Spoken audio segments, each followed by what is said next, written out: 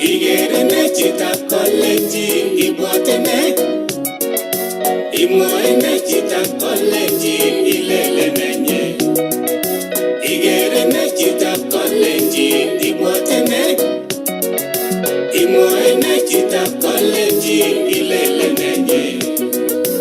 Ugasiso Chitab Kalenjin unengengi, botingengi onime mwawe yenaitul.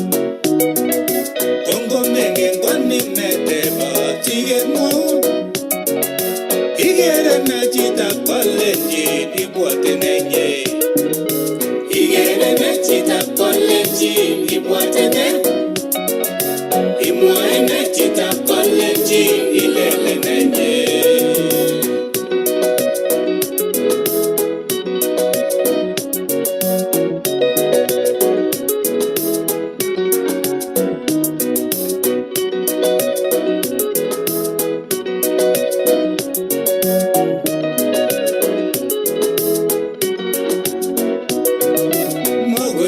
Chitab Kalenjin kochelewan, neninyoru Chitab Kalenjin kororiote.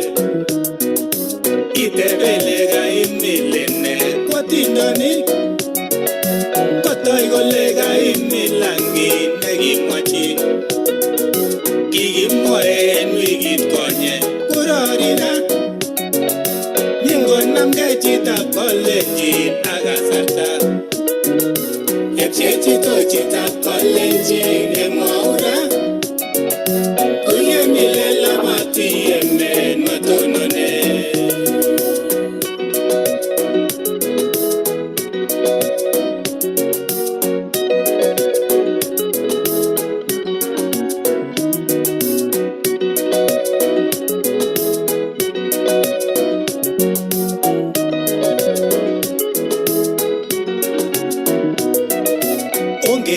Biikab Kalenjin matongeru, ongetemwany biikab Kalenjin akeng'alal, asikimuch kenyoru tugul kobel.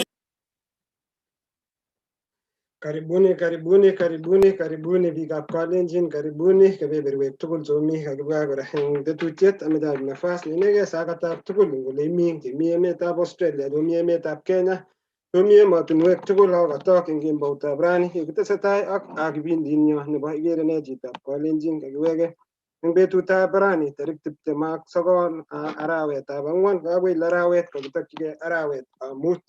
So kiboiboen eng kebeberta nebo emetab Australia kong'ete kingebeshe akoi betutab rani. Kongoi biik cheagere kakotunenin kobun kebeberwek mwawech kityo kele kinyorchinin imyeno kemboutab rani anan eng saisiek ngimi America ko karon ngimi emetab Kenya imi olabo saa saba. So kitestai komie, kitesetai ameche kityo atachak eng betutab rani agere chi kakoingian biik, agere chi nekikure Manokili kalami olimbo Kericho County. Kongoi chitab Kericho County ak biik chechang kobun takwek cheterchin, agere koingiani biik kakoitot agenge nemakimeche ikosan eng betutab rani amu ng'alek safarini ko safarit nelo, safarit kora necherin, safarit kora netinye kanetetab kei neinetigei ng'alek chechang eng kemboutab rani. So kongoi, agere biik chekakoshean, agere biik chekakolikan pejit nyo, olaikan grupit nyo, osubscriben kora YouTube nenyo sikosikyi kinetkei ak tetutiet nebo Igeere ne chitab Kalenjin. Kale biikab kutit, kale chitab Kalenjin makitori karin lakini kitori konyan. So ko safarit nebo chi age tugul nebo chitab Kalenjin kotinye ng'alek chemuch inetegei inyendet. Agere matrit cheptonui noto ko senge ngolimbo Dubai, karibu sana. Agere kaingian, agere kaishian show nebo betutab rani.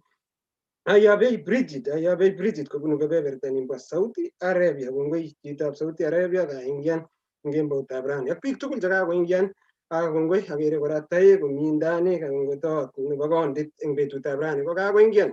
Mi inendet chichi ko chito nemuch kikerchi television, chichi komuch kikas eng radio lakini tinye kelchin eng kemboutab rani iro inendet. Elijah Cheruyot Songo kale agere kale kongoi tupchet, kongoi Elijah Cheruyot Songo, agere kailaikan show nebo betutab rani ako kaishian. Kongoi agere mi kora biik chechang. Kongoi kora eng biik chekisubech, kongoi eng biik chekibirwech simet chekiboiboichi episode nekikakimut lagok chekikasir lagok anan kiking'ololchini lagokab emetab Kenya kingomong tiemutik chekibo 2020 keng'ololchi lagok. Kongoi eng biik chekisub show, kongoi eng taek chekikitinye angot Professor Chelogoi, kongoi angot Eric Arap Maraba. Kongoi kora biik chekiyoe show, kongoi engineer director nenyo nebo kampunit neo nekile Ndonyo Mat eng olimbo emetab Kenya. Biik chechang komong'u kainet ko engineer lakini mong'u nobo director anan CEO nebo kampunit nekile Ndonyo Mat ak agenge eng achek kongoi Balozi eng boisiet neyoe eng betusiek tugul. Ameche kityo moja kwa moja kang'ete kebeberta nebo Adelaide, South Australia, the land of the kangaroo, kebe emetab olimbo Columbus, Ohio anan emetab America. Manoe emetab America Balozi ko ne unique nemuch kele amu ngenyo Australia ing'alale kangaroo. Manoe ale ngemwa America ko tos ne emetab America unique. Karibu Balozi. Kongoi Hosea. Uni chang tiong'ik emoni, makitinye kangaroo kityo, ko kangaroo kobo olong'wong'et inegei. But chang tuguk chemite emetab America, abwoti ale takwek cheterchin kotindoi tuguk cheter. Olimbo Florida ole mitei engineer komi ng'alekab beaches, angen ale mi olo lakini we have the best beaches. Kemwa kuno. Iwe California komi tuguk kora chekororon, inyole Ohio ko chang tugun chemi ole kora. So chang tuguk makinde specific lakini kichang'a tuguk chemitei. Ko kongoi kasubik chok tugul chekosubech, meche kemwa kele anan kesom kele laikan ak ishean asikobit konyor chi kelchin koro kole uye kakisub tetutietab rani. Akoitoon nyo noto ko Gilbert Kiptoo komite kebeberta nebo Toronto, Canada. Kimeche sikenai kele mine kebebera. Ko kotomo aityo ameche aib kasari amwa kongoi eng wikit konye biik tugul chekoisubwech chekosirwech kemwoe kongoi koteb biik akoinetkei biik tuguk chechang. Ko kimeche kemwa kongoi eng engineer nekakoib kakwaut koro kole lagochu koche kokakwolchi kitabut nekilen How to Get to Harvard. So angen ale mite ng'oliondonotok kemeche kemwa kele kongoi eng biik tugul chotok ko wanafunzi ko sikemwoiwo kele onyorundoi ano kitabut notok. Wanafunzi chekomite yoto 4 akabwoti ale boto sukulit noto bo Nandi Hills Academy ak Kaplilmet. So onyoru kitabushek chotok asikecheng ngot ikase Joash ko sikecheng or neimuchi inyorchi kitabushek chotok sikobit konyor wanafunzi koya tugul bendi secondary ipkomanda eundo konetkei kole kibetito ano sikemanda, amu kimeche lagochu melen kityo kele koba secondary lakini ipkomanda eng secondary akoba takwek cheterchin. So kararan kotinye kamang'unet ak or neimuchi konetegei. sikobit koit ole mitei ole kiwa engineer sukulishek che echen che mitei kou okot Harvard notok. So kongoi inye engineer eng boroindo notok koib, kongoi Hosea, kongoi professor nekoib nafas asinye keng'alal tugul eng wikit konye, ak aramaraba ngot ikosechin kole imi kemwoe kongoi, koboibochi biik ako akere oyie bendi biik kocheng'e scholarship ichotok. So kimeche ketach biik tugul chemiteu kotomo ketestai, ameche engineer ikotishe siketesetai engineer. Kongoi Balozi ak Hosea ak chitugul neisubech eng karon ini brani ngolib America angen ale saa 8 eng olinbo Kenya ako kemboi eng olinbo Australia, eng Europe abwoti ale afternoon kora, Asia I think it's afternoon kora. Ko karibu chitugul, karibu eng ui tugul ole imi, like our show, shean sikinetkei tugul sikechergei tugul. Eng karon ini eng oliep Florida kechamegei, we thank God. Kararan emet, kikere kele kiwekchini Jehovah kongoi amu kakeng'etye, we are alive and well. So kilen kongoi mising ako shean sikimuch kenetkei tugul. Karibu toonyo kong'etegei olimbo Toronto, Canada. Kakeboibochi amu ketekan time sikobit inetech ako sikinetkei tugul akobo bandang'ung. Kongoi kabisa ak kesome kele yeimi kuni jisikie uko nyumbani sikeng'ololji biik chok tugul. Eng ng'olyondono kitabut ko kitabut kekure How to Get to Harvard. Atyema let me quickly share about the book. Mangen kot kotogu komye, but oroni kitabut notok How to Get to Harvard by Eddie Magema. Mite Amazon eng biik cheimuchi ko accessan Amazon lakini kinyorchin kora Nairobi, anan isirwech eng comments yo sikimuch kenyoru kitabuni. Ko lagochu kemeche kele sikoek prepared, sikongen kole what are the steps cheimuchi kotekan anan what is necessary. Eddie ko yekokakimwa eng show nikobo last week ko ki number 6 kobunu Weiwei High School. Weiwei kitomo kokase chi ako kokosir kitabut kole koshean his experience inendet kong'ete Weiwei. So ko chi tugul nekasechin ngolo lagok yekewe sukulit nekewe ngoming'in ngoo. So those are the steps. Kongoi also to Eddie for allowing us to buy the book. And ngimuchi chi ialchigei kitabut nato. So sikonyor chitugul lagok tugul chekokakiinterviewen konyoru kitabut ak sukulit age tugul, sukulitab Oasis, sukulitab Nandi Hills ak sukulitab Kaplelmit. Ko kongoi ako karibu kokeny toonyo. Ko Janet, angen ale lagok amu koking'ololchini lagok ko imuch mutai amu competitive keba sukulishek chu ku Alliance, ku Starehe Boys, komuchi kikonde metit lakwet ako ngen kole kiasir ko mi lakwani anan kijananda nekibunu Weiwei nekitun komong kobunu Weiwei atya nyokwo Harvard, the best school in the world. Ko imwachini ne lagok mara mutai komang'etin yemakikurchin Alliance kome mukule lakwet anan kole sigindet achacha ko yuni kokimeche koingian metitab lakwet, imwachini ne lakwani makikurchin yun, imwachini ne, tos mi ng'olyo neiteschini? Kongoi Balozi eng swali notok ako notok amune sikwaamua naalchi kitabuni lagochu amu Eddie ko kimakikurchi Alliance, Eddie ko kikikurchi Weiwei. So ako sire eng kitabut kole it's about your hard work ak kito nekendechi meting'ung ile I can do it. Ko ngokaiaminen chi ak worken hard wherever you are. Kote yeimi angot ndemite secondary school eng yobo village, it is possible. Konotok na ng'olyo na ameche ametochi chi tugul ak lagok tugul chekoae KCPE chechopchingei koba secondary. So mamatani ole kewe.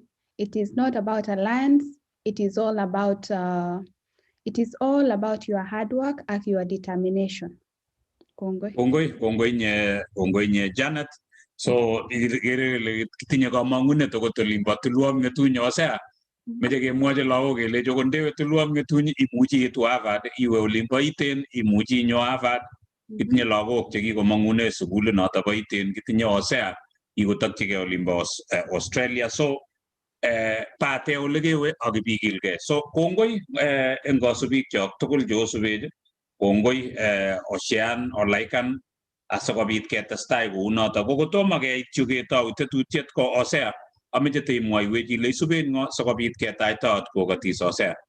Kongoi Balozi Bitarono, kongoi engineer sacrifice nekoiyai ak ialchi lagochoto kiwegun kongoi amu on behalf of our show kiboiboen amu kitabut ko kit agenge nemautie biik, ngap ikochi chito chepkondok ilyochi, lakini kitabut kong'etu forever. Kitabushek chekisomoni ko kisire biik alake chekikoba, lakini notok ko inspireani ako the journey nebo Eddie kimeche sikitiketyem engineer betushek chemi tai ya Balozi kotikeityi Eddie kidanayandanoto kisomane weiwei nikomwochi biik akichek kolech malasima iwe Alliance ibiman olimbo emetab America anan ibiman Harvard, ko malasima much iwete local school cheu sukulishek cheu no kiomi komukoksei. Ko biik chemakiityi eng wikit konye keitwo ak lagok kokilgei koking'ololchini lagok tugul despite ngot ko kiisir ngot ko koilya koking'ololwok tugul. Ameche ale mi professor isubechini kwa chini ak ameche kityo amwochi biik ngot itinye kaimut ki neimin professor ko is a trained counselor. So much isitige in future kotike invitean inendet ine kwai counseling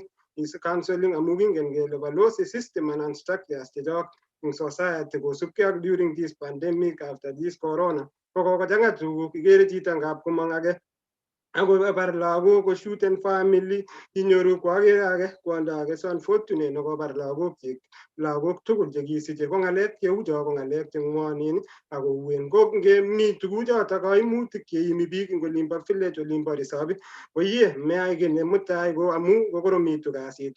Cheng biik che counselors, trained counselors, kitinye professor chelogoi, kitinye biik ango Dr. Tarus, kitinye counselors eng olimbo community chemuch kong'alalun atsi tustus kabwatutik simeyai kito kora nekonu hasara. Ameche kityo biik cheisubech kongoi, akere Evans Kaitan, akere nekure Dennis Kimutai ak biik tugul angot komi akot Cleopas Kili Matret. Kongoi biik chekaoshian show nenyo eng betutab rani. Kongoi biik tugul chebo kebeberep Adelaide, angot Arap Chepsiror, angot Kigen, angot boisiek tugul chebo kebeberep Adelaide South Australia ak biik chebo kebeberta nebo Sydney Australia.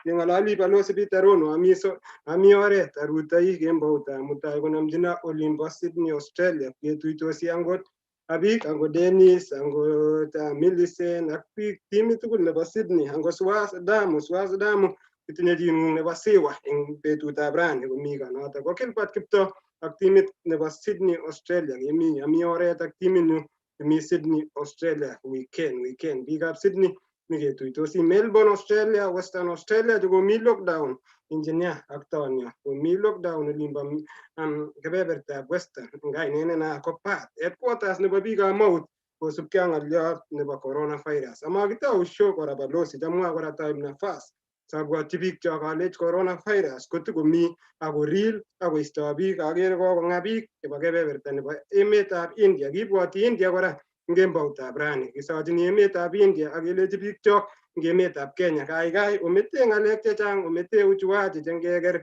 kele kakiloken down Nairobi Balozi ndekase kokakokoito biik chai kidogo akorekto akoi olimbo Eldoret komami kiy nekakiyai ngotot obune tumdo ibune tumdo yo, lakini kewe kora ak miondo komabitoret biikuk chebo olimbo risop kimwoe ng'wonindo neui amu nginde measures tugul kora ngometou chito iripkei mwenyewe kokorom coronavirus. Moja kwa moja Adelaide South Australia akoi olimbo Columbus Ohio. Karibu Balozi Tekanova. Kongoi Hosea, kongoi kasubik chok tugul cheosubech kimeche kotekesom kele laikan ak sharean program nebo betutab rani ko kimeche kityo kekur taonyo nito kakoit kokat bororiet ak biik cheisubech ko kisome Gilbert yekibendi ketesetai ko yo ing'ololi imuten nguno lakini ibwat kora iunmuten asikobit kimeche kityo ikat bororietab Kalenjin ile chamgei ak biik tugul cheisubech. Gilbert imutenot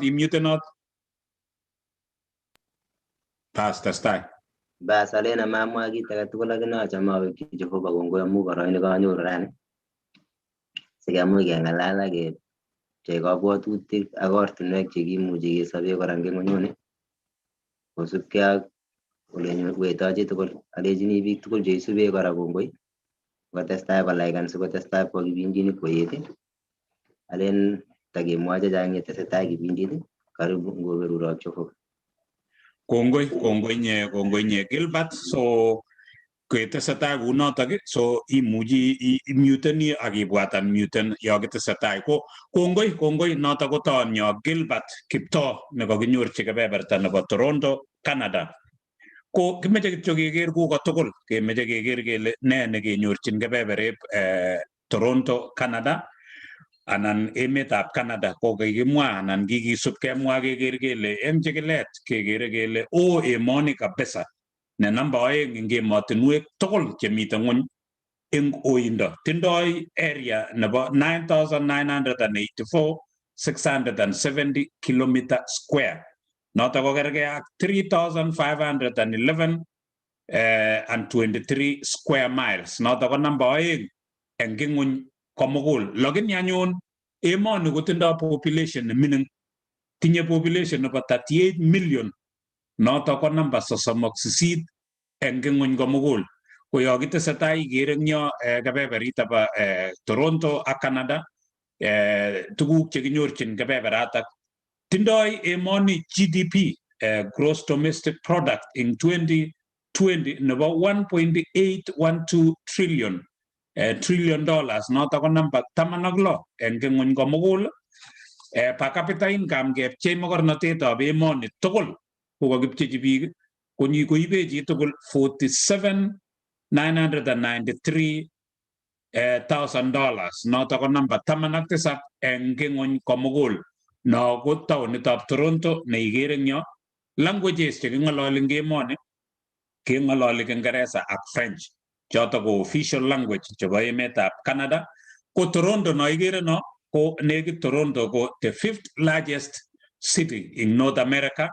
Notok ko kosubegei ak emetab anan city nebo Mexico, New York, nyekeba Los Angeles ak keba Chicago atya nyekeba namba 5 nitok ko Toronto. Kikure Toronto the mini New York. Yaani ngimi New York ko Toronto ko nemining eng New York. So kergei tuguk chemi Toronto ak chemi New York. Toronto ini ko kakile eng Toronto ko nekit kitach toek cheite 40 million eng kenyit koibu chepkondok cheite $7.2 billion. Notok ko kotomo koit corona. So ikere ile chang biik chebendi emoni. Population nebo Toronto ko 6.2 million. Mwaat kele 25% anan 25 eng bokol biik chemite Canada kenyorchin taonitab Toronto. Toronto ini kotindoi street agenge nekoi nekile Youngest Street ne wendi the longest street in the world. Notok kotindoi 1,896 kilometers. Streetit agenge nekoi ne abwoti ale nekit imuchi ikere eng yo kotesetai. Atya komwaat kele nusu nebo biik chemite Toronto ko kibunu sang. Nusu nebo biik chemite taonitab Toronto ko biik kiprutoinik chekibunu emotinwek acha. Ikere ile diverse taonini. Toronto ko nekit komwaat kele anan peacemaker eng kimaswek cheterchin. So kararan taonini, kimeche kesom kele yeiwendi anan kotinyoru boroindo irutochi taonini ko kito nebo komonut irutochi taonini Toronto. Komeche sikekas kobun taonyo, abwoti ale ikere pichainik eng yo. Kararan taonini Toronto, kianyoru kelchin awe kebeberit nebo Toronto. Ikere pichainik eng yo chebo Toronto. So ikere ile taonit ne kararan kabisa. Namba 5 eng North America.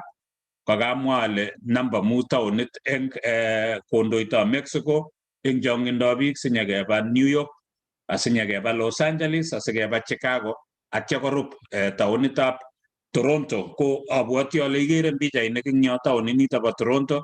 Kaikas ile tindoi the longest street eng dunia komugul. Ako biik ko diverse. Nekit nusu nebo biik chemite Toronto ko kibunu sang. So kito nebo komonut mising.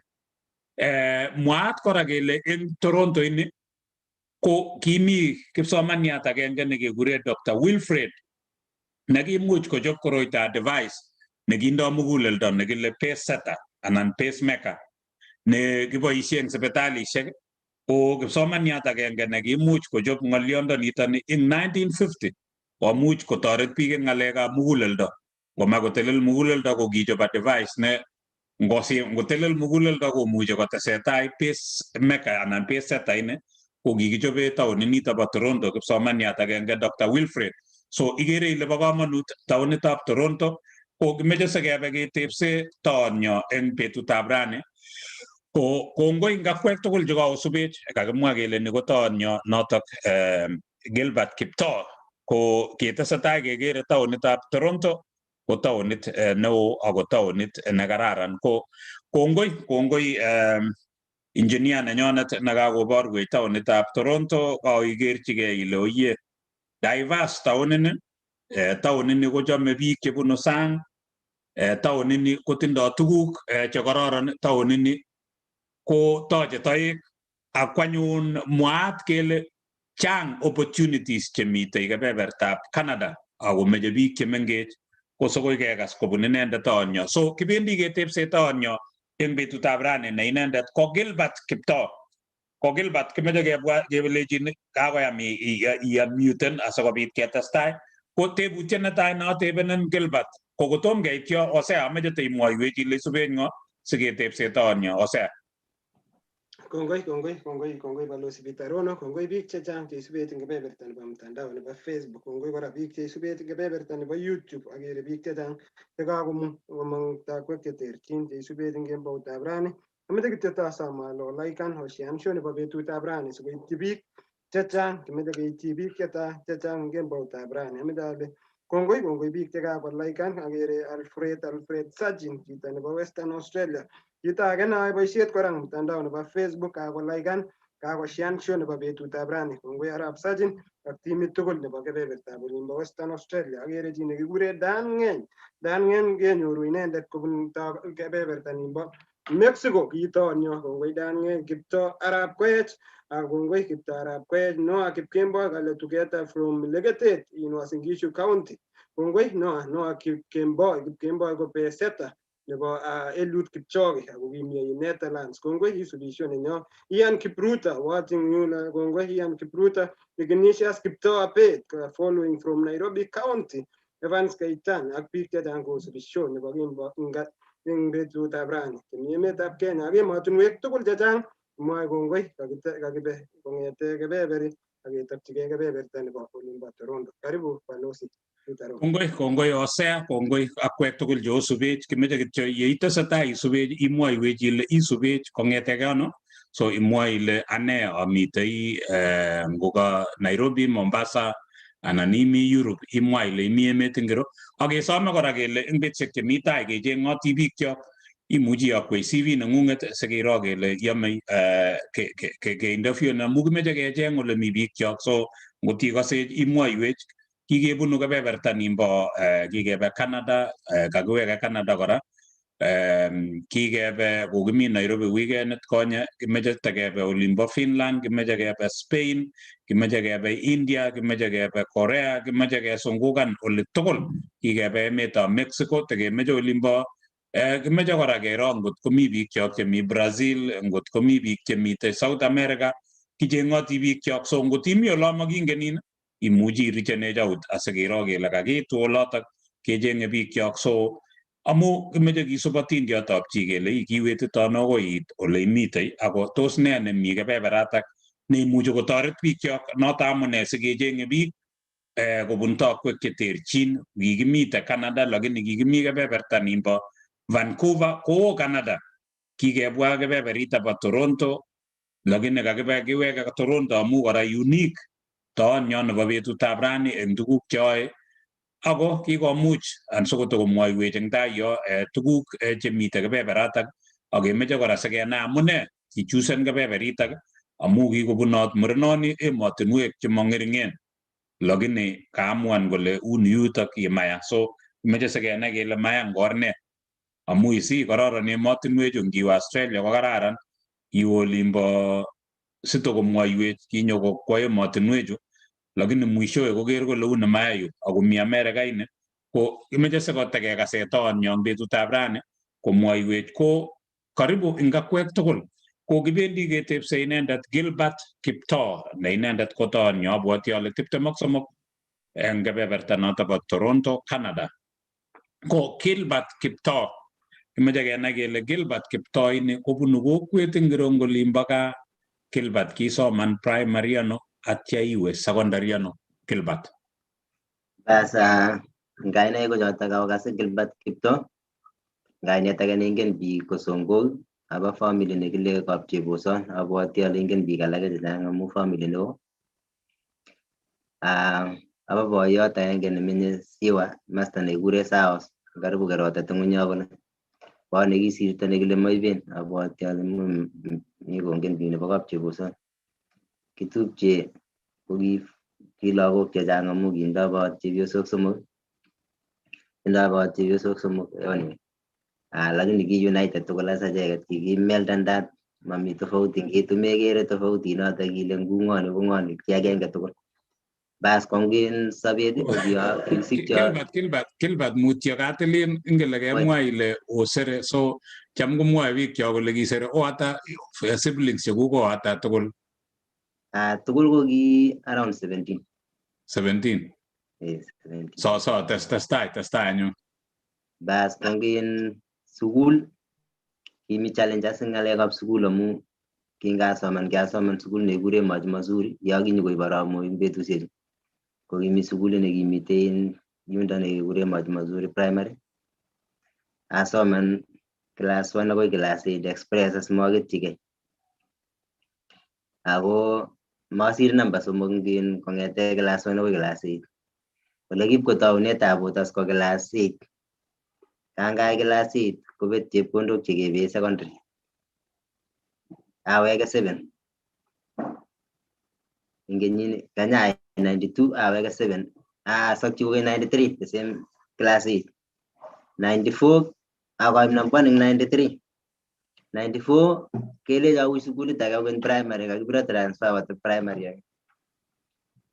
Komate kwa ingia ning Ziwa. Kewe kwa awe 95 class 7. Ngai ku number 4 ngwasin gishu. In district musema. Aweke class 8 ko in the same school nikinya Maji Mazuri. Kiasungukan sinya number 1 in class 8, number 1 class 7, number 1 class 8. Ko Gilbert goma ameche atiline it's very interesting. Iyotine eng Maji Mazuri akibo olimbo Siwa amu isin akikitebe komng'ong olimbo eng Maji Mazuri. Okay, Maji Mazuri at in Siwa kwendi kwa boda na Maji Mazuri. So sukuli ni ko kimite tani lakini kikibendi amu kinekit kiane boda ni area yoto Imalong area. Aki sukuli ni kiperforming. Kongoi Gilbert Maji Mazuri nimbo Eldamaravin Maji Mazuri. Kongoi so ganga kasilen Maji Mazuri angen ane Maji Mazuri nimbo Eldamaravin so alege atine lakini kongoi testai. Ko kegetyige class 8 sabarishek ata nguko koe karibu 4 anan mut. Kasoman nguno kong'ete 92 akoi 96 ami 7 ak 8 yuto yu. Mutyo. Akaibe number ni akoi 96 as. 96 tanyoru kikura isukul kianyoru chance nene karnamu kitanyoru barwe nikibunu Kapsabet Boys.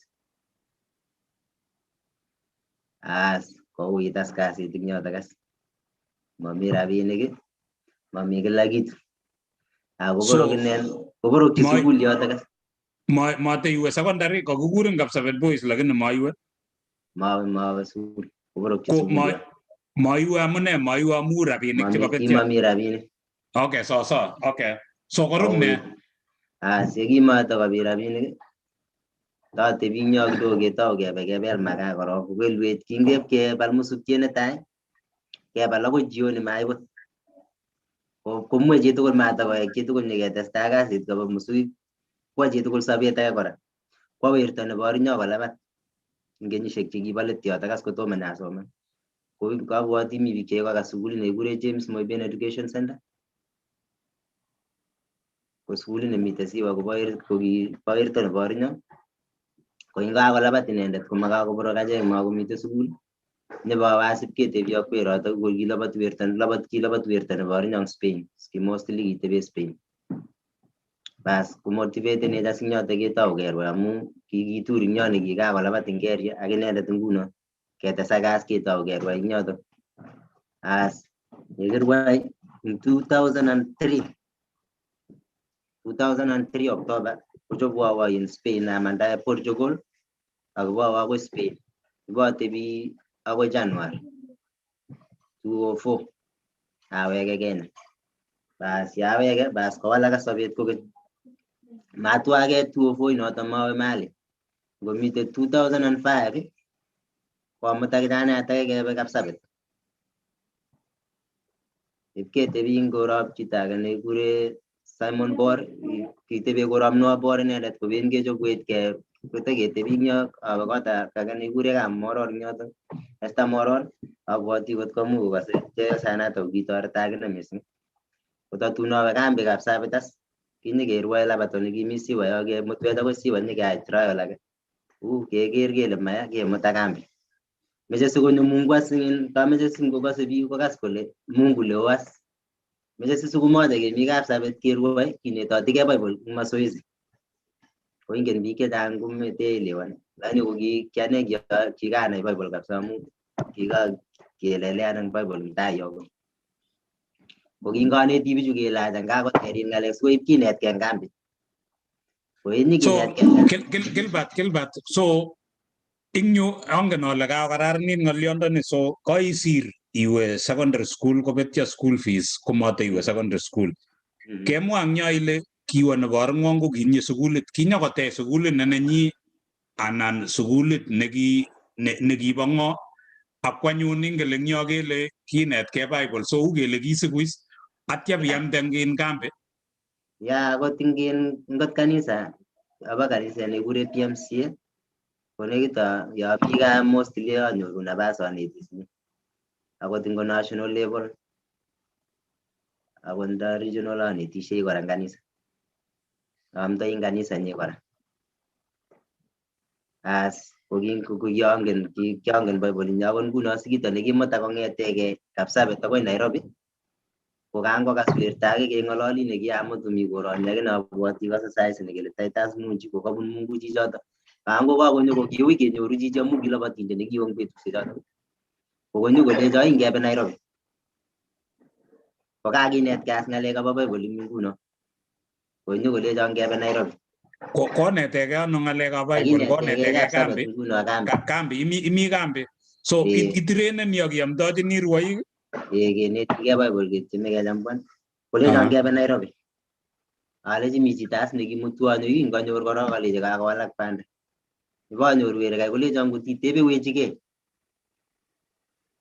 as awe akoi Nairobi anyun asubi ko kakondoita kometoiwo kila kitu nabune kit kakikure Titus Munji nyipkokeno Nairobi ibapirchi simet nyokobikeno eng yoto yobo Telecom kebe Nairobi nyipkenai kas akot tergat as Paul tergat nyipkekurna pasta eng yundo kas nakon nguno biik chechang nguno chemite yundo mengen alake kainet komie ingen kityo kole pasta kityo chichoto as kokicham komite ngele koloboti tergat kwane nekekure nyikesoe kwendi koekchi nenyu as chicho kokeny as amwa ale Gilbert kakimutin visa anan itrenen yu kora kakimuta kolabatet kaero chichi kityo kole ngobo Mungu chichi ngamut amu kibunu tugen ine oli angen tergat komie angen tergat angen Munji angen bicho tugul so kakimutin inye kele une mae chichi soe lakini iyoe mazoezi kora lakini kemuteke kokalen ngatoret chichi amu ingen Mungu chichi ngebe okay so as kokaeka Mungu as nguno eng yo nekachute ticket awechike Nairobi as ipketuye as akot tergat ko sikenai kakotergat ko kakotebi korob chichi kele Munji kotatun kobit betut age nekikap kolabat tergat kewekas party kole chito kikure Munji kitinye pasta nemite komwa ki agenge sikeng'ete koyaba netishe as betunotok konama kainet as pasta koek as ku free as awendi korap terkat inget kimako biik tugul chebendi olotok kekona So- wild card awendi ane kabisa kimami ng'alekab ket kisosongane kabisa So iwendi sebisang yun datya imwa ng'alal ng'alekab labatet. ng'alal kicham kokuro kabisa kimako akoi sai ko chorwa nenyu ingen kotko kasa akot kongen ingen kole amiono ingen kole une kijana natak ingen kabisa ole u bas awe Nairobi kainas nyipkoek kong'ete akoi 206 koboto biik chekikoordinate na terkat anyo America anyo America North Carolina nyalabat North Carolina ino kidogo akaweke 2007 tugul ami Asia ino ami Malaysia Singapore Brunei Indonesia Thailand asungukani emotinwek choto cho kokicham kekose ole kinye Kuala Lumpur Malaysia kokikimeche oloto takimeny as melen akot in kikibwotini kingemwa Kuala Lumpur Malaysia koyakiyae Commonwealth kenyit age kokimeche chitugul oloto takiba kabisa yakiit emet kaini ko mami sobet as kora yani makoi yai kasi makoi ibwat sobet age neking'etu baada nebo yoto temperature nebo emet kaini ku ingen biik alak ko humid kokeny mami kouit maisha korok lakini kisungukan So Gilbert, iwendi kewe emotinwechu Kuala Lumpur chu tugul chu ko iwendi kwa labatet ak ityeme ile teng'etu. Igeere kora kimi werto neibendoti tuwai nekamwon abwoti tindoi sait nekekure Philip Samoe mitei Toronto kikebwa kikemeng'ishe tuwai kikibendi ipkenai kele ano ole kebendi ano ngwere ng'oliot kemwoe ilen ngo Canada ko ng'ering'en biik kikibwa koroni sabarishek 13 sikeng'etu kikibwa netai nyikesungukan kebwa nebo oeng akoi ngonyi 13 kebwone kesekei akebendi nyikesekei kenome chumbek anam chumbek tugul chekichoronok chok amut koi kaa nyokoro leu nyiketou project kidogo nyiketekchinote biik korikab nego nyiketou project nekibo ngokaik Wait a minute in Gilbert. So ilabati auyo itou projects chebo ngokaik ak nego auyo. So ingele nye ko kelabati ilabati ing oi ingen tofauti nebo rwoik cho mi gaa ko inendet kowendi kityo ipkonam passport ing airport ak visa mengen ole kakinyorchi tofauti chebo rwoik cho ndoi managers cheechen ko mengen kole kanyorundo ano visa ipkoname visa chito ak tikitit akwo bitonin ko hoteli akeweka lakini nechone nie basoling niki tofauti koyoche anai chumbek tugul ngamite resit koamu kamakekuro mami chi nekakuro nekelen kakuro race organizer ipkelingeni ke ak chumbechu tugul amu imuch batebi betusiek alak sakoetake ko kionye sine nekingetuiyo ak biik ko rahisi keeku choronok haraka ko kinganyo in Toronto kinganyo nyikebe taonit nekikure taonit nyin Vancouver atya nyikebe Thunder Bay keruye hoteli sabarit agenge kityo lakini chun tugul ko kihosteni biik ko bichoto kinaech konai aelesan alechi uni maisha kotatun kebwa akoi kaa ko Gilbert ameche kora koteimwoiwech ing yu so kemwa rwoik chechang kotindoi managers so inye ko ki managerin ngo anan ki manager ngo so ki manager neng'ung icheng'e races eng kimasta age ak iwe acheng'e races akawechike ako Gilbert so kakoborok ketar primary eng yu matiwe secondary au kikesir so kokoromi sobet amu family background kakemwa eng yo ile o 17 eng oling'wong ako kiui sobet so maiwe college amu because of fees ako koisir lakini amuan ile kewe labat atya bieku pasta ngoli kaitestai koieku pasta koinyo kaitu Canada koiwe emotinwechu tugul kiwe emotinwek ata kotomo it Canada total sine emotinwek chekiyoe saisi karibu 20 sai oi amu ako nep South America ne Panama Colombia San Salvador chu tugul chu ko kingoendi oloto kasameche kora kitomo amwan angin kole tatime aro ale ano le kaikai lakini kikaro ale friendly biik ing Canada ako kit age nekimi Canada kokeny kono akero population ak emet ko ko kingaro mu America le kitongetun ak Australia aro kochang biik America aro Australia kokeny kou yo ui kenyoru kartasok aker Canada ko ki opportunity saidi ako kikakemutu biik olingen ile ngebwone achek sabarishek 13 ketiu chito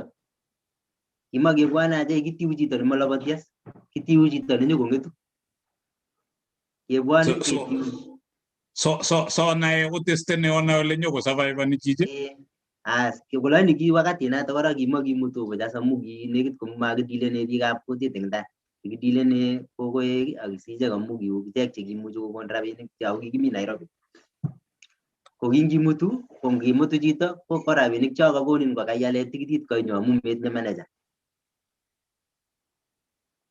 as ko ngimutu chito nyokongetu noto nyike connectan ak chito nin kikakemutu kotebe yoto ako kotestai tunda miten Nairobi no anyoru sigisindet age nekure kor nekiamutu yu ale jilian kole maisha kuni kimakongen akot makap sigisin kakituye Nairobi ale jin ngamutin Canada ko kikane amije as kotoi kemutu biikab kutit as kakibe hesabuk alak kole taweri monye passport alipanji passport alipanji akachi rabishek ab passport akamutu ako ole nyebakan kotebe kap kokoyot kain konam line kongetu kolita akine ketawas nyiketun ketuye ak werto nemito korono kora kengalal keleji ke ngakemutu biik chebo kutit akenye kotatun koweku kochokon rabinik ngewal kiyait amu acheke chekimutu biik ako biik chekimutu komabo kutit ngewalas kebe kemutu biik chebo kutit asabarit kono ikere as kikechang eng Toronto abwoti ale biik chemi Toronto saisi kochang kabisa chebo kutit amu kikiwal eng betusiek choto keleji ngemete mata kelipanet ngimutu buch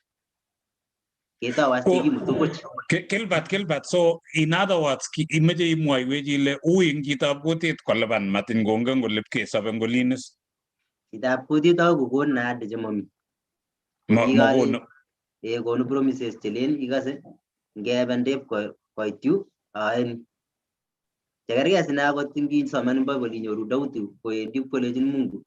Kaibu rani as chekiakaeke chekikamwa minyalilda kobor kole kimi tuguk chekikapromisen Mungu lakini kakoba kenyisiek chechang ipkoibas betusiek alak kolejin Jehova kaibu chekikamwa minyalilda ingen yomi chito nyalilda kochang promises chemwoe chito kolen aeni lakini tukchoto tugul komami kimelen sine ile biikab kutit icheke kora mitei kokoyot ake nekikakong'ololi chekornen kabisa ipkelechigei ngo straight chichi kemoto tun nyokole sanyo koroni ko plan chebo Mungu melen ile ikachobwochi mutyo so Gilbert kaumutu biik kaumutu chukomutu chebo kabilosiek alak koit kwenut cheikere ile katun keme buch ngamut chechoket so nyeimutu chechok chekimutu buch so imwochini ne chi chepkalenjin nemeche koui ni matin komeche kosop koui eng lolet anan kopirtogei ngomeche kokonin cham amwoe Gilbert ale sometimes ngimwochi chito ilechi kameche right kochus karit kokon problem ake kole chus kole matamutin amu chusotin kelyekab karit kotoi anan komwa mi okot nekibar gogo kole oye katanyone lakini kakosirto gogo so kobar chito so imwochini ne chichini Igeere kito ne challenge nekianyoru ane amu ingen mitei nguno experience nebo kimutu kabilosiek alak akakibe nguno kimutu biik chebo gaa kokibit challenge eng yoto amu chitab gaa wakot kokakechopchi buch komameche kwo buch kora kotakomeche koakikishan kole mwisho nebo ng'alechu ko inyendet neikosteni kora akoi kokosten kora yani akot ngokaimutu buch matiyach matakoelewan kole kabuch amu abwoti betusiek alak kitamutu rwoik chebo area Australia rwoik tugul sine chebo area korok kikuyo kikaribu biik 8 tugul chekikachengchi visa chebo insiwa yote lakini mwisho kokimakat kora eng kabwatutikab biik alak kaal tikitinik chebo biik 8 akekase kalechin monye manager asoleni akine kou icheket lakini kateteani banyoru resit kakeng'alal ak resit organizer nobo path noingen inosia kaketekte kot komamite labatindet age nebunu manager alak nenyone resit noto acheke kobor kole chances nebo kesop ko kimi barak amu kimakomi chi age lakini kouit keal tikitinik kot komakibe kotokoi mwisho ayaku kijanaet agenge ne chorwa nenyu nekamesiko ya mentionene merkwetindet nekikure Luka Chelimo ak lakwa age nekikure Joan Chesire kobwa chotok konyokorwai race notok nyokoib number 1 amu kimami chi kaketek kila mtu manyone ichek kakengalal ak race organizer amu kingetau race notok kiyomi kakengalal alechi mekur chi as ngoek chechuk ichekei biik kolecho sawa makure kokicham kemi ak biik chesirtoi kelechin akone mami nafas angen ane ale amune simami nafas ko amu biik chechuk ichekei akoi dakika nebo let as koek keny makimuchi keal tikitinik amu katienengei biik 8 kome ngalek nyotok ko challenge nemiten kacheket biikab kutit ako sai kakomwa kole sikoimuch tishian ngot komite link nemite Toronto mite sukulishek cheangen ala ko kiangalal ak sukulishek chotok atinye link ako sai koyokono link nebo sukulishek chotok simatokoboisie biik agent iname nini link notok iregistan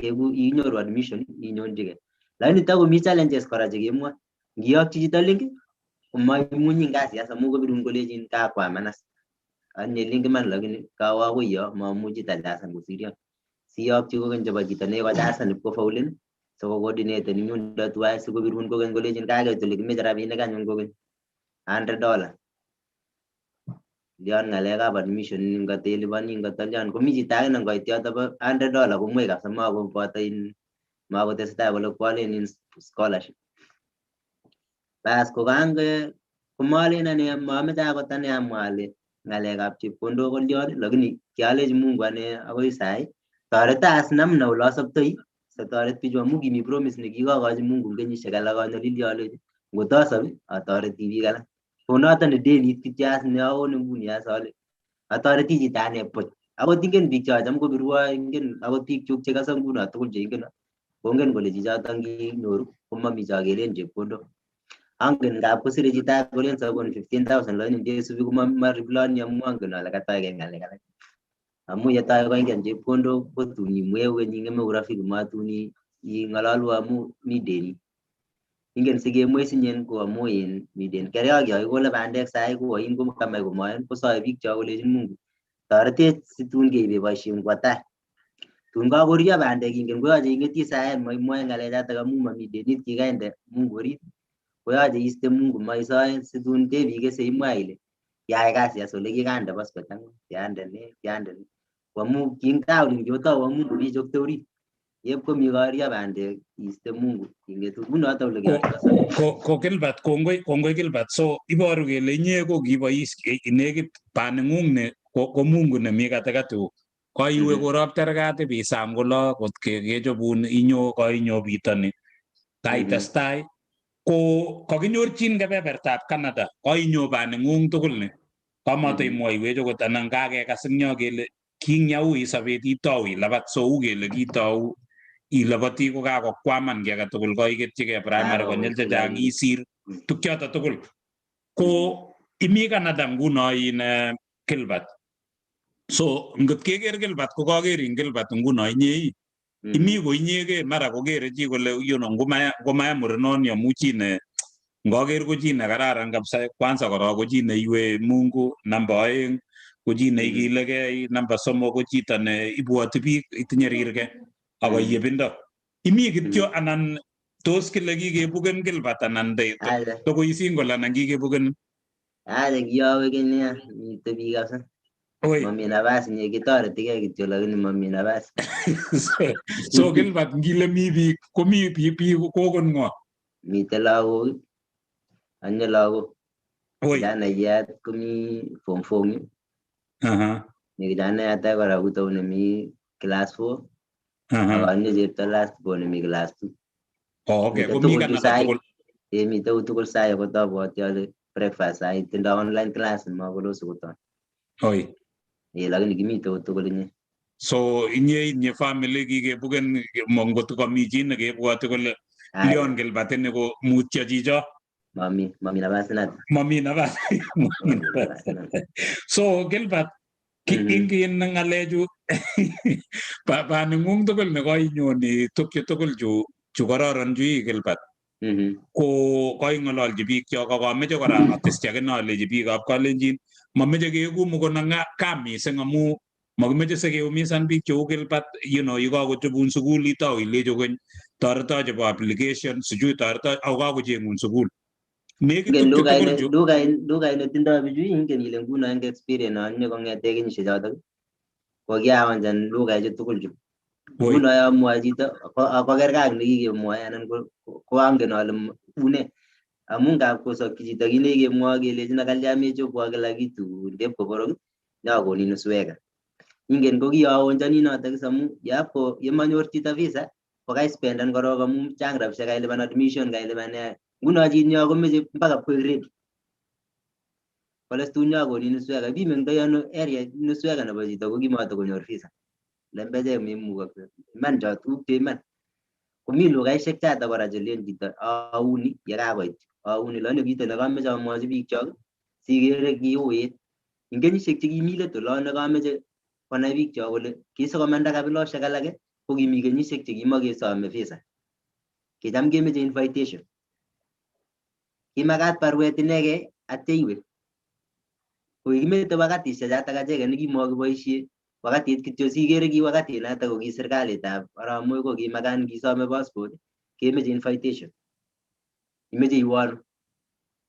Amu ki once kakonyor chito passport akondo invitation ko tikitit inegei atya kwo Europe. Angen biik chechang wakati nekiakere ane kokicham komakat kityo itinye kityo invitation ak tikitit iwechigei. Kimakomi visa, kitou visa let. Kokiba biik alake cheng'omen kong'omekitu kabilosiek alake komanda biik haraka wakatisiek chotok. Emoni eb Canada nguno ngeng'ololi kotakekere ko bara ak kelejinigei mite Canada. Inoe ine kenyisiek alak.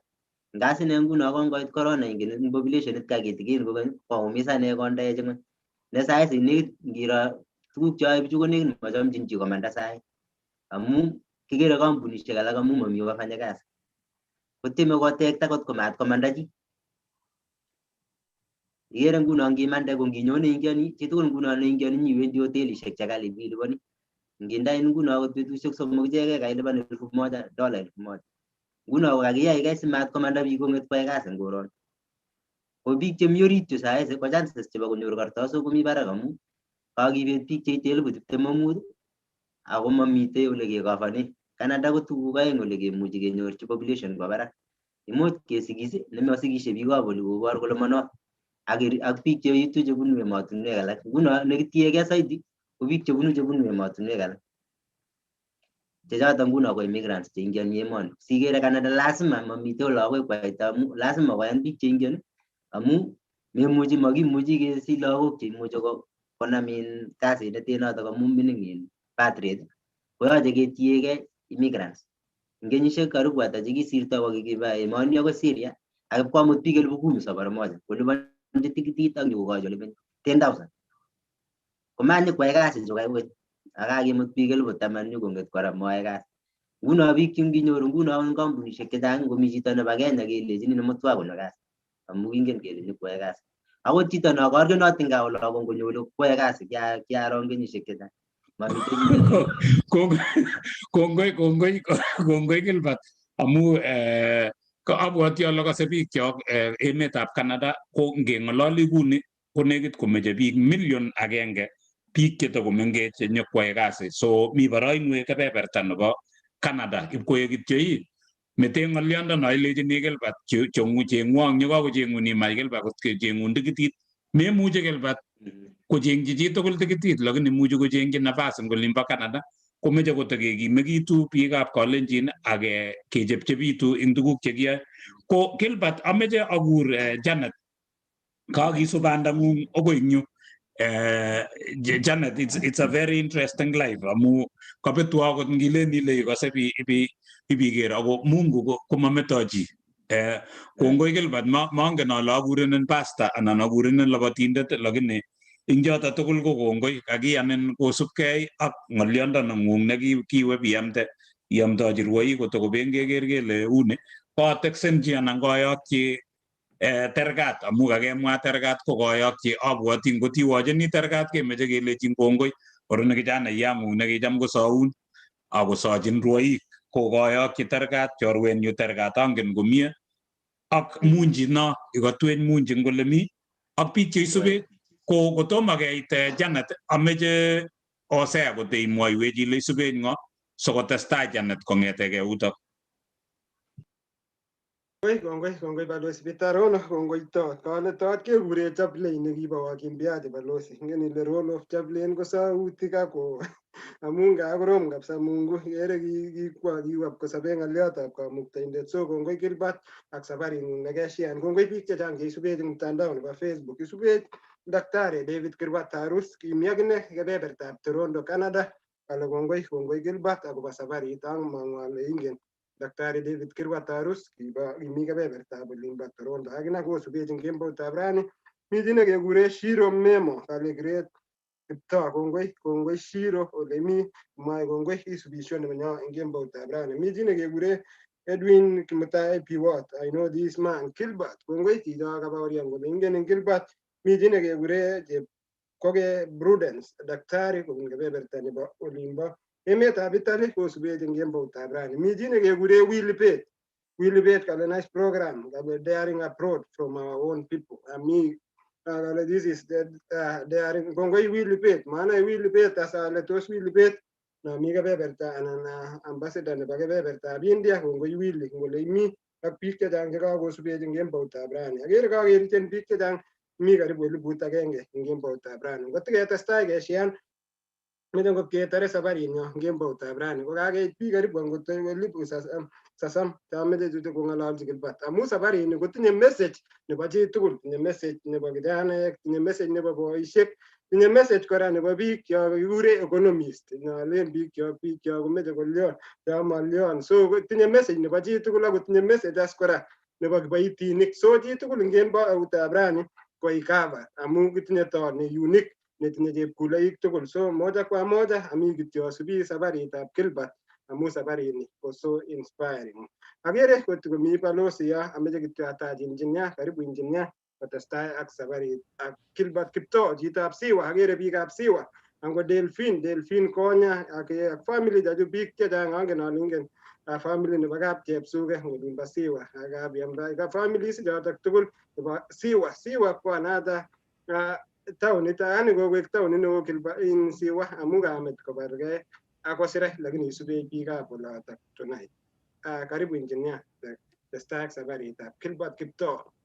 Kongoi Hosea ak balozi ak tonyo nebo rani Gilbert, pastor, chaplain, ambassador, chang kainaikuk Gilbert mangen ale kimuchi ke-exhausten. Kimuchi kekonin age kekile philanthropist amu ngot ko kitoret biik chechang, you are a very good philanthropist, example nekararan.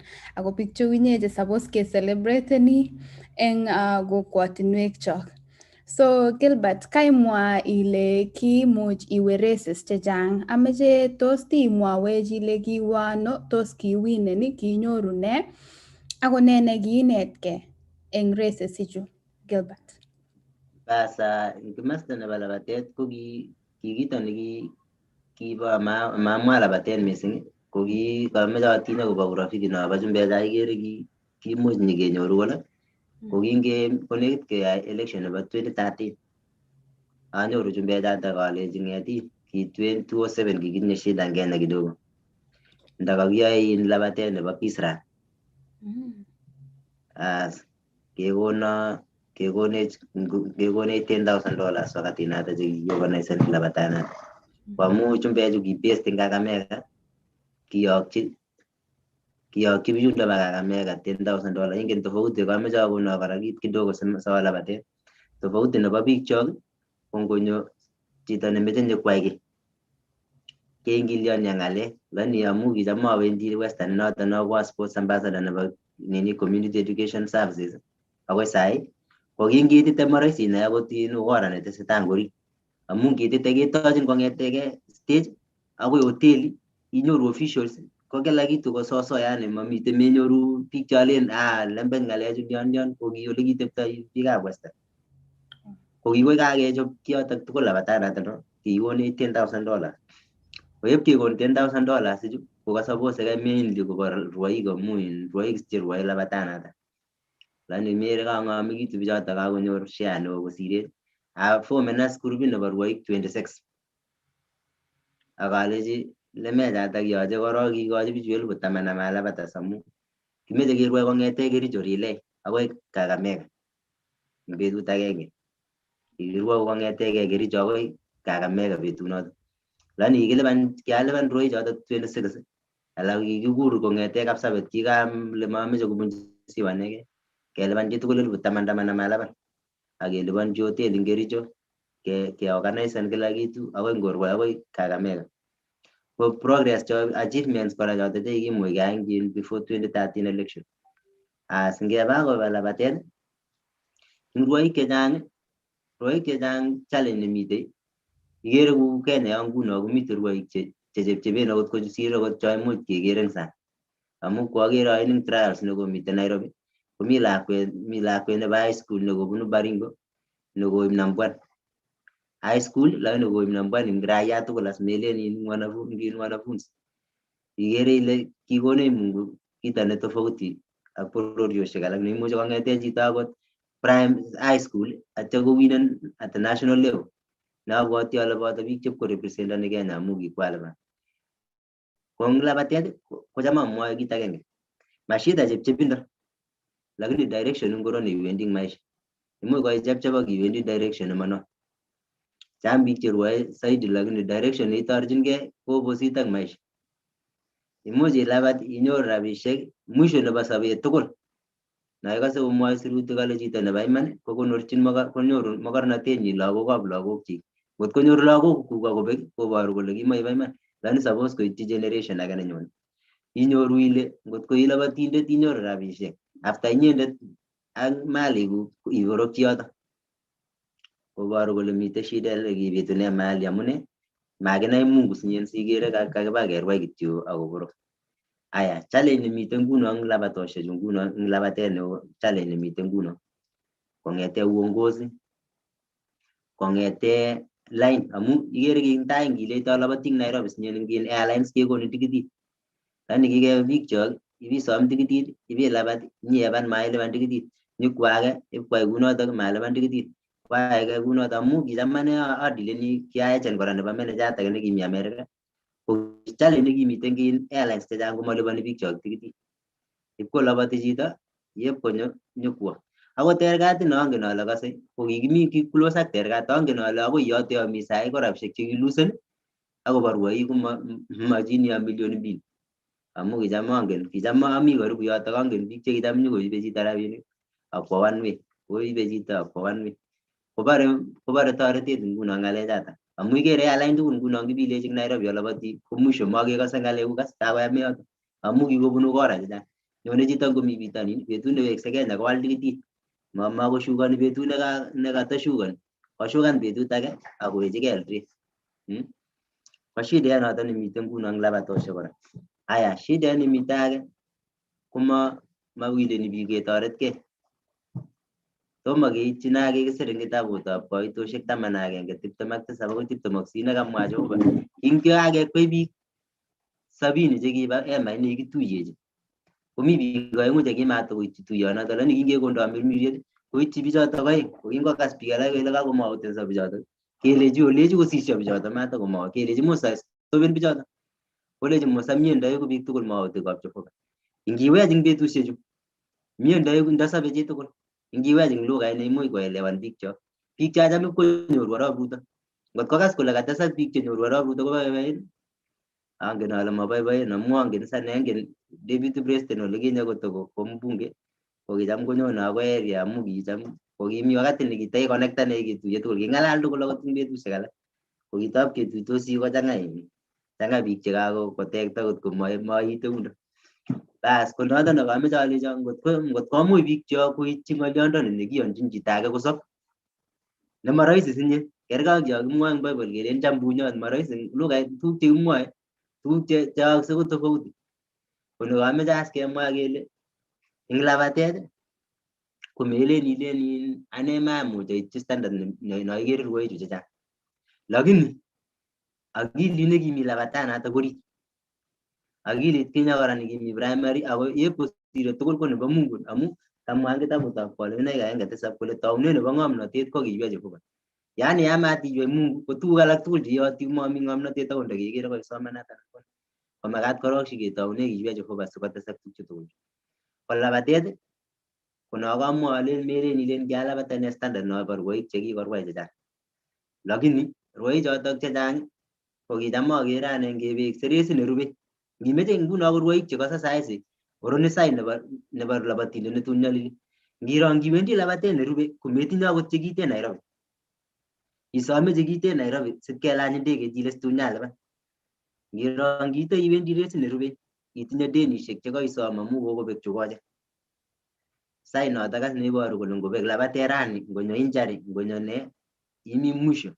Aya oroni lesson age nekokon corona amu rwoik chechang kocham kongen chito kole nyotorotari chu chekokoibu amu awendi race kokwaman as ngenyit musima mamite labatet amu ng'alekab corona. Kit nekoyome kolanan lesson as nekolanan rwoik chok chechang. Une maisha as nguno as ngenyit agenge nemailabat. Iboru kole une eng sobeng'ung eng betusiek alak yemoilabati. Challenge nekoamu angen is ane kichorona rwoik chechang ak angen is rabisiek chetebe biik alak ko 1200 kolenin kono 1200 salipanin ako makomi labatet ikere kakoek corona olatugul. Aya mite biik nguno akot chetinyoru kora koibe rabisiek rwoik meche keng'omekitu kora. Kukulen akot chito amu kikoek online tuguk. Mami labatet nemi Toronto sai ameche kokas biik chomi kolipani rabisiek Gilbert amu angen mi biik chelipanishe. Melipan rabinik mamite labatet nemite Toronto. Angen ale amwoe ako mi biik chetesetai kolipani kora sai. Melipanchi chi rabinik kolejin mite loyokten bi labat eng Toronto mami labatet sai. Akot nginyoe abon iwendi hoteli melen ile nyiwendi labatet. Kotyem alake koba America inik kiwekta amu mami labatet ako kanyook invitation ileni bi labati mami labatet. Kwa hivyo melany ndegeit iwendi mahali sai amu teb korok kukulen akobo race notok sinai ngotko mite labatet amu mami labatosiek sai. Aya makoi nyoru visa amu invitation nekakichobun ko fake. Ko Canada ngotiboisie invitation fake itinye penalty nebo 5 years nemeaplani kokeny kityem iaplain eng yu itongo iwe. Nguno kechobun baruet kityo cho kitonyi cho fake iwe embassy ibibut iwe kenyisiek 5 alak situn iaplain kokeny. Kosir iyai ng'alechatak tugul ko kaikai kemuite korok akoi ngoyatak emet. Ako kameche biik chok amaiwe ilipan tebena ane amu ane mameche rabinik. Tebena korok silipani amu akoi amwaun ukweli ngai si imeche yakakonyo shidet makomeche chito ukweli. Meche lembechek chekergei ak iman sikolia. Aya biik alak kokeny kwae harambee saisi kolen ameche awo Canada. Mutai kainyoru rabisiek chebo biik kakochonganun biik kobetun ole itebengei. Koyach imweote as ile ngawo emet age ngawo Malaysia ngawo ano ole rahisi kebendi. Temwa ko rahisi kebendi mahali ko temwa koui sobet. Amu ngile ngawo Malaysia lekiale tikitit kityo amu Commonwealth country ibiyai ne. Ile ngawo Thailand. Thailand ko pat agenge silingitab Thailand agenge ko kergei ak siling 2 chebo Kenya anan ko siling 3. Ngotun kotuitos ipkoeku rabinik chekibo tikitit kouyo. Makoi muka. Kwa hivyo meng'et chito akiwe emet nememukakse sobet. Kaikai imuite akiwe emet neu Australia, imuite inyo emet neu Canada. Biik chokoyoni kwal police. Kwalchi lakwet kwa police kosir koborye konde lakwet konyo emotinwek cheu chu. Yani chito kabisa kolipan police. Ako polisiek choto cho amu kiatebe Nairobi angen ng'alek chechang. Ilipani chito nememuchi kong'ololso ak chemoget. Mutai kailipan ko chichoto makanye korong koro chemoget kotokomi kelyek 10 kokakolaa fande. Kailipan rabisiek 300 1,000. Kaikai korok ityem as ole imukakse ole uu ole kimuchi kelechin nyo buch. Isub link no tasan nguno sikefuatilianin kole ak ne akoi nginyo. Lakini melipan iwe tuguk chememukakse.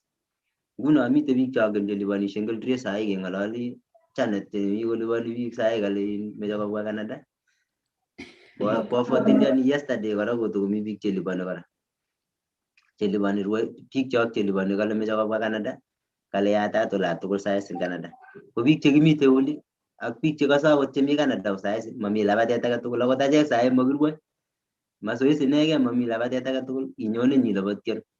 Kikuren labatanitok kimeche koyokwok bichu. Kongoi Gilbert kaimwawech ako kainaisechi biik chok. Abwoti ale ngokaokas chi kokaokas. Istoegei biik cheiberberin ak iteb betusiechu kokoit Google. Ingen chito kwa Facebook lakini mengen kocheng information chebo kotoret. Ngilenchi chito kolenchin agooglen ine. Ngotimuchi iwe Facebook ak isub politician ole mite everyday I think imuchi Google akibwat ile nee nekiyai eng sobeng'ung. Kaimwa Gilbert akobo tugun ng'alek chechang lakini ameche atebenen akobo pichait agenge. Tos ikere pichaini ameche imwawech ile kilabati eng ano ako kine resini. Kialabati eng emet nekikure Panama yoto. Ko betusiechu ko kitai hasoleni kitai chenge races. Kiami Toronto yu Saro labatosiek chekimi Panama yundon. Alechigei ngang'etin ngawo kiwinda time alechigei ngawo undo sinde nyaweke kiyobe alabat yundo arawek tutin karibu arawek aeng akaweke nyaweke Kenya. Kongoi. Panama yote. Okay. So chang opportunities chebo labatet ako mande sang step akinoisechigei chi eng ole ikose tebe biik cheu Gilbert. Ake Gilbert ameche kotiarorwech anan timwawech kora tos nee neimwochini rwoik, tos nee neinvestani, angen ale kaing'alale rwoik chebendi korwai atya mutai ndakilen kero kokanokonyalil chito kokeny kora ngeria. So tos nee neimwochini, tos nee neimuchi kwai rwoichoto?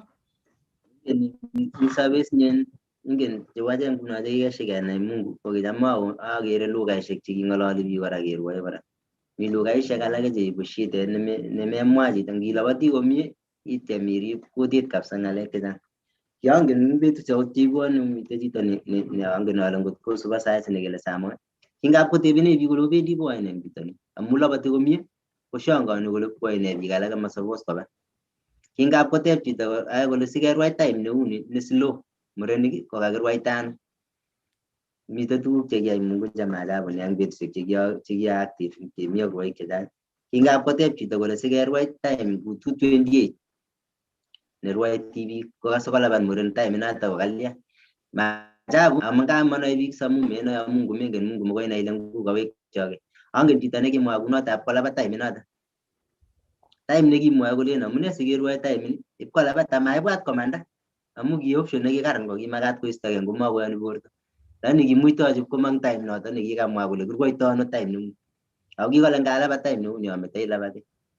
Lakini kipkolabat time inoto ak nyokong'et as koelewan makonyor jibu inye nebo ng'alechatak. Komwoe sirutik kolen ndoune menotet kabutet. Nging'ololi ng'alek iribgei ng'alechatak amu weksei ng'oliot age tugul nebo buch neimwoe kotun ilyochini tetu kuye mwoe sirutik. Ko kito nekorom ko kinyo ng'oliot eng tai olin korok nekikeit biik tugul kole mengen rwoik Mungu nekitun anyoru kokimite ukweli as. Ingen ile yo kakenyor rabinik sinyen koui eng chito koyan kole amu akot ndekose interview yo kakosir chito labatet. Kianyoru rwoik cheng'ering'en ichegei chekinyoru komwoe kolen Mungu kwa mfano ku ndereba. Katerin ndereba ak rwoik alak sine kora chekielewani kole Mungu. Lakini chito age kong'ololi kolen kimnotenyun.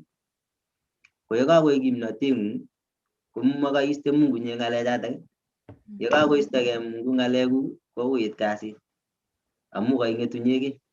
Kitun komwa labatindet age kerwoun Kapsabet kole na marathon nabo Kasebem kolechi Mungu ndeto kabisa akoi Kapseret ibaetkei nin kong'et. Lakini kilabat iman komie akoi yoto ole kikalechi Mungu yeta nin kong'et nin kong'et inegei komakomuch. Lakini maybe inoe ile Mungu kamwa ng'alek chemanome kabisa. Kitun kemi kambi kole labatindet age kawe bitonin lakini ndaweke kamatoret ichu. Ipkwam komite oloto makolaba labatet kait ipkoutie chui in bagit eng basit koek basisiek choto koba ole kitorchin labatet akomi ole kitoune. Koi komakolabat konyo buch. Matinye konai kora kole nguyo ng'oliot kone kokamwa ale manyotoreti chi amu konyo man akomondokis mandoi kotoret chi kuye kikamwa. Komeche kora konai biik cho Mungu ngomenai Mungu ako ndelabati komie kou aya ne nyone nguno eng labatet. Neno ikere ngot komi chito labatindet nguno nekolanan ki kokolanan nguno corona ini konai kole une sobenyu baada nebo labatet. Amu labatet ko seasonal. Ngot ko meinvestan kosirtoi wakati nebo labatet amu kenyisiek chotok nyone kenyisiek span nebo kenyisiek kidogo iboroki. Aya ngot ilabati marathon ikere standard nebo marathon saisi ole kikondoi akot eliud komelen ko maraisi. Koti labati akileni labati umeche imi standard noton. Ko memi standard noton inam kidogo cheitinye inai ile ke invest ndano. Meal karit kotikomboani ko. Ngotimenye kot ngiten anan ko Kapsabet ole kikomboani kinen kekomboan 3 bedroom. Akitinye karit nekepakan kole koni kikomboani. Dalili cho chebo baadaye kou. Kwa hivyo meche itinye korok ploting'ung itech sinyibipakani karit ipakane amu kingtais kikanyo kito nekilabatindet age tugul kokanyor rabinik ko karit. Aya karit akikomboani kot. Saisi kouit kasit ialdoi karit rahisi. Amu mamite kiy neitinye. Inyoru labatindet age nendoi karishek 5 lakini mandoi kot nenyi. Tundep kouit maisha ialdoi karit moja ngiale 1 million ialdai 1,500. Iale 2 million ialdai 700. Ako pengine eng kenyisiek tutikin amu kanamchin wakati nebo nyalilda. Komeche konetkei rwoik chok eng saishek chu. Chito nekase nguno kongetege meberberitu ile uyo rwoik chekikata chekikonyolilso akindoi tuguk koberberin. Amu ngotimite oranatak akinye akiyae tuguk cheu chamwae cho imite ikomboani kot akitinye karit. Aya inai ile metirorechi rwoik chun amu kaek kenyisiek tutikin kityo imi yotok akinye. Akinai ile biik chun alak kokiasolen kot komanda pengine kinyendet kowendi pengine eng kenyisiek chotok kouitu. Kameche rwoik chok kwai kito neuni. Number 1 oba kanisa. Oyan Jehova korok as amu ingen mi chito age nemandoi kelyek so. Ingen mi chito age nekoi lakini malabati. Memuchi kwo borto. Ko inyendet neilabati kikochin Mungu ikany. Ne neki tos special kiasi ni. Komeche itebekei tukchotok kichamanen kawendi ngaparo chito age nemuch mandoi kelyek aleni Mungu ngaga arachek chemakisoman akikebe akoi bitonin. Nengite ndegeit ngimite ndegeit yabune first class betoi kokerin chito kuyo special ne. Kocham amwachini biik eng kanisa alechini ngesishe kouni konoe ngo kole kikolany ngo ndegeit kotomo kolany ngo. Mami. Kwa hivyo kikergei korok eng taitab Jehova mete chukilen bitonin chukilen ne kikergei tugul. Amu kergei tugul ongiyan Jehova amu Jehova nekero kole kiyome kokonin nafas inat. Ara nafas inatak iitoi ne. Iten arap Kimeto komwa kole iitoi ne nye mokornotet. Kale boisie biik alak kotiekoti biik alak. Koboisie biik alak eng tuguk chekororonen. Kwa hivyo inyendet chito iitoi ne koi labatindet amu nyoru rabinik. Ngotko beku chobo mpiret kiaker Ronaldinho betut age kapkenam eng emet age kotieme kokurosen kwale kwotini. Ako kindoi rabisiek chekimuchi kokwamisan kole mabune ndegeit barakunyu. Kiakere nebo Messi makikuroseni ole menye. Makuroseni ndegeit ak polatet kikolipan barak oli. Lakini ngotko beku chotok koek cheplabatet. Ngotko beku kotko makomi. Kwa hivyo ngonai rwoik chok komie kongetege saisi. Nginyoru rabisiek chetai inai ile iit ile bo let chu. Atinye testimony nebo kokoiyot age nekirwoi tugul kitun kebwa tugul America. Koib 150,000. Akolecho ingen ngemi ndegeit kolecho kakoborok labatet malabati betut age. Alecho kobo 150. Alechi binyolili kabisa. Lakini sai keng'ololi ko mogoriot kosirech mogoriot akobo 150 kiche kityo kinai kole bo let chu kimeche capital kityo kocheng'e labatet. Wacheket 150 rwoik 150 komami rabinik yo kabisa. 1 million komami rabinik. Kokere chito kole ara mayome chu korok kotaeki 1 million. Kolen chito mayome keyai kichu anye mami rabinik. Rabisiek ko akot 50,000 kosobe chito age.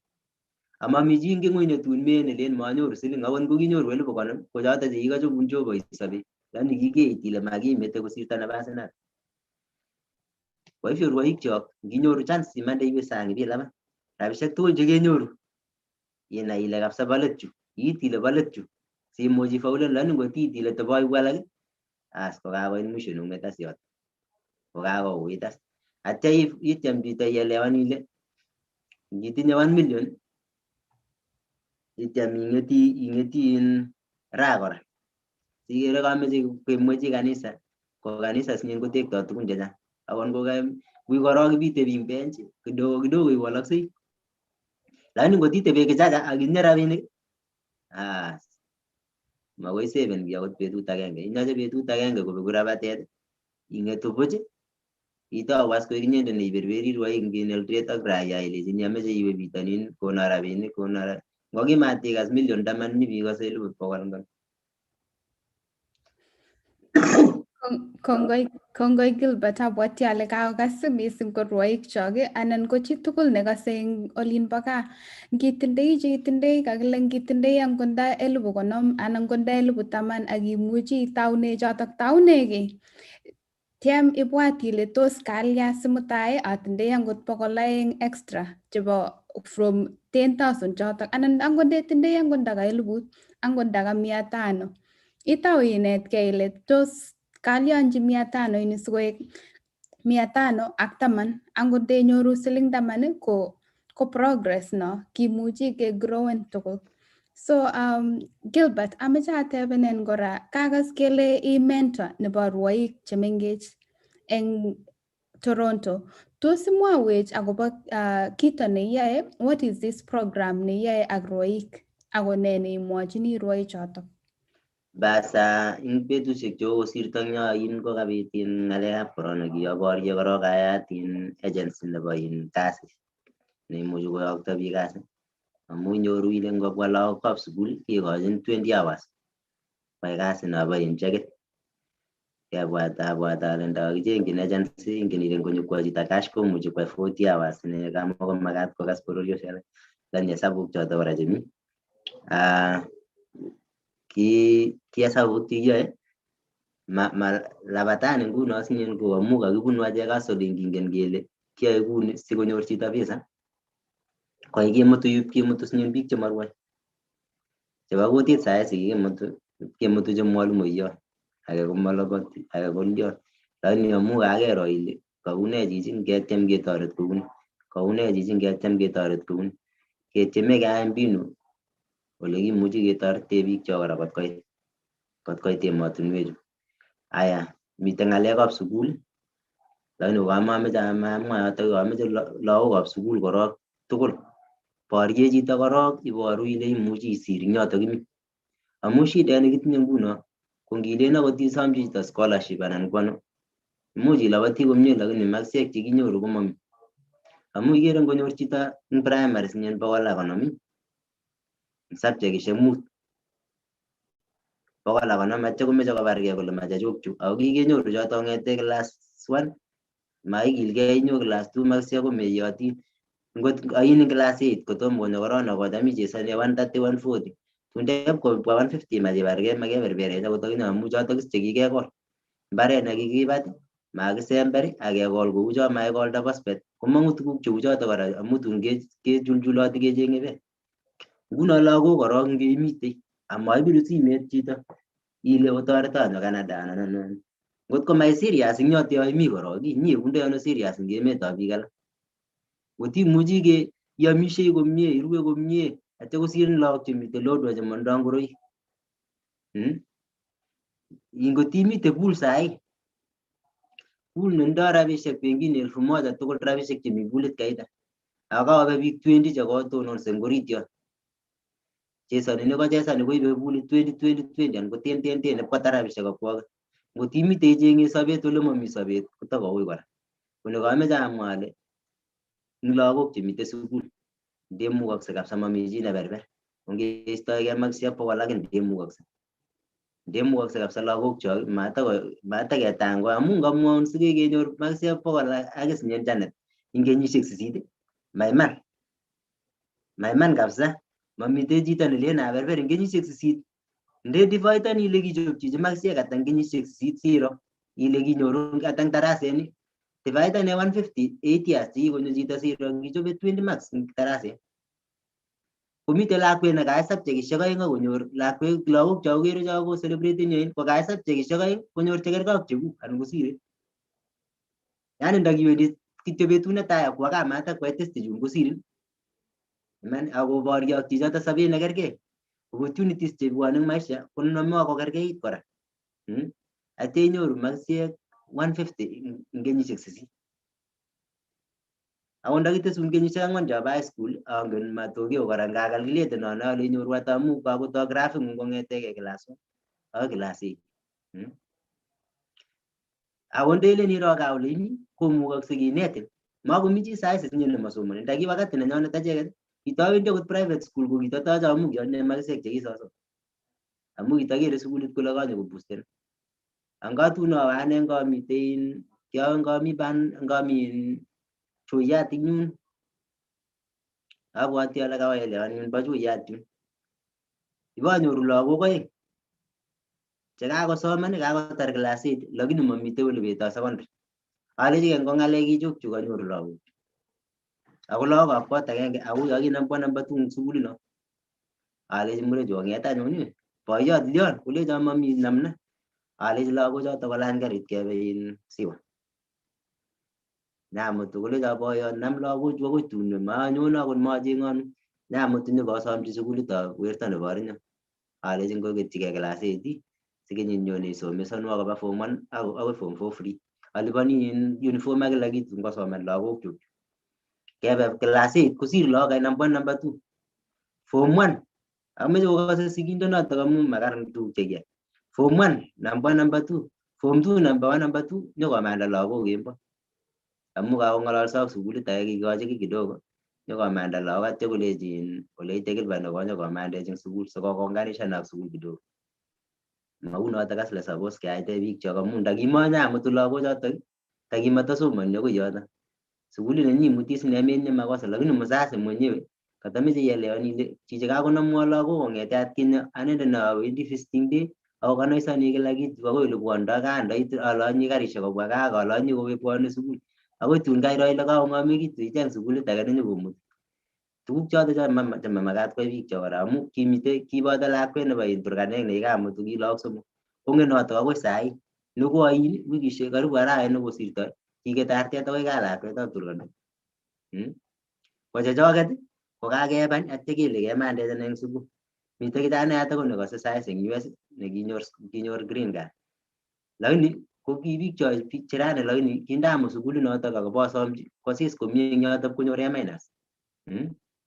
Ak sister nenyinet uyo kinyor B ko tuguk choto chemakat ketoretin imuite amu kamitinye eng wakati notono kwa hivyo mewe yeinyoru iwalake amu inete kora bukuisinye lagokab Israel sikere kakimutu biik 600,000 atya koit biik oengu Canaan eng kenyisiek 40 koit biik oengu meche itebegei ile kaba ano biik chun alake chu amu kiakalkuleten kinekit kibeku biik 40-something,000 karibu per day komeche kerib kora amu Mungu kokere kora ngiyoe cheyachen inyoru cheyachen koni kasome rwoik chok chito no imuchi itoret chito age tugul itoret eng sai ngetyem ketoretkei amu nyone betut nemakomukoksei.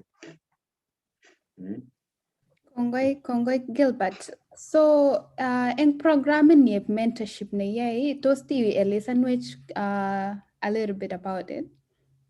Aya ngin Toronto saisi ketinye kora mi kilabis nye nekikobitu kora eng Toronto netakoexisten kora nekekure Kanken kotko kakemuch keorganisan labatet agenge eng betusiek alak lakini kito nekao kotaketyeme keng'et kemutu rwoik kochang'a kai kityo simukakakas komwoe Rono kole emet ni neonyitat opportunity ko ingen konyo akot chito kolaboti ko ngonyokwam mazoezi rani kwa mutai ko chito nin kami kasi kakoit $300 nyin kolechigei chito ngapot ngotowendi mazoezi komi chito nin kachop $150 makokinamgei kometoi chito labatet soiyo koingian kasi amu sobet kai ko lakini melen ya kitugchu kerwoe tugul ak ne sinye ko sobet sinye ko ngotatun kobit age libunu sobet ko mashida labatet amu kikito nekimeche ko sobet nebo akot koni kameche kityo amwa ale rwoik chok chetakomite gaa kong'ete chemengechen amu angen ane situn anyor rwoik chechang siwa ko kiatou labatet nekibo lagok choto kikitou atkinye komi bitonin chechang mi bitonin chechang rwoe alak eng scholarship eng US mite alak mite chekiamutu mi akot chekingotar class 8 amutu yu amu discipline nenywa kora koni kameche rwoik chechoket chetakomite gaa chemengechen kemuch kesapoten kora mete chamwetun chito ngoroik sikonyor tesiat cheibunu achek chenyokonome chito massage eng kambi msima sikikochi kweyo ngomukoksei ngitinye chito pea mbili ikochi chito age as konoto kityo nekameche keng'en nini ko Canada yu bito nemi mat kerelane Canada mising kele nyone chito sinyokolabat ngiit kele kakoit chito yu komakenoe amu imuch konyokwo chito sobet age tugul amu chang opportunities ako saisi biik cheu achek nguno ngokeitun kasi komuch komeche in agency age biyai kasit ako keitun kake sai kora les biik mami chito factory age mawa age nini amu yoe kasi age mokoi imuch eng betusiek chechang konoto kityo netokere ale tako opportunity neketinye Canada yu lakini mat kerelane kele in labatet eng Canada lakini kimeche ketiem kero ole kimuchi ketoretite ano biik chemite gaa. Kongoi Gilbert. Tos expounded akobo opportunities angen ale kaimwa ile kimuchi keyai factory mite ng'alekab agencies. Tos ne singokere chito kobwoti kole okay I can fit here. Amuchi afiten eng yu. Ngalen aro Canada komite kasisiek tugul. Mite chito no koikoi ako chito no kim. Mamite chi nemanyoru kasi akot kijana nenyu komi high school lakini ae kasi chito nenyoru ngondanyoru chito ngonda 150,000 a month kotokomi mwanafunzi mere ile mau. Kwa hivyo mere ile Canada komuchi mi biik cha injinit cha imuchi kopir kasi aeng ko sawa. Mi chito no imuchi kwai agenge ko sawa kora. Lakini mere ile mi chi nememuchi kasi.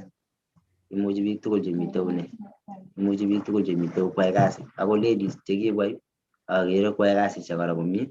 Kinyo kosomanji alake ng'alekab PSW ngalen ielewani chakiribe biik cheosen ak nane ko kikere koin koamuan Canada kole chitugul nekiyai kasit noto kikochin permanent resident. Nguno biik chemite uje kimuch korib biik chekimyandos anan chekitoret emonitoni kikochin permanent resident. Ikere ile emet neuni kuyo kamwain Rono kole emet netao karni ko emet ne stable amu akot kongo wakati nebo COVID imuchi kekonin $2,000 a month serikali kosub akoi muda nekemuch nekeku stable anan nekaiyeku sawa amelen cho ifuatiliani applyani through phone kityo kakoingian rabisiek $2,000. Kwa hivyo ko emet netako kararan emet netakotoche nemeche biik. Kwa hivyo yetakemeche biik komatkemetoche kabilosiek alak kobwa kemi achek keribe chepkondok ile ngaba saal jeshi yabial jeshi kiyokto lakwet Somalia komairue kaya konyo chito anan iborchigei ile ngawa Arabia ngawa sijui Thailand ngawa Malaysia ngawa ano kaya iborchigei korok ole barak ingen ile sikere sinyen kama biik ole rahisi ing sobet komeche iborchigei barak korok singtep kome inos kidogo inyo mahali la karan lakini meborchigei ole rahisi ole kemwokse korok amakikim kotiwe ole makikim korok iite yotok aliami ole kikimu korok konoto kityo nekameche amwa alechi rwoik ak biik chok chekose nguno ongeng'en nini ongetiem keng'ololchi lagok korok kotiem koperformen eng gaa yoto amu akondendi scholarship America tieme performance nyini akowit kasit kora akondetinye scholarship yeking'ete scholarship kidogo amu kiatebe America ngetil scholarship kidogo koyekifua kwen sobet. Kwa hivyo ngotko me performeni eng gaa yoto kouitu sobet eng dunia mzima. Ingong'et biik chok kong'etegei chemite ground kokim ngokim biik chok lagok chok kong'etegei chemite ground matakobit chito ingenyor sine makisiek 100 chakakaeshe ko kakinyoru lakini yakai kenyisiek 8 keteshin nursery keteshine angap imite boarding private school yani kiboisie kele ichorindet nekichor rabinik ngaip koba sang amu ngotiib rabinik kila kenyit atya tun iibu makisiek chotoman yani uyo kichorse iibe rabinik samu mapkiweku ako kainyo buch kenyisiek 8 kainyo buch masikchin kele ne amelen akot ndekere bichuchu kimanda chu melen ilen kiroisi chito kong'ete komining lazima komite kibikere chito nekikwo komanda komite hesabuk chekishukobir kong'ete kako kono kasome kityo aleni ongikimu atya nemama mautie matakobit lakwet as nemasoman eng kokwet age tugul eng bororienyo matiro lakwet age tugul nekasir anan nekalya amat kwa sukul makararan kiyo. Abwoti wakati nenyonet ane mi musasi age nekitun kotebena kolecho ibe namba agenge siwon malugait nekararan kora no amu melen ilen kemwa kai muguleldo ne kararan lakini iman ko imuch kairo kou noto lakini kusir imwa ko ne nemakat keyai sikosoman chito. Aya ngot kobit biik akot kero kionyo chekikaketoret lagok chekineti chumbek lakini kiba chumbek ipkoistogei akobo ne makisiek chenyoru lagok kila kenyit.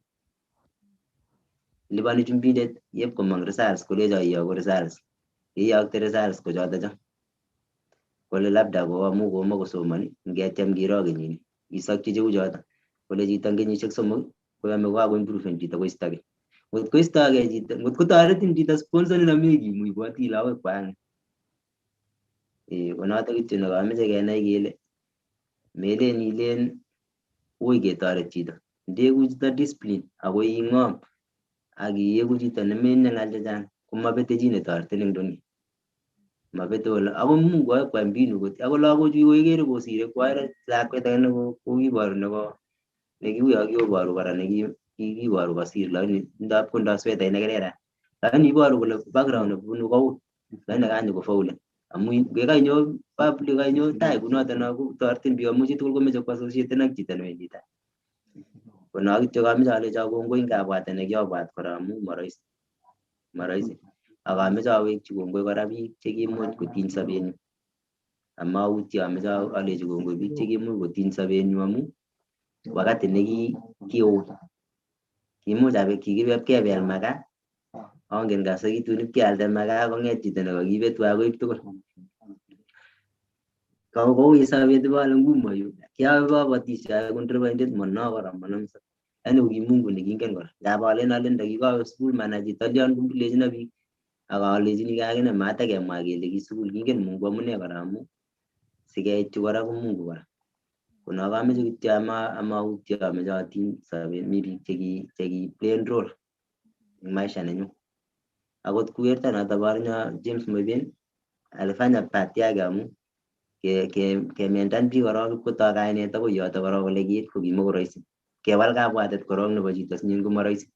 Mi biik cheu counselor nekibo area nekikure Thomas Arabet nebo bicho mi Australia kora kap Chepsugui kicham ngawendi mahali kokono 1000 ako mamusasi nenyu ngami kambikab Sabet anyone akoi Eldoret nyoib 1000 ngwakanen aibe tang wakatisiek chat akaweke kambi kisos nenyu kityo yani ngawe kityo bora anyor komakoyaki amelen kikuregei kila nikikere kole ngatoret chichi mi chito neuno bora angen ale akas kiawe akoi kurgat olinyinet kikwas ine makolawati maolion lakini kikwa koyat tuguchu kiechu lakini tabwoti kora ale kitoreto chichoto eng wakatisiek alak. Komite biik cheki plain path nebo maisha nenyunet ameche alechi kongoi kabisa amu kikibunu maisha sinyen achek namelen maisha na kawaida akot ane sai singosisi ndakilechino achop chang'a achope angen ole kirotitoi akoi ipkomong sai angen lakini ki maisha is nekimokoroisi ki maisha nekimokoroisi kiyochini kibarua biik kibendi kesemberishei sikomang beek kebendi kesemberishoti lakini koni kamwa alen matakobit lakwet nemasoman eng area amu ingen biik chebo siwa yote ak sawa sai siang'ololi kokere kongen kole kikosir chichi kicham ko namba agenge ng'one maibwat akot kole ndakindoi ako sukulit nekiu siwa nekiliponi 9,000 eng kenyit wakati nata kiawe basomchigei sukul ipkiyanwa sukulit age lakini ndep kelecho arang fees ale mami uniform korok mete fees as mamite chebo uniform korok kobo borie uniform mami fees kolen chitake kono matakobit chito nemasoman amu menai ile faida nguno keng'ololi kuni sinyen ko faida nebo bororiet mako faida nebo family nenyu mako faida nenyunet anendet akot mising lakini faida nikere takiyai ne sikosopcho biik alak simabun sobet nekibunu so tau kipindi nito netugul ni melen ile kabet ki nekakiyai melen kabet time ni ong'alal ak biik akosea ilechi akorono ng'alal ole ongeng'alal ak biik chok nga lakini kebwat chito ile ngawe kabwat community ngabwat biik chok sikere cham asome kora kandoik chekitinye meche kotindoi mugulelwek chetindoi biik cheu cheimuchi kobwat akobo emet maibwat akobo rabinik ile ngakwer biik ngaenisa kwer biik kemabwat kora akobo biik alak cham atebegei tuguk chechang nea akobo kwa mfano iro emotinwechu amu kandoik chekitinye kikonyor chance kobwa akoi emotinwechu tugul akoweksei stimet ing olinyoru ko folded ko one ten tata keboishe 240 akoi Mata factory ketile sumek. Kandoik chekitinye magere kole kilya emotinwek alak simende factory in sumek amu kiamutu chumbindet age ndakilen ketilchi sumek kora bolde kolecho maendi Mata factory metenywane ndali. Lakini akoi saisi kale ngoin transformer nanyone no ngeboishe 240 nawendi mita 600 kale ngo ndakindoi 110 maendi kilomita 3 tena kale ngo maendi kilomita 5. Lakini amu mebwate kitinye kandoik pinguno shida nekabamwae biik chemi uongozi eng kila mali ko biik chemengen ko biik chemite let kongen chemite let olin kongen ko cheindoi muy ko wasiwasi kasi.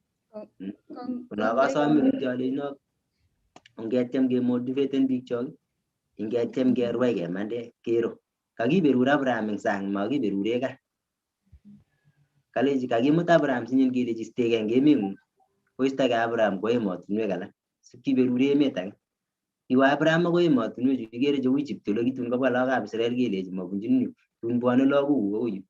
Kwa hivyo nginyoru biik chechang chekimanda kercho kobun Bible kang'et chito age nekure Esau gaa komanda cho kwo sang akoi kabimamet eng Kaplaba ipkiberure olot. Kamanda akot Musa akot akine eng Misri ole kimite sigikchik akoi kwa emet ngoro ipkwa emotinwek alak. Kono ikere ile chitugul nekamanda komelen ile tako chito kawaida.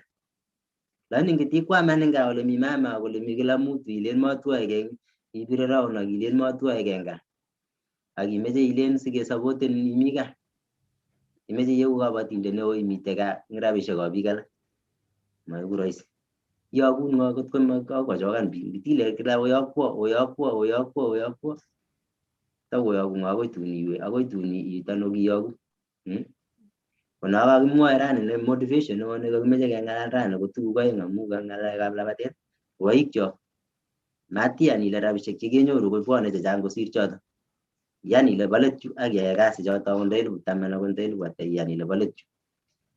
Eng biikab gaa metakobit chito nekasir lakwet eng area mat kosoman matakobit chito neuno ngomeche kefaulen situn kowalak emet nyo bororiet nyo kokatar chitugul form 4 kwaker kobit sukulishek chebo gaa high school chebo gaa high school chemite kurgat high school chutachu komeche kora kotakiro amu meche kong'et bororiet nyo kokilgei amu kang'et high school chep kurgat chu koek mami chi newendi university amune. Kwaro kiyoto kora ne maksiek tugul chito neindoi kobo D eng high school chechang chemite kurgat chu kokito. Yani kakoek kityo nebo keba sukul melen ilen tako kelya. Meche sinyen kekalkuleten kenai kele eng dunia population tugul nemite biik tugul chemi high school kong'ete chemi akoi olin oborchinigei sobet tugul. Ko ngot kechop high school chebo choket chebo gaa chebo kityo mat kotebi chi mat kwo sukul sikobarchigei lagok chok 150 amu mi sukulit neibe lagokab 150. Koyoto kas ole meche kiro chanet amu kwaro challenge neo kwamu kiatkinye kokimu chito kole 150 mami ole kebendi lakini amu kokobit ole kebendi ak 150 korelaxan biik chongen kole ngang'ete yu awendi yu amu yuto yu awendi kanyone nyame tawendi sukul mwisho koek buch kenyisiek 4 kenyisiek 8 ngipcheapchei tugul kotun koeku maksiek 20 eng kila subject. Kono kasome ale sikeek engineer kunyi komeche keweke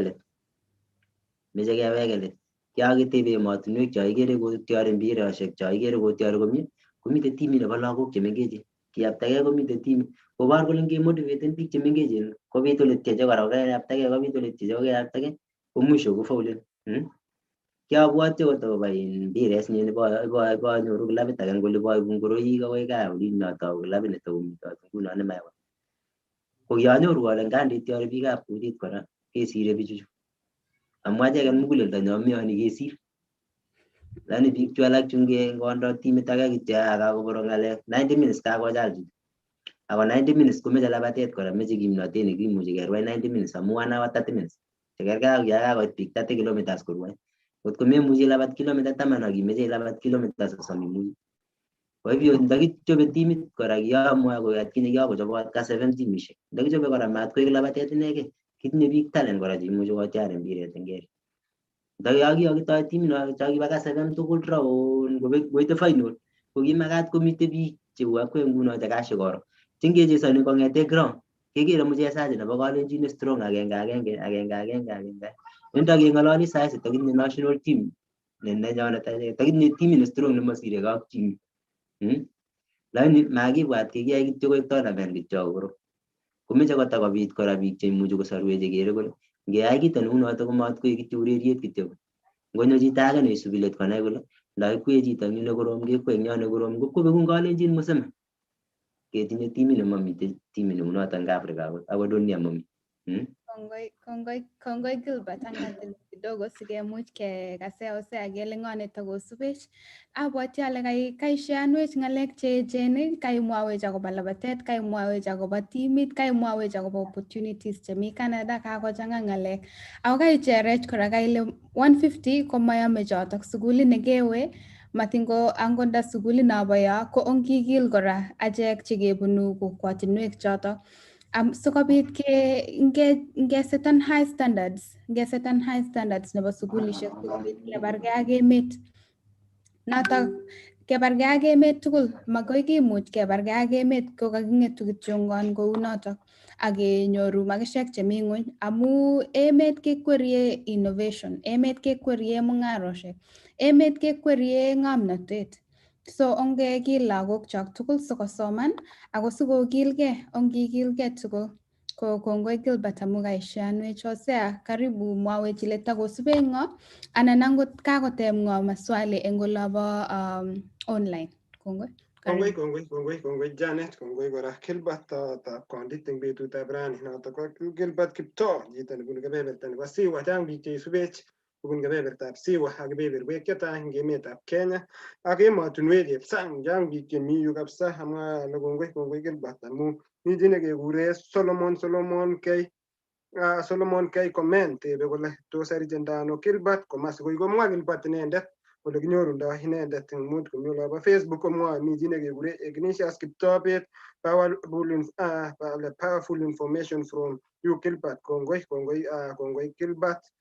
Mi chi nekekure Chepkokek and I agree with you especially hapo kwa our local secondary schools and primary school something has to be done. Kale suppose ke agree na ng'olyo nekemwa local schools kongoi Prudence ngole mi Silas Kilimo kongoi Silas Kilimo komi olimbo Meru murenano mi luget mi chi nekekure Vincent Ramoy komi kebebertab Japan akosubech eng kemboutab rani. Mi chi nekekure Job Kirwa chi nekikiyai pikipikit tuwai eng olimbo mashinani ae kiptoiyo neboisiet eng county nebo olimbo Uasin Gishu. Benjamin Sugut Sangok the powerful from Sydney Australia chitab Sydney Australia kongoi subech eng kemboutab rani.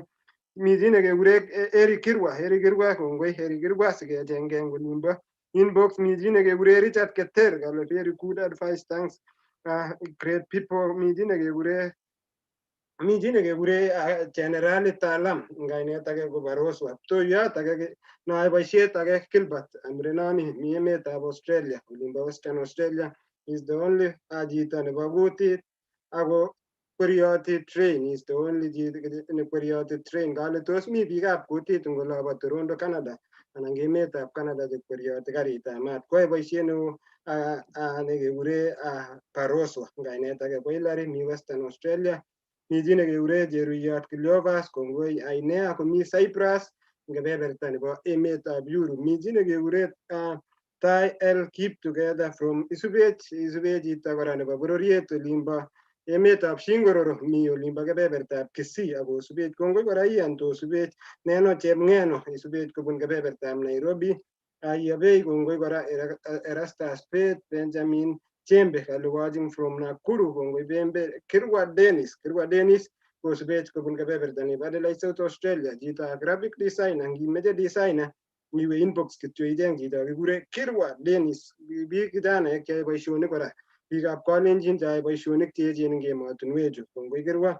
Cheptoo Lydia watching from Nairobi kongoi. Mi chi nekekure Edwin Kimutai B Ward kale watching from Segero karibu olimbo Bonjore anan Grand Jones komi murenono kebebera saisiekab kora. Mi chi nekekure Walter Matthew tuitoe kosubech kobun kebeberta nebo Doha Qatar. Miji nekekure Dennis Kimutai ngale ami ole ne Kiara Falls. Kongoi chitab Olimba Falls ak biik chechang chetikosubech kong'ete kangetou.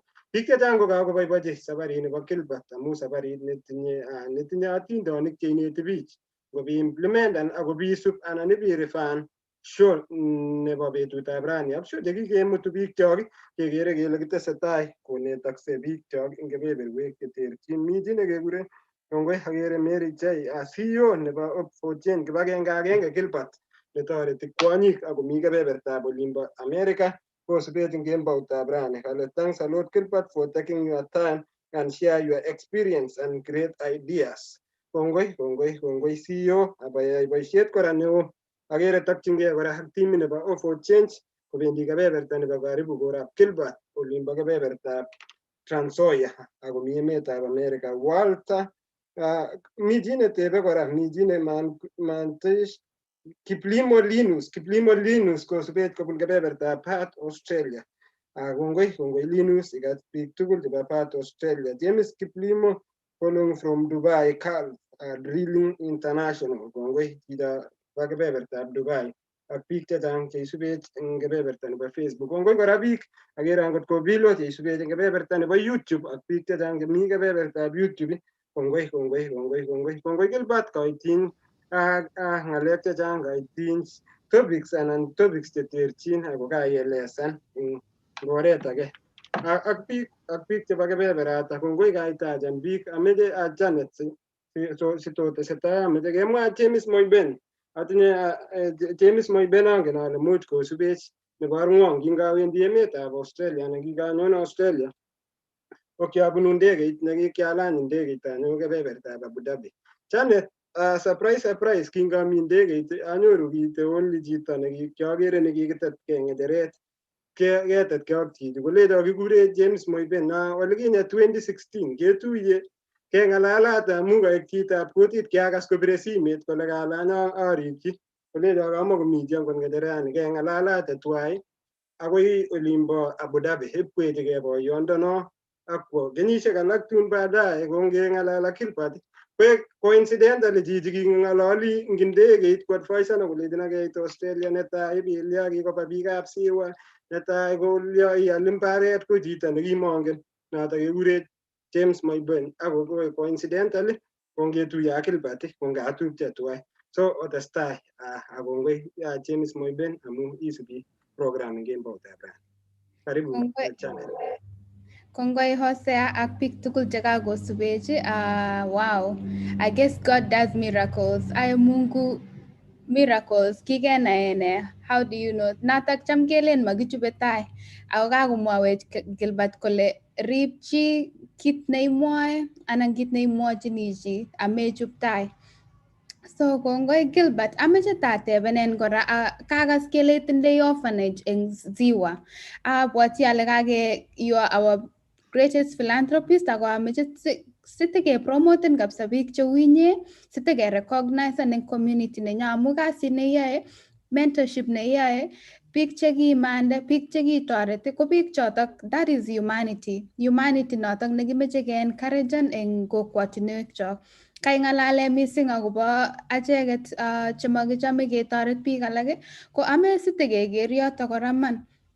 Mat kakomwawech Gilbert kole mat kong'et lakwa nekosir amawo sukul. Onge tos man makimuchi kelipanchi fees angot kwa yobo secondary yo nekit. Ngot ko kakobet ko kongoi Gilbert ameche timwawech akobo orphanage neitindoi eng olinbo Ziwa. Inyorchini ano lagok chemite orphanage ni ako inyorchini ano lagok chemite orphanage ni ako anan tos chang lagok che orphans eng olinbo Ziwa ako amune sikisetan up eng Ziwa. Kongoi, karibu Gilbert.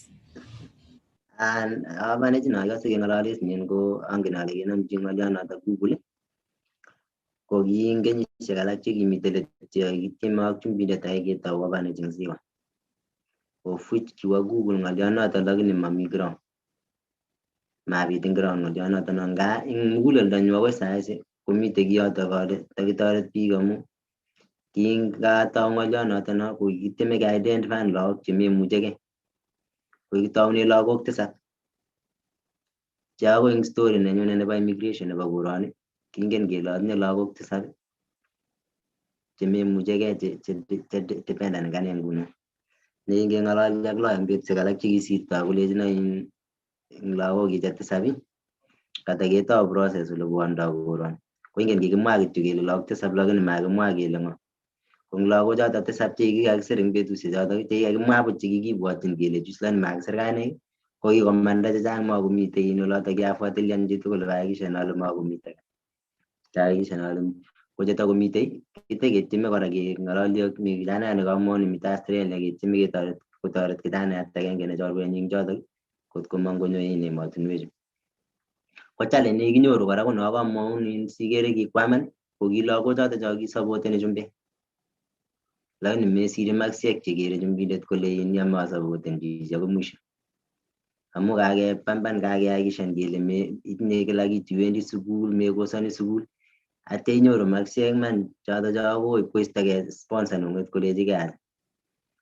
Ko chekikilgei ko kinamat chumbechatak akoi ipkoit mwisho akoi ole mitei eng emotinwek alak. Kou kijana nemitei US ko sponsor nenyinet nekikachut kotoreto ko kisupporten akoi wakati noto akoi dakika nebo mwisho ngeme barwet eng university chebo US kosire. Ako wileni akoi sai sikoinvitan konyo Canada nyoko amu tom kotuitos kong'etegei olikinye akoi sai sikikoek chito neo. Ko mitei akilinyu ako mitei kabwatutik chuk yoto nobo ketoi nobo ni. Ingen ngamwa kit agenge. Mitei lugait ine nekelen orphanage. Kiawendi Kakamega komi orphanage nemi Kakamega. Ko yepkerorie ak lagok atebe alechi mama ako wapi? Koborwo mama nenyinet kichobe chakula eng yutok kora. Lakini ingen kartasok che kiatinye ko ki orphan. Ko kikong'omekitu biik alake kora ngama lugait nekararan lakini kakomuch kofaulene biik kot kosoman akoi university. Angen lagok nguno chemi western chekisoman akoi university chechang eng lugaishek chekiboisie biik alake. Akot ikere orphanages ichuchu tugul chu king'olole chu. Mami chi exactly neingen kole ng'o ni lakini much ko lakwet kobunu single mama ako kikomwei baba. Makomitei chi, mamitei namna konyo chito nyokotebe yoto lakini melen ile real orphan. Lakini ara maamu imuch isobe lakini metogu ko kaiyai lakwet konyor kainet ne amu maibitu.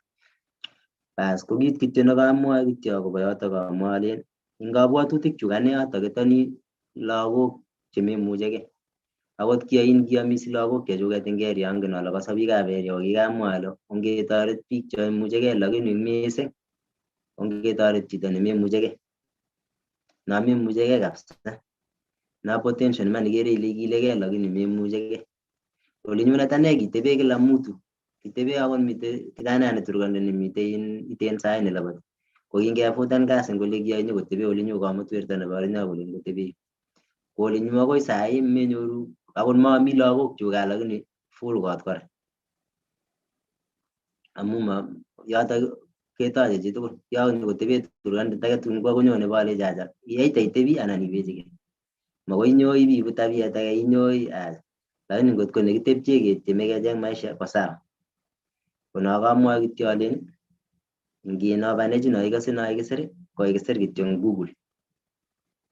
Lakini akot chumbechatak kongen akot akichek amu king'alal kityo ko lagok che ki 7 lakini kimatakoityi nini chito nekisuppose kosponsan kila kitu ko kianam cancer ko matakomach kochulchigei mising. Ko kitun kekonektan ak deal age nekibo project nekibo nyiketrilenot beek eng siwakano. Ko kiale king'o nekiamwaini kale kiosana ng'o. Ko kiplanda nekitun ai amut chito nekimut ipketuiye mokorek. Ko kakayan ale chepchumbianda nemondoi ng'al kamwaini karit ngomuta. Saisi bechoto ketrileni eng Ethiopia ketrileni eng olinyo amu kipkoib dealit. Ko tuguk challenges ine chebitunoti kilononi ngap itrusteni bororiosiek alak bichu kikoche kolilen karnila ngami kora chito nemaityin yoto kora maiman. Ko kit kityo nekameche kityo kero ingefokasan kora ketoret biik cho memuchi. Ngotkobit chito no kasir sukulishek cha private schools. Somenyu neo kabisa ngalen ka lakwani nyoru maksiek 100 melen kakonyo sukul buch ngalen kanyo kobusten sukulit. Ko identify lagok cho mitei public schools Igeere ile imuchi konyoru max check 380 300 igeere ile imuchi akot konyo sukulit ko boosten koya sukulishek cha private school atyem omutwech lagok choto chememuchigei lakini max ko soso sinyokosoman eng yoto kosikchin koba sukulishek chu kaechen. Mat ketebi kias kainyoru nafas iman lakini torete biik alak kora. Ngitoret chito agenge eng sukulit msima mewendi hasara sinye. Konoto kityo kito agenge nekameche kora kerochanet amu ngap komite chito sinye nenyoru max eng 380 eng public school. Ole ngeba gaa ko shida mamite kito nekesomane. Kicham kesomane tairit olikinye kiloli tairit sikesoman kemboi. Nengotiel sinye tairit noto ko shida kora. Anan ityem ile ngasoman bet amu mami nafas nebo kemboi kakoimenin mami mwaet. Igeere ile kikilchingei biik sukul ko chito ne ako kichang subjectishek atkinye saisi subjectishek cheng'ering'en tenyoru 150 eng subjectishek chu imuchi isoman tugul eng betut agenge itar. Oye ngoetkei lagok cho kabisa. Amata ingen ile nee nakabarech chang tuguk chekianyoru chekabarech. Lagok cho kongen wachezaji tugul chemite Europe chebo football. Kongen kole nyoru siling ata eng kila wiki. Kongen kole menye kot neune. Kongen kole nengobetan konyoru cho 3,000 ngapi amu ingen kabisa kila kitu. Inde sobeng'ung tugul nemaibwoti sukul kokinde biik chekikofaulen. Inye neing'ololi ile ng'o nekikofaulen, ng'o neityori komie, ng'o nekikofaulen ibiutiegei. Ngomong'u mchezaji nemining ingen komong'u ng'o ingen Chelsea ingen ano. Nengeng'ololi ngerie keng'ololi tukchoto. Aya kero ile kakibe misis kora amu kakinai mpiret ako masobet netinyech eng saina. Kameche kityo kotyem biik cho kowech koek namwoe sirutik kolen eng betusiek chebo let koeku biik chechome ureriet. Kakicham nguno ureriet amu maketorchinigei sobet. Ko kikamwochi Paulo yekai biik chekiisubi inendet koleji ngonetkei biik cho kwai kasi. Ngonetkei biik cho kobois, nginetkei kebois. Nginetkei kebois, kenetkei keyai kasi. Saisi komako sobet, maana ale kere vijana. Kiagere eng kenyisiek karibu 4 eng kokwenyo mawo chi koito. Karibu kenyisiek 4 tugul. Memuchi chi mami kijana newendi koito. Ilen rahisi ng'alechatak. Amune kale kijana ngipiberberishe ilete ornatet chabo lembech ko sawa. Lakini ndebit kot ko sukaruk mameche lembechek lazima koek real. Tuguk che alak cho koeku real makomite lembechek kobekyin yun iman kebiberber bichun ornatet chemami. Ngebit kot koek real asabet. Ipkong'et maisha neo kotar chomiet kai. Kole kameche biik cho konetkei kobois. Igere ile mataketiegei mbar inegei. Amu mbar ngele saisi ornoe katano nekikombwondoi ko ngoit tuwai ripotoo liponi sai. Ko kijana nekami area netakolen sijui angasomot kokakobet makoi imuch inyoru tegele mi mbar tugul. Kwa hivyo ngero namna age nekisobe matakoek mbar matakoek kele kasi. Aya matakerwochi tugul pikipiki. Angen ale nguno kijanaek tugul ko bodaboda. Amu ka kasit nekatoo. Akamu imuch bikwerchi chito age ikwerchi choto nemanyoru kiy. Inetkei kora amu angen sane kianye mung'aroshek choto chabo pikipiki kianye matatu angen tuguk chetesetai eng orit yoto. Nae biik chemi sang osireke ak biik kora amu tuguk cheiyoe kora. Kasome kityo alechini vijana chekose sai chebo kutit tugul sai.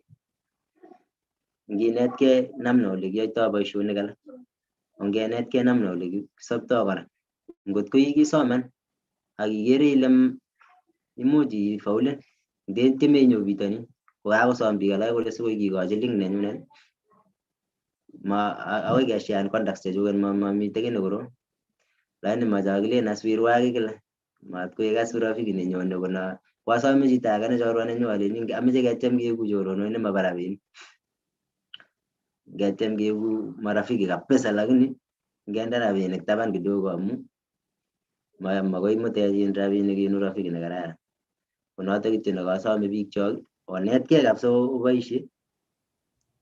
Mesom harambee nebo ukora kora kasome biik chok kora mesom harambee keyaun harambee kenyor 400 1,700 kochangan biik cho koumisangei aka memile iwendi. Sedai nebo let kanyor rabinik chotok kile kamwe Nairobi sikolen biik yawe. Sengab ibir picha kiare kibir chito age picha koposten kole mi bitonin koto karit ke something le. Kone kasome biik chok meae ukora chito ile kaimande bitonin ko kamati apply visa. Konaak iman kele mai-apply visa amune. Ako meche ngobisome harambee ndemukakse ose ak biik tugul chekasa chomite yo. Ndemukakse ngopkosome chito harambee ko kaishughulikan ibinyoru visa. Boriekei kifyaa kobis nyoru visa. Ak biik cho akichek ingen ile nyike harambee kityo makitebe kele kokoit ano lakwani in progress chichiket. Amu ngete chito lagok nguno kityo kokilchinkei kityo kolipan admission. Yep konyo barwet nebo admission kityo kalipan $100 kokur harambee. Kaikai akongoi amu Gilbert kamameche atelel lakini kameche kora titeshi amu kaigusian harambee angen ale kimi emotinwekab sang kokochang'a betusiechu makelewani ile harambee kokeskei chi mi harambee much kosete chi konyoru moi nenyi kila kitu kokoek so ameche tigusian yutok ile ngoroik aine disavani man kele koek amu maelewani much itinye invitation karibu 20 so anan ko so ngoroik aine akere ile amu kegusian ng'oliondonoto ameche ititeshi yotok. Sawa kito nameche ketoret chito kabisa. Ngap amu kiakere kora in werto nebo Kenya kokasirchi chito kolechin ameche harambee bobortoike. Kibartake sinyin kokakoek harambee. Aya keba sherehe ko harambee. Tuguk choto cho kabisa komasapos komi harambee. Chaonye ngot ko imushinin chito ose ako mushin kifyaa kolanye mestokan kokakeformen WhatsApp group nekiborto ake. Kotomo kenai kito nekisomchin harambee. Ng'alekab sukul. Ngonetkei biik cho kole kisome harambee kole ano ole bisome harambee number 1. Som harambee ko kainyoru visa. Amat koek biik chenyoe harambee koek komairo ile tindoi lakwet visa anan mami. Amu ngot kotoi biik cho kokora kora chekilen harambee ako tomo keapply visa. Mutai manyor chito visa, mutai kakur chito nebo iman harambee makobendi biik. Akot achek chu kimite bitonin ngot kobit chito nekakonyor tikitit ako nekakonyor visa ako kame kobet tikitit ko ngele kichongoni ko ng'o neimuchi kotoret chito neunoto kitoreti tugul. Lakini chekisome visa kotomo keto admission kesome harambee. Nyoru chito neyoe harambee somok kotomo kwa lakwet bitonin ako kait harambee somok koek kawaida nebo harambee. Ongekur harambee akakomyan chito koelewanokse. Ngomyan chito koelewanokse. Yani tuguk chu alak chu kikure harambee ingen mi kit age kakonen komakikonin komakikwaman. Aya kitanyoru kit age nekameche koro biikab bororienyo kabisa ngot ko iman tesetai kito neuni kiabirtegei eng nebo uyo kobo kioto tomo anyoru nafas anyor ang'ololchi biik amu ane amwaun ku yeu kabisa ngong'eat alechinin machu.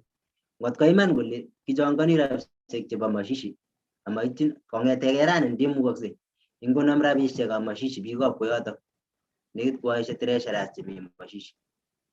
Ingonam rabinik biikab kobo chito singomeche kwam rabisiek chotok kwam amu kianyoru harambee age nekiyai neketub kijanayatab koyotok yekasirto ngopkelen kimut baba nenyinet sipitali komakomi rabinik kelechino imut mamite rabinik mami chebo mwanik sonim chebo mwanik nyu ako kokiyoe harambee yani meche kolecho siling 200,000 ketube chito agenge ako ngetube 200,000 komite chito nemyoni kotubtoi ano chito ak 200,000 ako myoni age nemite koyotok. Kwana kalya makial sandukut akechop ki kidogo atya ketub chito notok sikosikchi kesarune chepkondok chito ni. Biik cheko programani harambee chebo mashishi kokomach koletane down kabisa. Amu kiyoe harambee nebo 100,000 yep kelen keyai audit kelen kele katakomiten kong'ete biik choto kotononchin harambee komwa kole mayame chepkondok kotakesom chi korok sikomweiso biikab kobo kole ngotakisubote karo ole mi denit komweiso biikab kobo chito makokonye takoteb amu kakebor dalili nebo denit age nekikesom 100,000 ako kenem bichotok teta iyose kenem biikab koyotok teta akakechangan 100,000 amayam mashishi Kwani tube belik. Ini uongo, mite tuguk alak che biik alak che kikiros nyen komaiman cho. Bahati mbaya anan ko ne mami Kenya ane aeshi choto chong mashishas alejini yumaagi matke labda ukilge moko na ngala lakini ngekona ngala mashisha alen ko bitu kwa. Ang kota gemuji ke jor chebo chito ne kamemani. Biikab Kalenjin kabisa. Kiagase kong'ololin chese mais kolen weye kimakouni biik cho kabisa. Ngibindi tagana kale nebo ne koyase kong'ololi kolen kimakouni kabisa. Lakini ngibiro kimakechore ngokiet lakini kichore rani chebo mashishi. Nengele oroni mashishi kikochopkei timinoto kisirio mongen. Nyone nyikekwai treasurer the same people. Ne the same people. Ngokwet age tugul kikobit grupinoto. Asome biikab gaa olin kabisa obut grupishek choto cho. Chito neikoiku treasurer mashishi akakoik mashishi akoik mashishi ake matokoik treasurer. Kwani kanye ngunam rabinik biikab koyoto. Amabalaisan konam rabinik biikab koyoto singot koba korer. Botebe chepkondok koleji kimeche chepkondok chebon. Kimeche chepkondok chebon. Lakini mat kobit mashishi nindo 100,000 nekakechangan atya koek man komandoi family noto takeyoche. Ngwani komushi aka komokomi chepkondok. Ngake nekanye kemushi nekalati komutai korer chepkondok bakonu 100,000 ing 100,000. Ang moyo angen mashishi kabisa nekibit ake tabota werani nekimi rabinik karibu 100,000 akakon koyoto teta atya komayam chepkondok ketup chito. Yani meche kolech kikowalak in Kenya netya kikoek maram netya nekakouit kabisa nekitube chito rabishek chete. Ako ngetube rabishek chete choto chochanet komite shideshek chemi koyoto kora. Kakimach biik cho keune anyun kakoek tuguk alak cho. Ara king'olole kesoru biik ing gaa komi ukora nekokotoigei. Mi kibera chekokotoigei. Ngen kibera kale kicham kochoroti maiti. Koruchu kabit kora eng bororienyo kora biik che ngome chito koshap koit yundo kochop in grupit agende in. Nekakotane saisi kokome kouit mi biik che ngaro grupit kityo ko treasurer manemuki. Amu rekod nebo treasurer inoto no ko ngisub rekod chechiket ngotononchi kimaite ui. Biik che ngonam boisiek rabishek kaiden aro vijana nekitatilung vijana. Kalen aro konam akot ui rabishek ab mashishi ose ama vijana ek chuchok kaiden nyo kame ko. Mi luget mengen ngoki hata kidogo. Kotomo ketup chito kakopche chepkondok. Delen ikas sipitali bidit koroni kami sipitali ko siling 20,000. Delen iritu ka 100,000 chekokichangan mait ui. Kap kwale chito sukaruk koba gaa olinyinet rabishek ab mashishi. Abana. Arata keng'olole kele kisarundoi biik cho kako kamai kameasa sabuk alak eng kulie kurgan. Ame kouit as korok. Ako bichuto chu kondelen ite kanisa kabisa kotieni tiendo nemwoe kolen Jesu ingochok betunoto kinyone amu kiredi kebwa gaa. Amu wakristo chuto chu treasurers chu chengomi kanisa kotieni kolen ingochok betunoto metokokake. Angilen ingochok betut metokokake ko kombo kila kitu. Igere lagok chemasoman eng area mami akili kole kiyoe ne. Imi kanisa imwoe ilen kabisa iredi ngochok betunoto metokokake betut nenyone Jehova. Ngosapos ko kinyendet korok so yasamuta koya soiti. Kwa hivyo kiboitinik chemite biik cho iwendi kanisa akikere chito age konyolili ako mami muguleldo akot kidogo kotakokonu question kora kenai kele ingen ile Thomas nyen kenai kele kiakere yu ane mara mingi. Ngimutu chito kotakonyolili osea kong'eteke karan chito. Lakini kuyo kianai 1,300 kwa barak komakonome ng'uny kutit. Manome ng'uny kelyek mwako kowalak chito kabisa amu kakonyor rabinik. Wakot achek amwoni biik kanisa anetishe aleni kikimen eng kaniseshek chok amu tomo kenam rabinik. Kikimen akot ikase tinetishe ilen ui ne komongchi mokorek bounatetab Jehova kotakokar ne ing'ololi kotom inam. Lakini ngiro bicho mokorek cho mi kanisa koitinye rabinik ayani as ale man ongen Mungu amu chito no kakonyor rabinik kotokwendi kanisa. Ndakinome bicho mi kanisa saishek kikochi tugul 1 million 1 million. Manyone chi kanisa. mi biik chebukeni ndegeit kwa Mombasa million. Kameche konetkei biik cho kemwa iman, konetkei iman. Onai iman siko ngais ngakile onai iman singoile omwa iman ngotityochi biich iman ing ngony kolen biik alak rate biich iman ing ngony amu ngimwa iman ingetu ing yo. Lakini ameche kenetkei biik cho kabisa ongebe cho history nekinyone nekibo history nebo Kalenjin kabisa koek biik cheyoe iman. Biik cheingen moki. Amu ngot keyai tuguk cheu chu agere iman chu Wase amwaun tuguchoto ko ukweli akot ing bichoto cho mi ground cho kasa sahi ukweli. Mi biik che ngonam rabinik kamashishi maikere. Ako meche bichoto koba emotinwek alak kesapoten icheket koba emotinwek alak. Nyibiyoe ne eng emet age komemuchi itononchi kiy ne rahisi neunoto.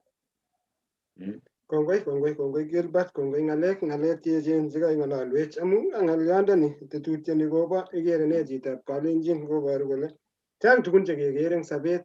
Shoini ko kecheregei, shoini ko kelitegei, shoini ko bo kereflectan kele tos ngetokchinigei mi kefocusani ketokchini emotinwek cheu no Toronto.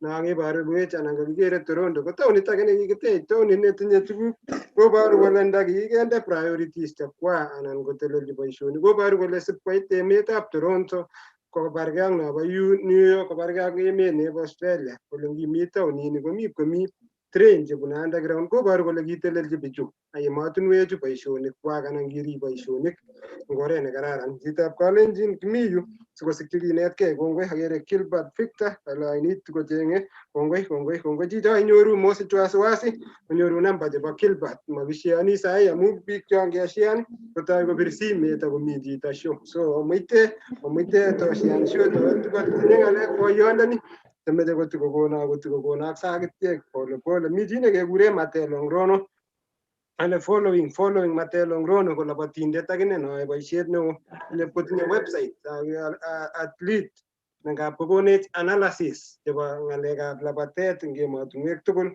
kosubech kobun taonit nebo Toronto, Canada. Kongoi Matelo, testai eng kasit nekararan neiyoe masikeityin besho kora. Mi chi nekekure Richard Keter, kongoi Richard. Akale kocham kongoi kocham kemi tetutik kora chebo Kas International kebet ing yotok ak biik chetomi show nebo betutab rani tolaikan toshian show nebo betutab rani makolo sikituch eng betutab rani akomuch mainyoru nafas iro kokoib inyoru eng saishek alak yo imi imunyi buch, yo imi Netflix, yo imi YouTube, yo imi ano iwendi kityo inyoru ile kimwa ne Gilbert inyoru sakitiek ile amin ingoro ngotko nekabo mashishi, ngo nekabo somanet, ngo nekabo ng'alekab investment amu kakopcheiwech totab betutab rani. Iberurot chichi amu chichi kotinye talentait bo labatet bo olimbo namchin ng'alekab hekalut bo konetis akobo chichi ko planan. So tinye tugun chechang. So biik chok cheosubech fans chechok che committed anan fans chechok chemokosani show chechok kokakimutu ak chito netinye kabisa chokikure tinye kerichot ng'ung. So tiketesetai ak Gilbert ameche kityo tokochi engineer kotikotestai ak Gilbert ak safarit kotikekere safarit nebo Gilbert. Testai, karibu engineer. Kongoi Osea ako kongoi kora taonyo nebo rani. Ameche Gilbert angen ale I global ambassador. Tos imwawech ile ne neyoe eng as a global ambassador kakinyorun kora eng olimbo Toronto kitindoi boisiet nebo global ambassador. Tos ielezanwech ak imwochi biik chok ile ne neyoe. Kimeche kora kerecognize nekingen ele kiyochi boisiet neo village kiyochi kokwet kiyochi biik angot cheingen ak chemengen chebo angot kutuswek alak ko kongoi eng kasing'ung lakini kimeche kerecognize ini as a global ambassador. Tos ielezanchi biik chok ile ne neiyoe. Karibu Gilbert. Ole agere huyo akafreezen Gilbert, agere huyo freezenot Gilbert eng yumbo Toronto, Canada. Much agere kakoeksiten lakini wekse kosubkei ak ng'alekab musoknotet kowekse. Lakini kongoi biik chok chosubech eng kebeberwek tugul. Agere biik chemi tokwek cheterchin koboibochin show nebo betutab rani. Kitinye tot ne notok ko Gilbert Kiptoo kobun taonit neo nebo Toronto, Canada. Chito nekikwai boisionik chechang kikomut biik emetab Canada. Ango safarinyi kotinye kanetutik chechang kong'ete inendet ngesich inendet eng kebeberta nebo Siwa kenyisiek chekakoba chichi ko koye mait chichi mait high school kosubkei ak tiritinwek chekitinye eng kenyisiek chotok. Lakini saetab Gilbert Kiptoo eng kemboutab rani kale lakwet age tugul kokwet age tugul nekosir nekolya komat kong'et eng kurgat. Angen ale chang biik cheisubech eng betutab rani kongoitayin Gilbert ko chang lagok chekosir engineer. Mi lagok lakini kongemi chang biik cheinboxenech chelen kakosir as lakwet lakini makinoe kele ne nerube. Ko saetab Gilbert chichi ko kikakikur Kapsabet Boys High School kenyisiek chu kiche lakini masikyi inendet kwa high school lakini sae inendet eng kemboutab rani. Angen ale Mungu ngesa kokase sautik tinye chi ako mi biik chetangusen mugulelwek iro kokwetng'ung akibikan ile lakwet ngoro nekosir ako konyor makisiek cheyome kebir check kwa high school komat kong'et lakwano eng kokwet. Kotam ne as chichi engineer ndakikawa high school Gilbert ini amu ngot koyai tuguk cheechen ako kituje kityo class 8 akwai boisionik cheechen eng kureretab asista koye tikesae kora keruptoi ng'alekab tonyo Gilbert Kiptoo kobun Toronto Canada kole ngot komi lakwa age tugul kokwet nekosir biikab kokwet age tugul mat kong'et lakwanotok eng kurgatyo koai ki kokwet imukakse ak lengituiyo kale kiropropi keringisan katutoip koek ndara. So engineer karibu testai. Akere family nebo Gilbert kakojoinen Gilbert eng kemboutab rani kirecogniseni kiacknowledgeni family nebo Gilbert akere mi yo kora ako karibuni masikoi kikochi boroindo kokatis kokat biik cheisubi eng kebeberta nebo Facebook cheisubi kebeberta nebo YouTube. Karibu engineer otestai ak Gilbert Kiptoo. Kongoi Hosea ako kongoi kora Tonyo, karibu awakake chunde kidogo amu ng'alekab muswoknotet lakini katindoi mangen kot ko keka swali nekatindoi nekameche sielesanwech anan Gilbert kakinyorun ko global ambassador eng olimbo Toronto. Kakimeche ielesanwech amu kakimeche kerecognisenin kora eng boisiet neiyoe eng ui tugul imite sang and you are a global ambassador, so we really appreciate you. Ki appreciatenin akelen kongoi eng kazi mzuri testai kou notok ako kora eng philanthropy ak ng'omnotet nekaiteswech ako nekaisheanwech eng betunieb rani. So tos ielesanwech Gilbert ile ne boisieng'ung as a global ambassador ako kampunit ngiro neiboisiechini ako ne neuoe? Karibu. Ki ambassador ini ko kikituyo ak president nebo community education services nekikure Michael Fredrickson as ketiem keng'et kecoordinaten ole kimuchi kenyorchi chepkondok chekisupportene lagok eng school Kenya chekikakoingian alak high school ak alak kimite universities ko kitauge alake. Ko ki kasinyu ko kicham awendi sukulishek ngolito nyipkesheani maisha kwaelewan kole une maisha nemite Afrika, une sukul sikomuch kosapotenwech kokonech chepkondok chekisapotene lagochoto. Kitieme kora keitchi kero chito na imuch komite sine shida fulani. Kitun anyoru kisichot agenge ko kindoi lakwet nekimokornen keny lakini kimite gaa oli. Nyebawe bamutu chumbindet kong'ete Kakamega akoi Kibomet eng Kitale. Nyipkebe akoi koyotok ipkeshean ko ki lakwani kikere ile kimnyoni ki shida noto ako chumbindoni kindoi akine ki eng sobenyi kikaim ng'alekab polio eng kenyisiek alak. Ko kindep koro lakwani koro kole tindoi shida fulani. Keng'et kecoordinaten akoi kebwa nyikebe sipitalit kesom kelechi ong'et onyoiwech lakwet nemite Kenya. Ko kingetou keker achek ko lakwet agenge kimakingen kit nekipongoni mugul. Ingen ile lakwanatak agenge kitun kakobit sipitalit ne sponsor nekabit chito kiit family tugul. Chito agenge nekaikere lakwet nekaikere kelen kesaruni koyep koro embassy eng Canada koro immigration kole ara kimetoito ano mama nenyi. Kimetoito ano mama nenyi kong'etundo ano lagok chun. Ipkoit kobwa ole tugul sai. Kikobwa ole tugul sai simite oli.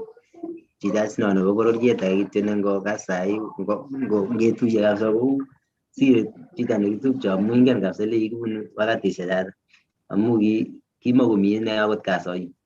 lakini kiba amut chumbino noto ng'etege Kakamega liponji taxi akoi yundop amu kiameche kityo kiongen ale ngot koit yoto amundo connection kole akipkoro shida mi ground akoro nyalda nekibune lakwanato komuchi kwai ki lakini kinyokwaak iman chichi ipkoit oli ipkekochi sipitalit neliponjin bendi akoyekse saisi kikiwek sawa makoya mising lakwanato ko kitugul cheu choto kikatiem akokasan mising amu ingen ile ngap inyoru opportunity inyoru chito age biik cheechen atya koek kityo keng'alalege ko ingen ile akot ing saet sikokarnit saeng'ung komeche itoune biik alak sinyen silechi Mungu yeibwoti bichoto ibwata lakini ngitkoek kila kitu ane suppose itoune biik alak siyeitoroti ilechi yeibwoti bichu komeutien akine konoto as nekiatieme akoordineten kila kitu ing yutoyu akoordinatenjin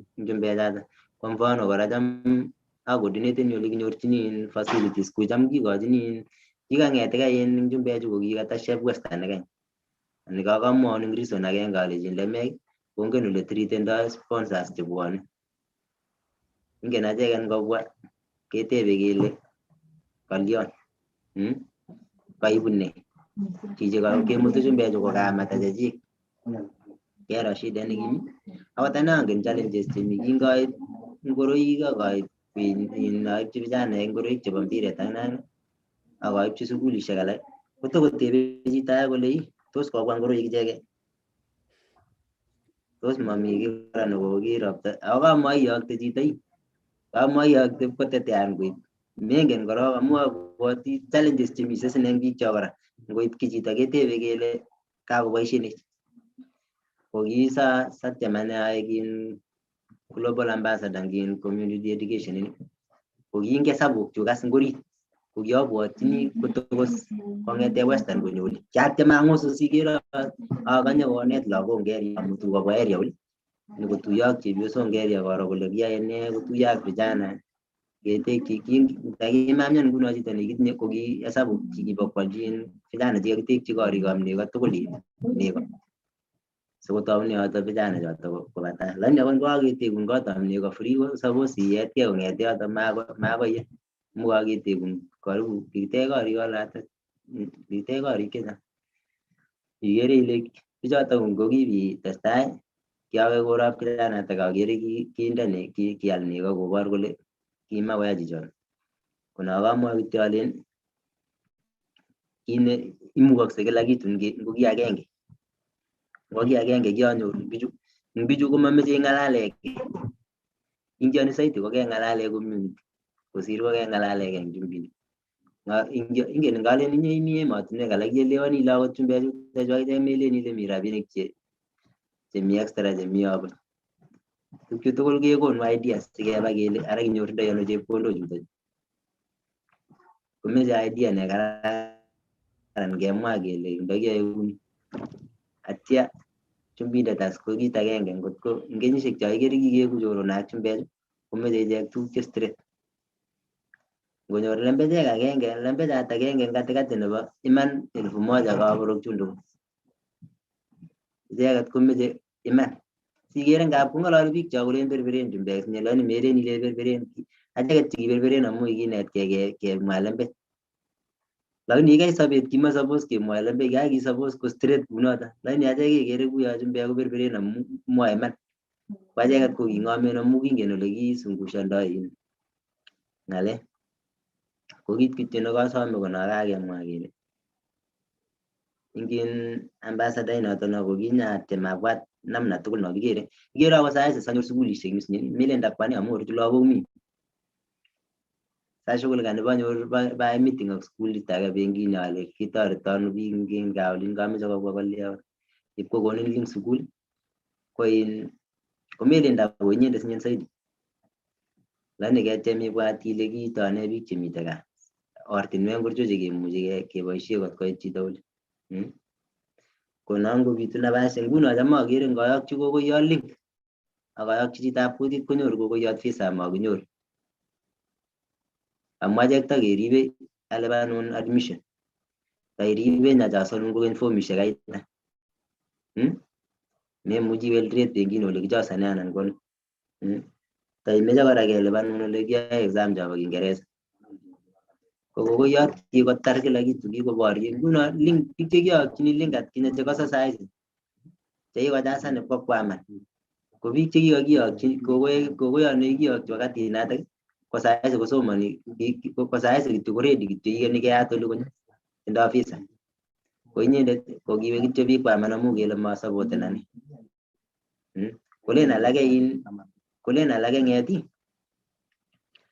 kalya mechobwech sponsor ne sponsor kabisa nemakilipani ara ane kaka kang'ololchi sukul alechi toretech kityo amu kabarech agencies nga olin agency kokwere rabinik chechang pengine ikere chabo agency chanet nguno kiyowe agencies chechang Nairobi melen ile kwa mwanafunzi boeke kuyo mwanafunzi ameche ana ale tesetai ale ameche awo Toronto aitoi ano kelecho abas Toronto kelipani rabisiek cho non-refundable angen ane ngiro oli ale siling ata chekilipani sukulishek alak chemwaun chito kelipani $90 non-refundable lakini king'ololun ngolin rabisiek chechang ni koek kiweku pasen cho lakini ngoli sukulishek ngomenyoru visa kowekun rabisiek kuk chun alak chun kong'etunda 90% $90 chekikaulden kityo chabo admission lakini ko agencies tinye chechang akot ngo kikaib 700 ko shida sinyoru 700 ichobis lakini sukul oli koweku nguno kakityem kelikyin biik chok sukul direct kobek ng'alekab agency katikati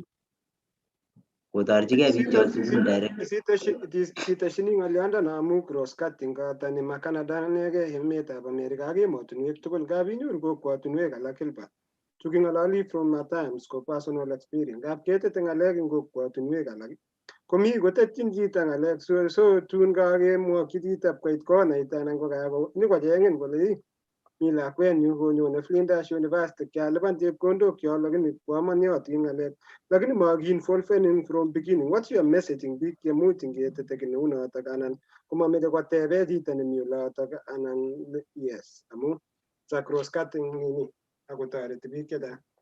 ya atinye biik nguno ngap kolecho iyokwo sukulit age 700 yakwo sukulit sasa kimongen ng'alek kole kitoune akoi ibelipan 700 korok lakini kilipan agency kokosungushan agency bile ngacheng chi nemi olotok po sukul mami ole akoi ayakte sukul ane kabisa mami akot ngawe yotok ko makosa amu komwoitoi inenyi nguno kisine kiatembet ake bong'ololchi sukulit ake alechi mitei mwanafunzi nekilipan fees kilipan rabisiek $10,000 lakini kalechi agency tomo koweku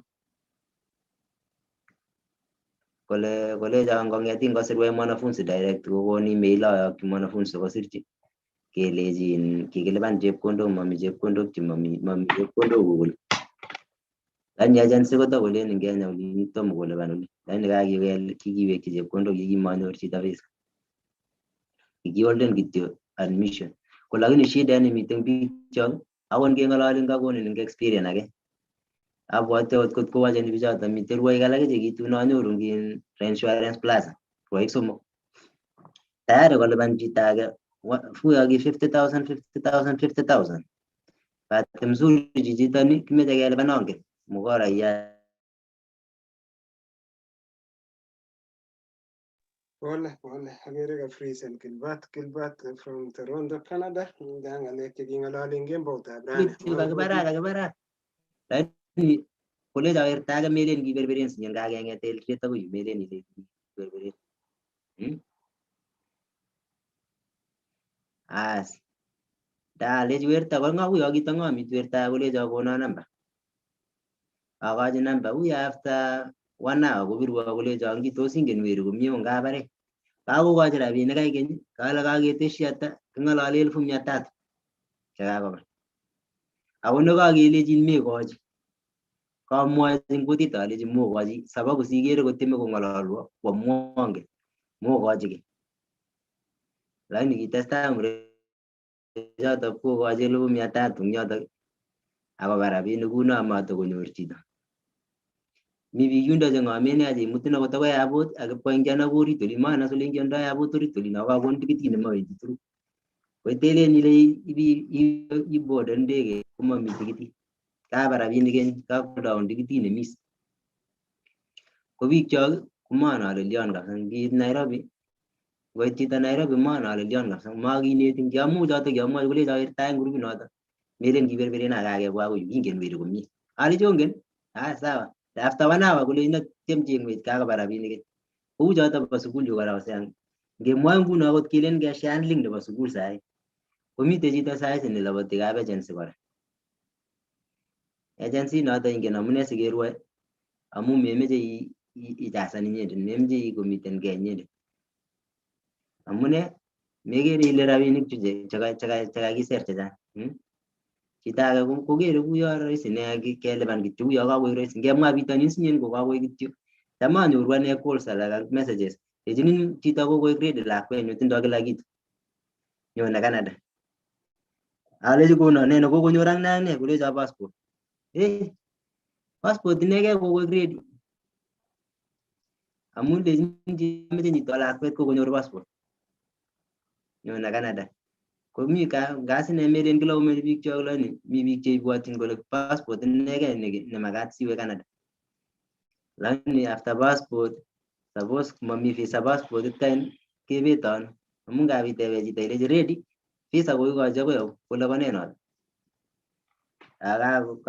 kakocheng number konyor kakoshughulikan lakini maredi tomo koek ready komeche tikinet biik chok kora konai kole process komaiku rahisi kuyoto akot ikere kechobe cheplabatet chu koibe time amu kitekun profile kora melen kilaban mahali kityeme ketekun ak ne komeche konai biik chok kora kole kito nebo maana melipan chepkondok mbio mbio meku matoeku biik che haraka chekilipani miss amu sha biik chok neachen kelechi kityo kotikone mungut kora ameche ko CPLSan amu kora makono kora siketugate kongoi biik chetosubet eng kebeberwek cheterchin kongoi kitinye biik chemi en solidarity ak achek kong'ete kangetou akoi saishekab koraki biik chekakosacrifice bundles chekwak kocheng'e information kenyoru eng oratunwek cheterchin much iwe isoman much iwe kabejenit kai nebiyoe kakikure consultation sikekonin information lakini kakokase chitab kutit kong'olole the reason why kora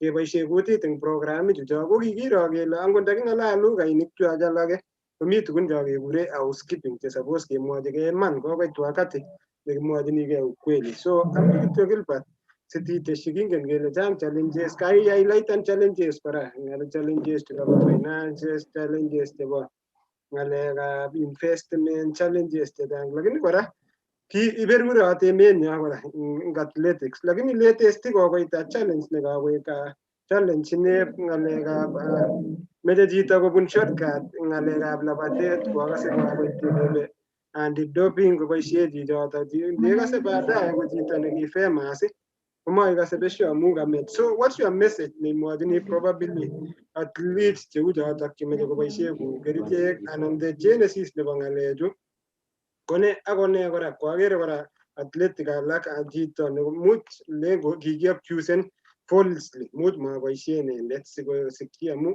nikoiku problem kora kebendi future so kiteshi ng'oliot nekelesani sikotokotestai jana basi ng'alekab doping sinyen chu kongap koboishe chito kerichot ndesomani korok ndeguguleni sinai ile yome kerutyin korok anan acha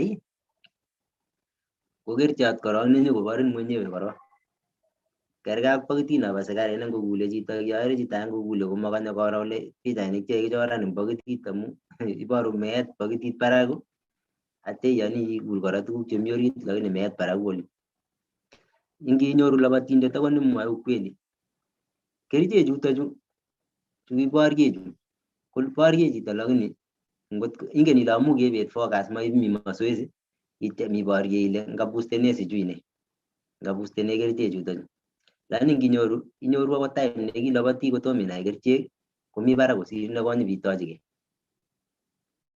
amu yun ko kifocus kabisa iborye labatet inegei lakini nguno kikoyan chitugul kole kityo chitugul neloboti komie koboishe kerichek koyan chitugul kole bas amu manoe ale akot asobe kenyisiek ata eng ng'ony kosir nyalilda nebo betusiek chechang koe kanyor rabinik atya kokurta olin koek chekoek iboishe as kerichek chutochu komengen ile iitin ano kerichek alak chutochu kiboishe chu ko masharti chechiket komakan kokaiboishe matoiru amu makoyani injinit ole weto ngorit ko makomakar kondo makat kesungukan makat kelia kolapate nenas maimunyi ingen ile karit age tugul ne mpya ngebirto grab road koiku scraps barakut nguno rwoik chutochu korok mengen chito kole kerichondoni madhara nenyinet ko ne lakini kityo kakokas kole kikoboisie anum kwa chito pkocheng ngap korutyingei chito sinyin angen kiyoe wakatisiek alak akere ngap korutyigei chito madaktari mwenyewe korok lakini kaibirutchigei kito nemengen lakini ndemukoksei kany amu inyoru marathons chechang dunia karibu 80% kowineni biikab kutit komakere amune sitakebe keboisie kerichek amu nebo tai menoe ile kerichek emotinwek cheu Russia chekingap kebanan emet musima ngebanan emet neu Kenya ako karwoik cho ko source kabisa nebo income eng bororiet nyo ko kakong'wanit ngonetkei rwoik cho kabisa kerwai no kirwoe buch atya koek akichek in federation kwai no bo iman amu kwaro in clip age nekobo Aspel Kiprop nekale federation ngotko ndetar banung'et komanyi labatyini Kenya mwae federation tomo akere chito ne ngotar chela komakomakat konyo community aka kibane kele kibanani chito kenyisiek cho ndakicheket koboru kole kitabon anda lakwenyi ingen ile ngap kyai tuguk alak che ndakainung'wong inendet chito inendet melen ane kongen Aspel as tom kiketuye kuyo mara moja na distant kityo akot melen ile ingen ane lakini ingiman ngotko kibanan Aspel ngo kenyisiek 4 ako kakotar kenyisiek choto tos suppose ni kole Kenya matakolapatyi Kenya federation suppose ni kole federation matakolapatyi Kenya anyoru shidet agenge uongozi neu nitoni koboru kole biik cheiongozani akichek ko part of the problem amu nguno ngotko kas amu mamite ole kikinde ng'atutiet kele ngokakeboisie kerichek komailapatyi emotinwek chu tugul chu korwochin biik eng pichait no kekere kiboru eng yo komite chito nebo Ethiopia nekirwoe eng yo kichenjen kainet kong'etegei kainenyi nekibo tai atya konyo nyikokuregei Aline Rita amu kikakebanan eng kainet age lakini kirwoe tugul kora lakini ndenyoru biik chok ketieme nea nguno ngotko ndo chito age utofauti ak Aspel komat koib amui kiarwoikab Kenya alake chekikebanan lakini kingotar banin kowek kikibanan Mathew Kisorio kingotar konyo kolabat neman kalya sikoek different ak Aspel yes mameche kechil sine kora mising lakini kamwae ukweli ale ngot kebanan chito akotar ban nenyinet unless kindoi ng'atutiet kemwoe kelen kendoi koek ng'atutiet kole ngokakebanan kokakobor koek chitugul konai chitugul kole basi ngebanan kokakobor kikakomwoe chito age kole ngebanan kenyisiek 4 nyiwendi jela kenyisiek 4 Kenya ashne yani amu malabati amu kole akobo bororiet age kole makan kebanan 4 years nyikwa 4 years jela amu kapkotyem kochorso lakini kameche asomane rwoik koek ongerwai neuni kibo boisiek eng tai masirei bichu masirei bichebu emotinwek chu tugul chu akot ngiro chito nerwoe ak chitab Kenya rani kosir nyokorwae ak nebo Kenya kosir korwae ak nebo Kenya akot amakiochi doping koboru kole marait chicho ngibiro chito nesire wa Kenya 5 ing event tofauti ndakipimani chichoto akot akine kolembet lakini nguno kikoek kityo chitugul ko kerichek lakini kasome kityo koek ngotko mite ole kelen kirute biik ngotko elriet ole ilen chito irutchini biik kerichek choto cho ko kebet rwoik chok amu makwoe chi mazoezi nguno yae mazoezi kidogo ko ngonyo kosirin chito ilechigei ngam asire eng mazoezi ara ngotko kwa mahali au yacham anyun osea tukchuto cheboi chuto ilen akot nekikoboisie so ilen iborchinin ake ni sire tumdo ng'alechato ngitebe chito kabisa koyebwoni ni sorry amu angen ane amu kiatem ng'alechuto chu king'ololi ak rwoik chuto chu kora kabile chito nachorweng'ung kabisa ngakase kelen iboisie olion kolechinin trainen ai mazoezi kabisa lakini ngikasate ngulin kelen boisie ndelen ninyoru inendet lion mi kisichot age nekichorwa nenyu kabisa kingabanyoru alechi angiwe ngasirin eng mazoezi siro resit ngase kelen iboisie iman anan maiman ng'alechu kolecho trainen mete ng'alekab tun kebanan kenyisiek 4 alechinin pole nguno anan alechin akikelecho maiman ngaa kiman ko kerchek chuto chu kora ko ndenyoru bichuto chu kiboisie kerchek meche kokere biik chok iro neu Marion Jones nabo US nekibo US ile kiboisie kerchek ngiro maisha nenyi sae ko shida maisha ne mwisho iumionoti akoi ngometo biik chok kerchek akwai mazoezi amu akot kerchek chuto chu komengen ile ngorongoro akibirute keman chito nemai daktari irutchinigei kito nemengen iman mere ile kerisken leone amu angen kabisa kioleno chito age kabarutchi kanege amu makanye daktari karutchi kanege mengen ile sisi ata chekerutchin borto ongen lakini kairutkei kucho mengen ile tikition ngoro nekerute Kongoi Gilbert, kongoi ngalek cho ngalek cho nin ngalek cho koro cheteje ako ngalek cho ukweli cho kikure the first hand information.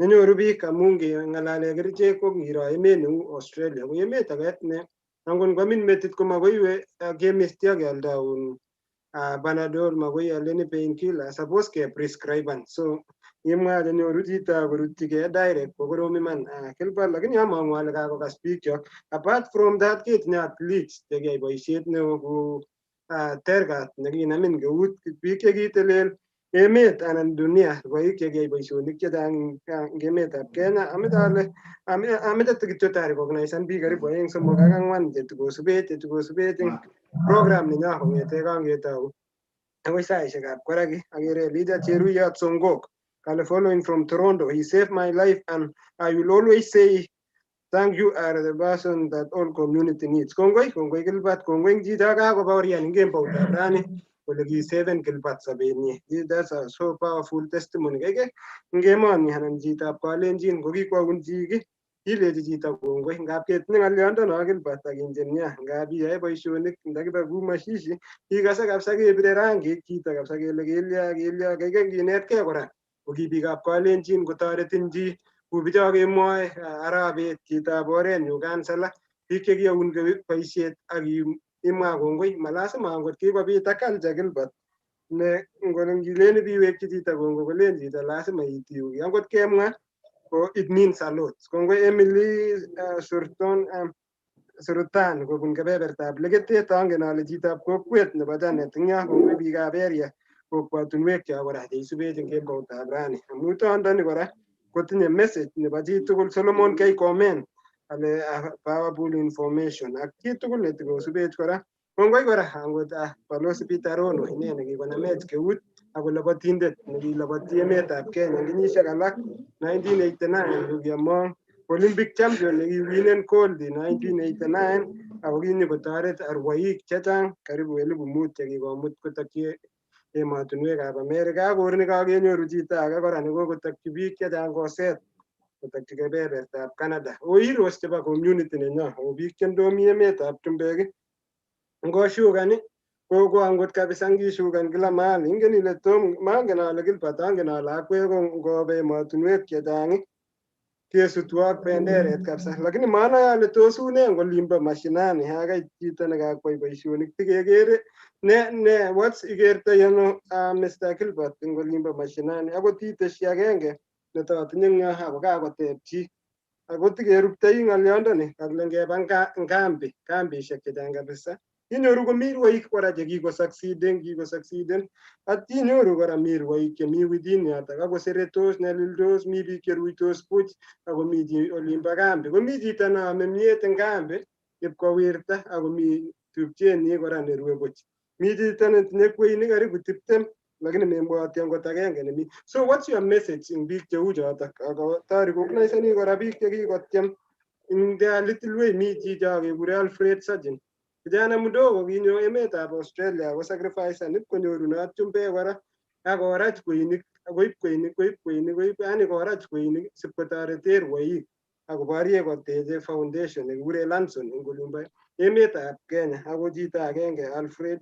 mi kora nekekure John Guto mi kebebertab olimbo Vancouver Canada kikaketoche kora konyo program ko kikakotyem iman kobwat rwoik eng olimbo emetab Kenya so what's your message eng rwoik kora chemuch kakochorchi asis ipkonyoitu ole kakoit sotikobwat fellow athletes malasima keyochi 100% lakini at least ak message neng'ung ko ne chito nengenamin keut kora ngap kekere Gilbert kwanyoru as a way of ak engineer much kyo encounter ngematunwek ngap kibatitu komunyu kanamin chito kotachin anan kostenin lakini yeite pasen chito nekanyi kenam keut anan tun ngomandoi ko kakoek boriet anan kakoek siretabkei komabinyoru bichoto kora ngo nekikanyi kehosten ko kakoib yani kanyi kotoyo biik akone kora neilechini chitab Kalenjin kehostenin kora anan konyo konamin chi keut kometebi ipkimanden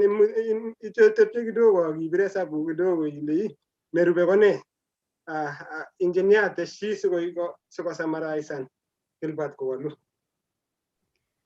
Kongoi Hosea eng maswali chotok. Abwati ale ngakachi Gilbert boroindo amu agere ale kakwo sait atya sikonyo family nenyi atya siketebe komwa ng'alekchik chebo let. Karibu Gilbert.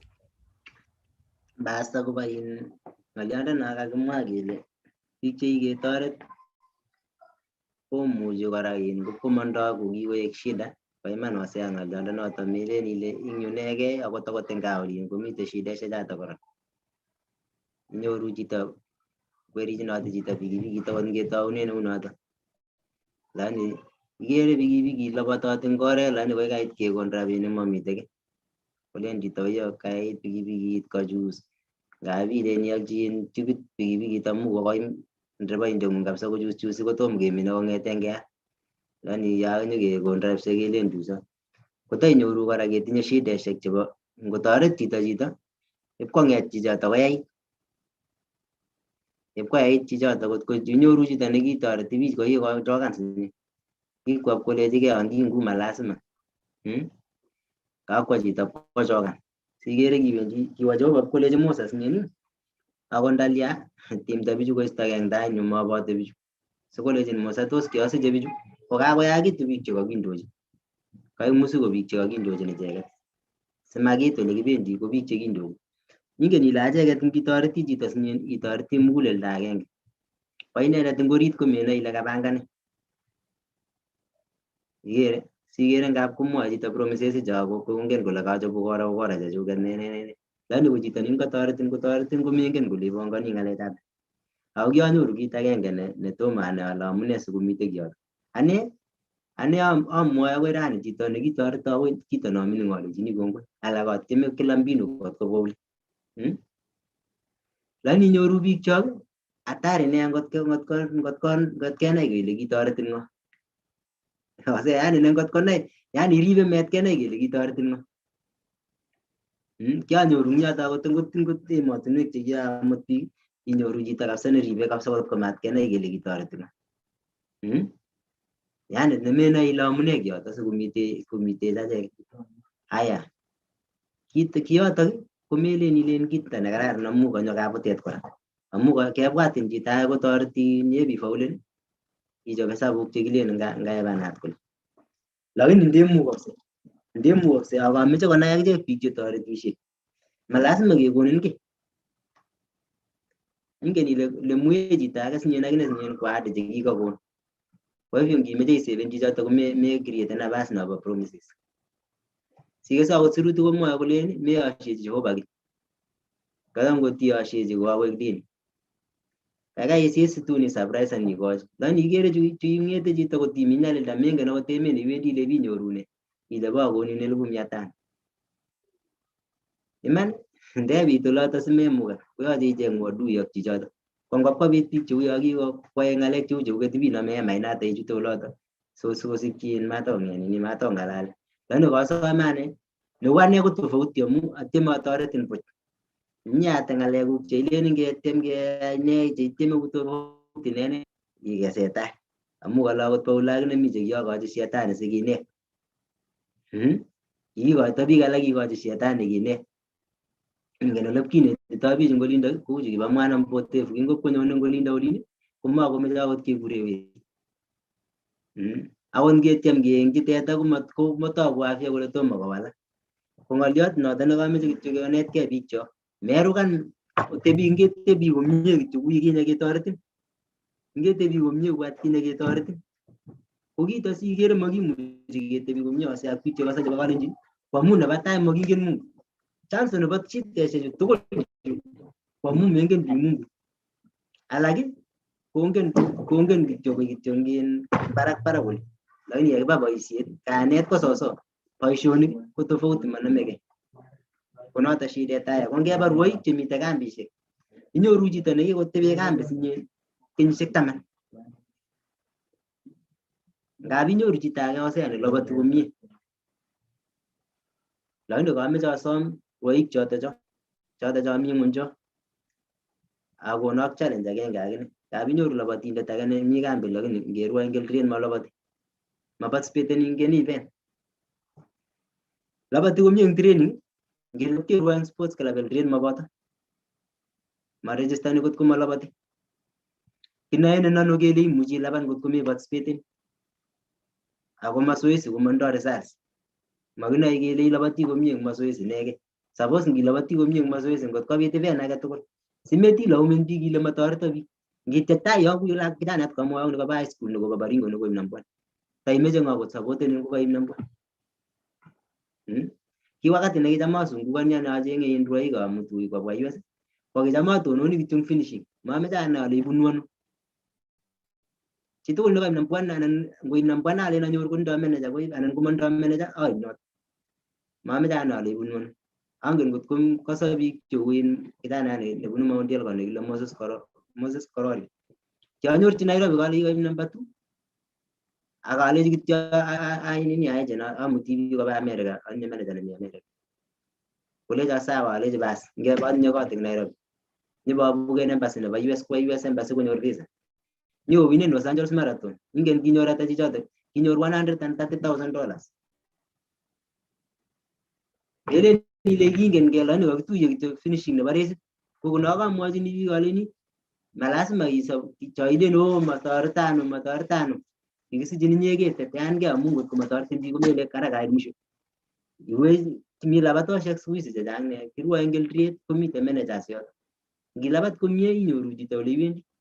Lakini ngot imi kambi ngilabati komie akoba kambi nege meendi races. Ko ya akoi laumen biik boch akinye. Amu keba Gilbert ko siling ata. Ngot itinye rabinik wiyel Gilbert labat ngilabat komie assure ale inyoru ole iwendi. Kitas kityo nekasome rwoik mite chito age ne average. Nemeleni tim to biyo janet kot koib races eng Gilbert. Amu Kenya si races nyen ngomelen ile rahisi. Chicho Igeere ko number 50 eng Kenya ko ngomi emotinwek alak karan kabisa. Komite biik che suppose kou ni kang'ololi rani kora kele ngetoretkei. Mite chito neyome iro ile chichini koloboti komie. Yes manyor chance man koyunen races eng Kenya lakini angen ale ndamuti mahali ipkoloboti komie. Kosokonyo kiyoto muguleldo ko suppose ichomchi chito age ko faulen. Ko ngot ko mami muguleldo kiyoto kelelen ko faulen ko obvious meche ikiben chichoto sikonamun masach chebo rabisiek siling 200 wachilin borto tugul siling 200. Atya komwetun ngoroik kambi, komwetun kweinik. Sikochini kweyon akikochokan eng tugul ikochi. Kweyon akikong'ena ingen imuch chitugul matieche sinyen kokerkeit mi chito age netieche kole kotieche age kole. Ikochini neungen nekite kole kaine suppose kotieche kole kwam kelyek amu ngolen kolabate koking'echigei masta age opposite. Akilen ile imite iyoe tuguk chekornyo. Ikochi chito ikoyan ikochi chito maeshe sine kikochi kweinik cheosen lakini ngab inyoru chito age nendoi kweinik chechang. Akoi komeyo kweinik bakit. Akoi koit kokochi kampunit chebo seasonit age takondoi chukiche kora chekibo kenyit nikinye. Mi biik chetindoi sachi chekibo fila chekibo keny bokirose chekibo fila chekibo keny mi chetakondoi mi biik rwoik chetindoi tracksuit choto chekibo fila keny. Kimaajabu asingane ingen akot family nenyu. Kinganyone bitonin komatinye kiy nekokoib gaa. Koakochi kila mtu. Anyone anendet komatinye. Lakini inyoru chito netindoi chebo seasonishek 5. Ako mite chito nomite tuan nenamun masach nemandoi kweyo. Ako mwetun ngoroik. Akinai ile bichu ko fani ne asinai ile mugulelwek chebo biik alak chekofaulen. Mangen ale ano muguleldo. Kicham kebunu mazoezi kabe 38 km. Atya nyokoumun chito ngoroik. Maimuchi korok ngot ole u borto korok ketembeoni ko ma kawaida. Lakini kakiumun konyone chito age kere itinye kweinik karibu beaishek 5 cheiunjini chito age nyokowir agenge orit. Kowir age amu imi kambi. Tabwati ingen biik akot saiz ngang'ololi mite kijanet age nekele Matui nekibo Kapsabet yo. ko kitun kebunu kambi ko kijana anu yo chichi kibo 70 kicham majani yep koit kambi kibunu Longran mami ki nekeome amu majanik chemite en kambi alechi kei ara kumagere ale kumagere biik ane as kotakeseto chame makatai awe jikoni bochopchin chaik che chego kianyoru kasi betuno kikibirto kitait simet bitonin ibawe bal chego bo tito ala kaliban chekain matokoe kesi kakoe kesi chekain tutigin kibunu mazoezi tugul ako akwek chu kobure oleni nge mazoezi lakini koi nikechopchi kityo chaik kombe moja chego chege nusu ak beek nusu kitai simet bitonin kele mi chito nekikiosten lakini kakotoi tabia nekibendi jikoni kobai biik ako makuk ndakimakonu abor koloboni kobwana kolechi mameche tupik noto kiyakat akelen yu kimi ketoretikei konakamwae ose amwaun ose alechini rwoik chemite kambi kobune shida machoto kityo akot tibik ichekei chemi kambishek chu kobune shideshek chechik sikoi konyor chito tishat inekei ng'ololi ng'alek alak lakini sikere tuguk alak kowendi kowekchigei biik mi biik chesikokonin tishat inekei ngomeribi tuguk chebune lagochu kere nguno ngap kenome lagok atar form 4 kelechi labat kambi keyai mazoezi challenges chekobune chichoto mamining ose mamining kebune ka biik alak kobune eunek ka biik alak cheyachen biik chesoptos lakini tiong'ik chito nesikokonin tishat inekei ibune challenges masima kono kamwae kityo alen bas ngot kobo ketoret chito itoret chito man kabisa na amu akot akinye kitoretin melen kiito barak yun buch angen tergat kimi wakatit ake tergat nekikochi labat Wakakichunde Gilbert lakini masikowek kosubkei ak muswoknotet lakini abwati ale kakokas chitugul ng'alechoto chekakomwawech Gilbert kakile ngetoretin itoret chito age ngenamin eut inam chito age eut nikonam chito age eut ako ngenamin eut inam age akiwechigei sing'etu eng yotok simach keyaun kila kitu kaimwa ng'alekab passport kaimwa ng'alekab ngap kobirwo biik alak simet kolenjo ameche ichobwo anyo America alenji okay ayagun sukulishek biker kolenjo agere sukulishek ngircho okay maybe aachi research alenji itinye Google alenji okay oronju atya memuchi angot chito koro kole application date ko anan application requirements ko ne so ameche kakile ngetoretin itoretkei ngotimuchi chamale ngotimuchi iwe Facebook akingen updates tugul chemi Facebook kolya simemuchi itoretkei kaimwa kokeny Gilbert ng'alekab harambee chebo funeral abwoti ale noto nekatinyo zaidi angot angen ale ingen biik harambee chebo funeral ko philosophy nenyu ane ndabotuneno ameche ketoret biik chetokosoptos chichin kakwo ameenda angen ale rirek iman lakini ang lagok chekang'et ang family nekang'et mutai kwame ne mutai yekawobwa keamis keba ko mutai kong'et ne mutai kolya lagochu anan mutai kolya koyotok so ongeker biik chekang'et cherirtos mising amat keeku chekiberberigei amu kakero ole kiberberteigei kong'etegei tugun chemengech ak abwoti ale namegei ng'alechato tugul kong'etegei funeral keame rabinik kebwa ng'alekab wakimbiaji ko inye neiberberi chito akileini okay ngachobun kidogo maybe isucceeden eng yo ko inye kora nebiberberi chumbek anan ibiberberishei eng olin bo sang mutai kokakeumian kora tugul ko ki community makimeche simutai kelen makemeche rwoikab Kenya amune amu kokoet doping makeyani chi angot kakemwa akobo tickets chekicham kitikikoitoi buch nguno makiyanech so ngot kotiketestai kaberberishet nekitoune ko tugun chemengech ko ongeistoegei chotok amu consequences kochang so simwa ng'alekuk chebo let Gilbert anan osea itindoi ng'olyo ameche atach Gilbert ak family neng'ung kakaker kakakobwa yo wanaweza kuja waseme jina ngomwa kainet Kumwa kainet. Ndio timu haraka za wengi jinsi kwa. Agere chobege family nebo Gilbert ameche ta recognize and bichu isubet eng kemboutab rani. Miti nekekure Benjamin Sukut Sangok, thanks for helping my friend Amos Matui. Kale kitoret chi nekekure Amos Matui. Kongoi Arap Sangok, chitab olimbo Sydney, Australia. Miti nekekure John Akoyai, those are the pure truth indeed. I wish all could hear this. Kale kongoi nata ko John Akoyai mi kebebertab emetab America ako kemboutab rani.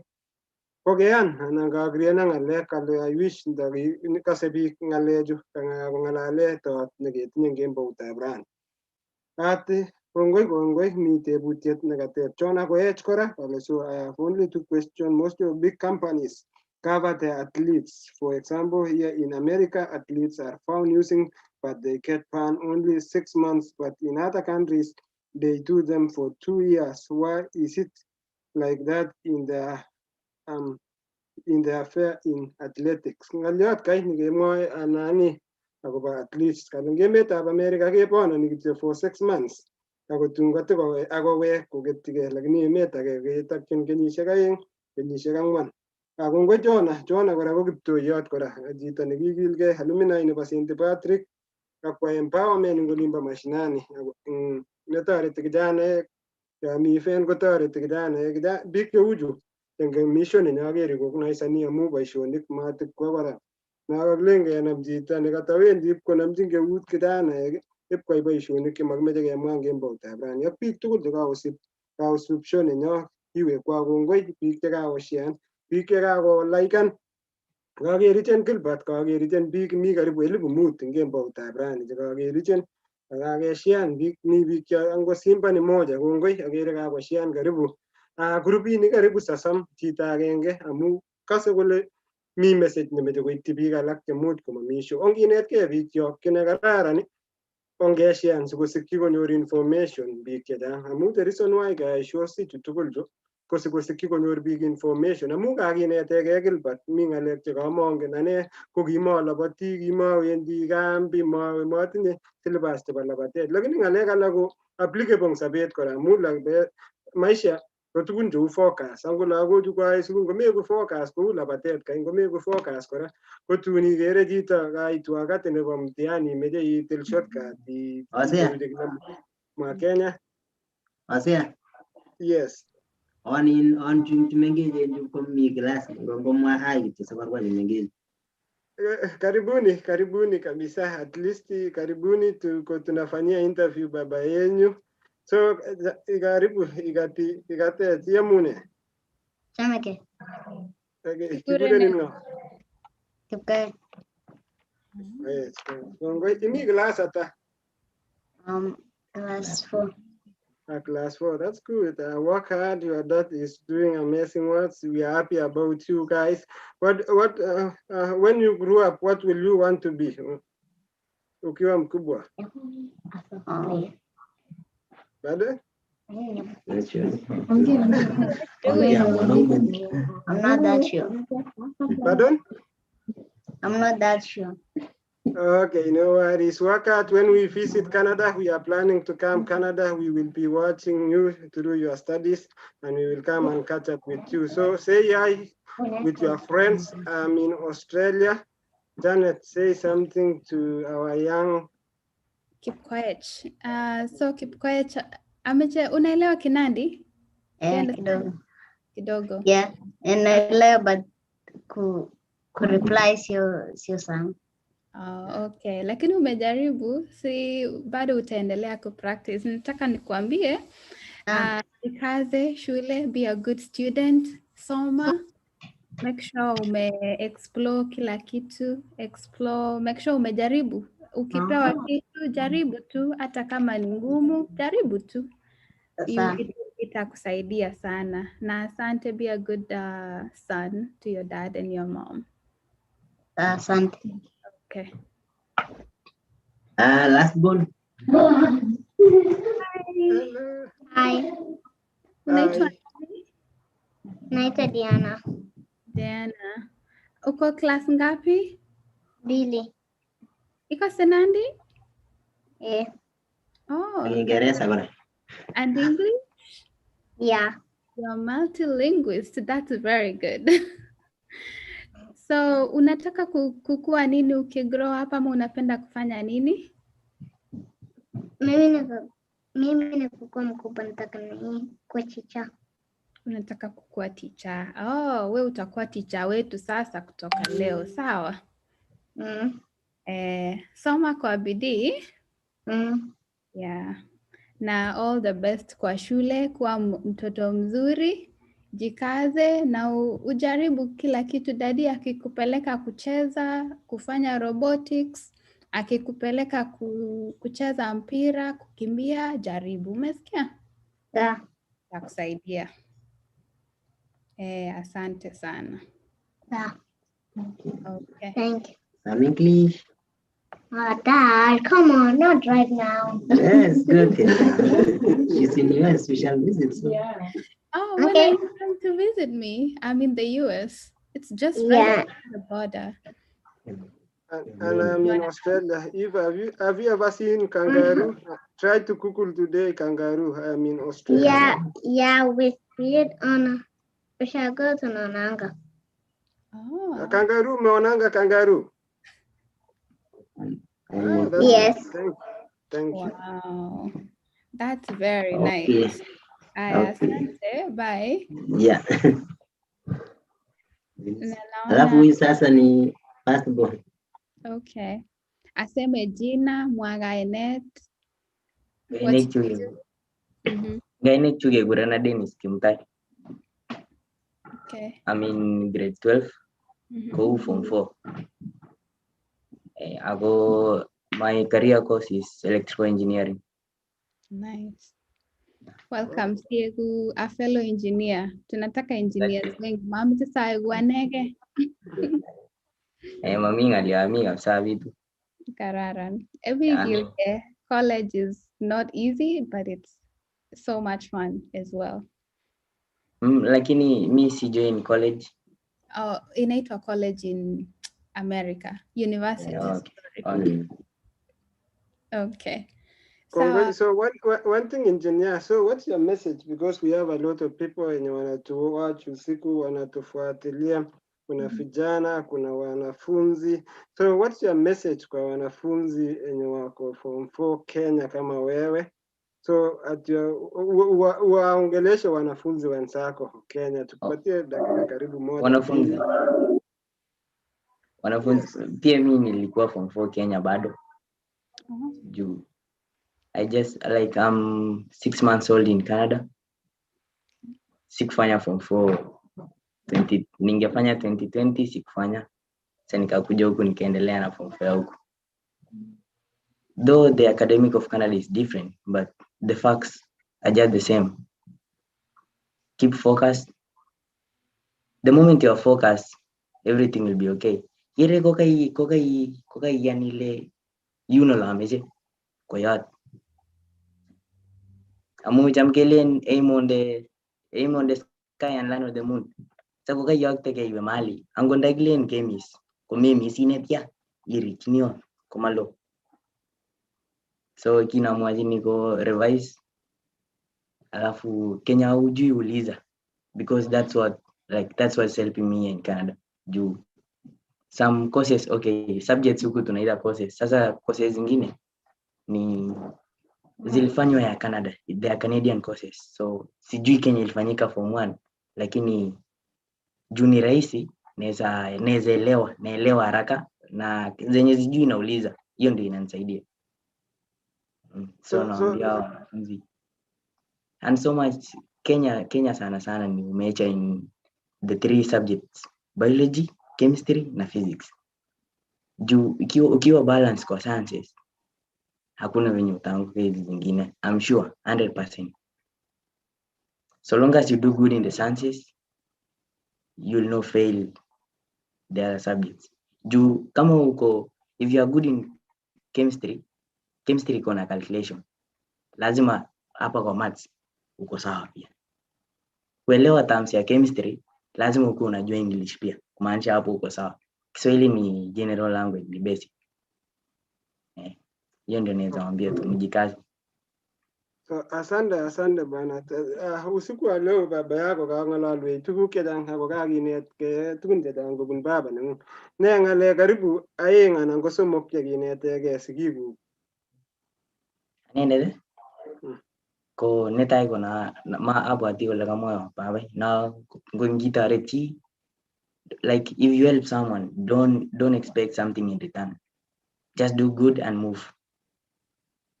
Hiyo ndio inaniinspire sana kwake. Juu yeye anasaidia lakini hataki kujua what you will give back. Like nikikusaidia yani hataki payment. Unaona, alafu trusting in God, that's the most important thing ever in the world. Amungi tiege Jehova ko chobakse kila kitu. Yani angu ndawendi so kwa wiki ngale agitiege Jehova. Kuma mapete ole imanda iten Jehova ngiyoto mapete kabisa. Lazima tu Mungu atakusaidia hapo kwa kila kitu. Asante. Nene imwachini sigikuk, what can you tell them? Unaweza waambia asante. That's it. Ni mingi, like juu first thing na appreciate, nashukuru sana kwa support yenye wamenipea tangu nikiwa mdogo. Juu mi tangu nikiwa mdogo, even from my primary level, sikuwa itumwa fees. Sasa hii ilikuwa inanimotivate juu nilikuwa naonanga is working hard. Juu kama siendi fees from primary, that means is doing something great na ananitakia mazuri. And they appreciate everything I do and they support. So hiyo ndio napenda, and they are friendly. Hiyo ndio like kitu yenye napendea sasa babangu sana na mamangu ni wako friendly. Ni wale watu unaweza share mpaka ile kitu wezi ambia mzazi. Nikisema hivyo I think mnaelewa. Unaweza mwambia ile kitu wengine huwezi ambia mzazi. Na yeye anasemanga hivyo, if you have an issue just share out. They have passed the issue before and they know how to handle it. So ngoti wenye kwa itimata ni Igeere ta ingele ajek chekine jen ko vision nya ko yutagis ta yutai video vision nya ko jine ko kigoro yotok ak kigoro ta ngoti tiege jichono ko gerun ta olin ingele cham kelen baishek chekakosekitu man ngirongonye kwa muj magerelo lakini kigoro yelo muaun sayo amu ine komwae kole kiaro cheuchu ako results chekibo tuguchoto ko kiyai kuni. Angoti ibiste ngalechoto akiwe akiyai sasa choto kilejin metaike ko results to ko junda jun kitu mami imani mabeto kabisa tu ako imani ko no like it's spiritual, right? Yani everything goes around.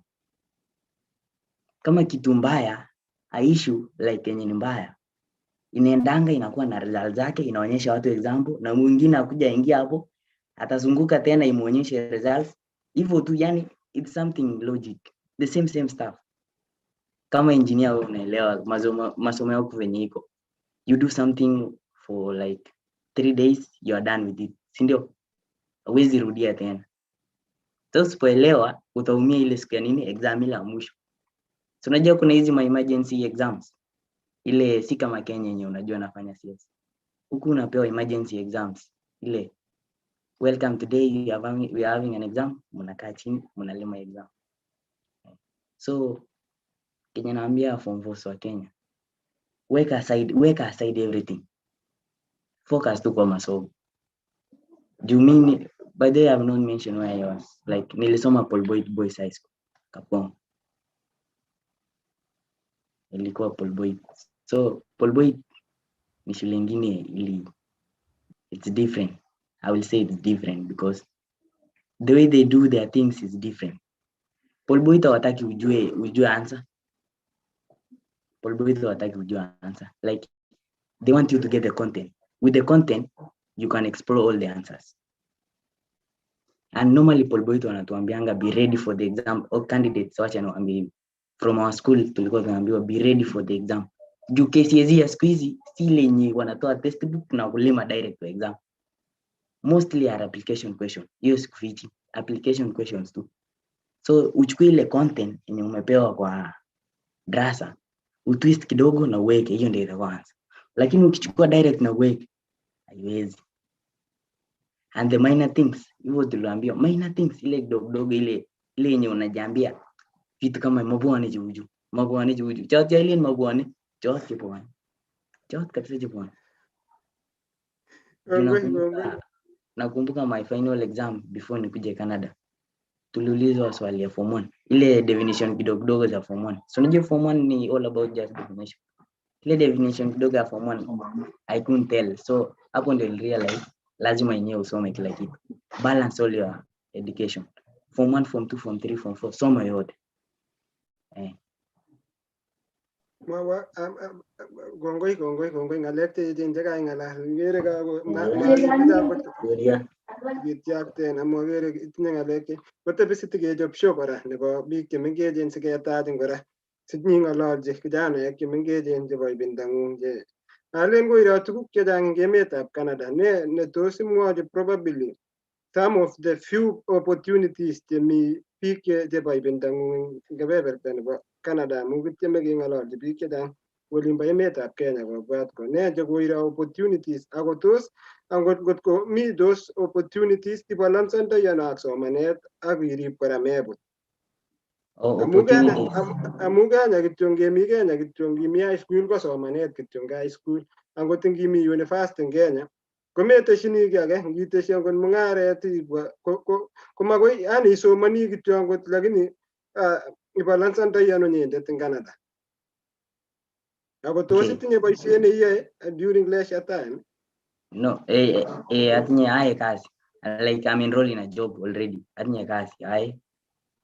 Sasa ula balance day amu ula balance days kazi ya shughuli. Canada go different juu utare darasa kekona assignment na assignment iko na siku yake ya kusanya. Sasa chamke kuno assignment yake iko na span of around 1 week to handle the assignment. Ako assignment ni komuch ko 3 or 4 questions. So chitaga nikibuno Kenya ya assignment question somo in wiki kama kawaida yake. So inakuanga rahisi juu I have my timetable. I know like kama mimi I work in the night, usiku nafanya kazi usiku. So mchana from 8 to 3:30 I'm in class. So from 3:30 paka 4 hiyo ni schedule for assignments, only for assignments. Alafu ndio nikawezana sasa kuschedule juu mimi najua social media yenyewe ni vizuri. So mimi like simu yangu inakuanga na social media only during the weekend. Ile wakati niko free. Lakini weekdays hakuna social media kwa simu yangu. Hakuna Facebook, hakuna Instagram, hakuna kila kitu, hakuna kwa simu yangu weekdays. Juu ya ile ngebiru juu times unaona hiyo kama nafanya kazi usiku niko na minimal time ya kulala. Kidogo na usipolala ngot kumeru kwa ya time mami jagelen magmwa lembe ngot kumeru ukipata time ulale usirelax mbele hapo hivi si mzuri. Pitu ni kama tu football. Usipo like kama midfield yako haijakaa vizuri defense itaharibika pia.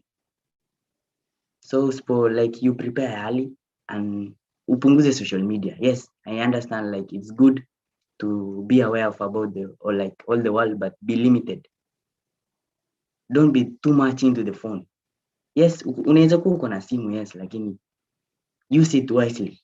Huku wenyewe kila kitu ni simu, masomo simu, exam simu, darasa simu, kila kitu ni online, lakini haimaanishi unafaa kuwa kwa simu kila time. Ni ukipunguza the time you spend on social media, definitely you'll have my time to do. Hapo ndio utarealize kumbe ulikuwa free. Unaona ule mtu mwenye ako Kenya sasa anasema ako too busy. Na kuambia ukweli, uelewi maana yako busy. Uelewi maana yako busy. Juu huku ukikuja hapa mimi nilikuja I was like naenda Canada. Hiyo kwanza nilikuwa nimefurahi kabisa. Naenda Canada sasa nitakuwa free, nitakuwa nafanya nitakuwa nakaa na lala, lakini things are different on the ground. Maisha yenye huku ni hivi, usipojipanga inakupanga yenyewe direct tu automatically. Wenye uko US najua unaelewa, usipojipanga inakupanga. Juu ukisema maybe I don't want to work, let me just stay at home, nikae kama watoto wengine. Let me just stay at home. Wale watoto wengine wamelelewa Canada, walizaliwa Canada, wako na benefits za Canadians. Juu the government wana support paka watoto. Juu nakumbuka like few months before, like tuliambiwa kwa shule, if you are interested unaweza apply, unapewa pesa kama wewe ni mwanafunzi. Lakini mimi niliona no need, kwa sababu hizo pesa million kiko ni ite 11. Sasa ukianza kuweka pile kwa mdogo, kitambo anza kufanya kazi, yazini kazi kwa 11 tu.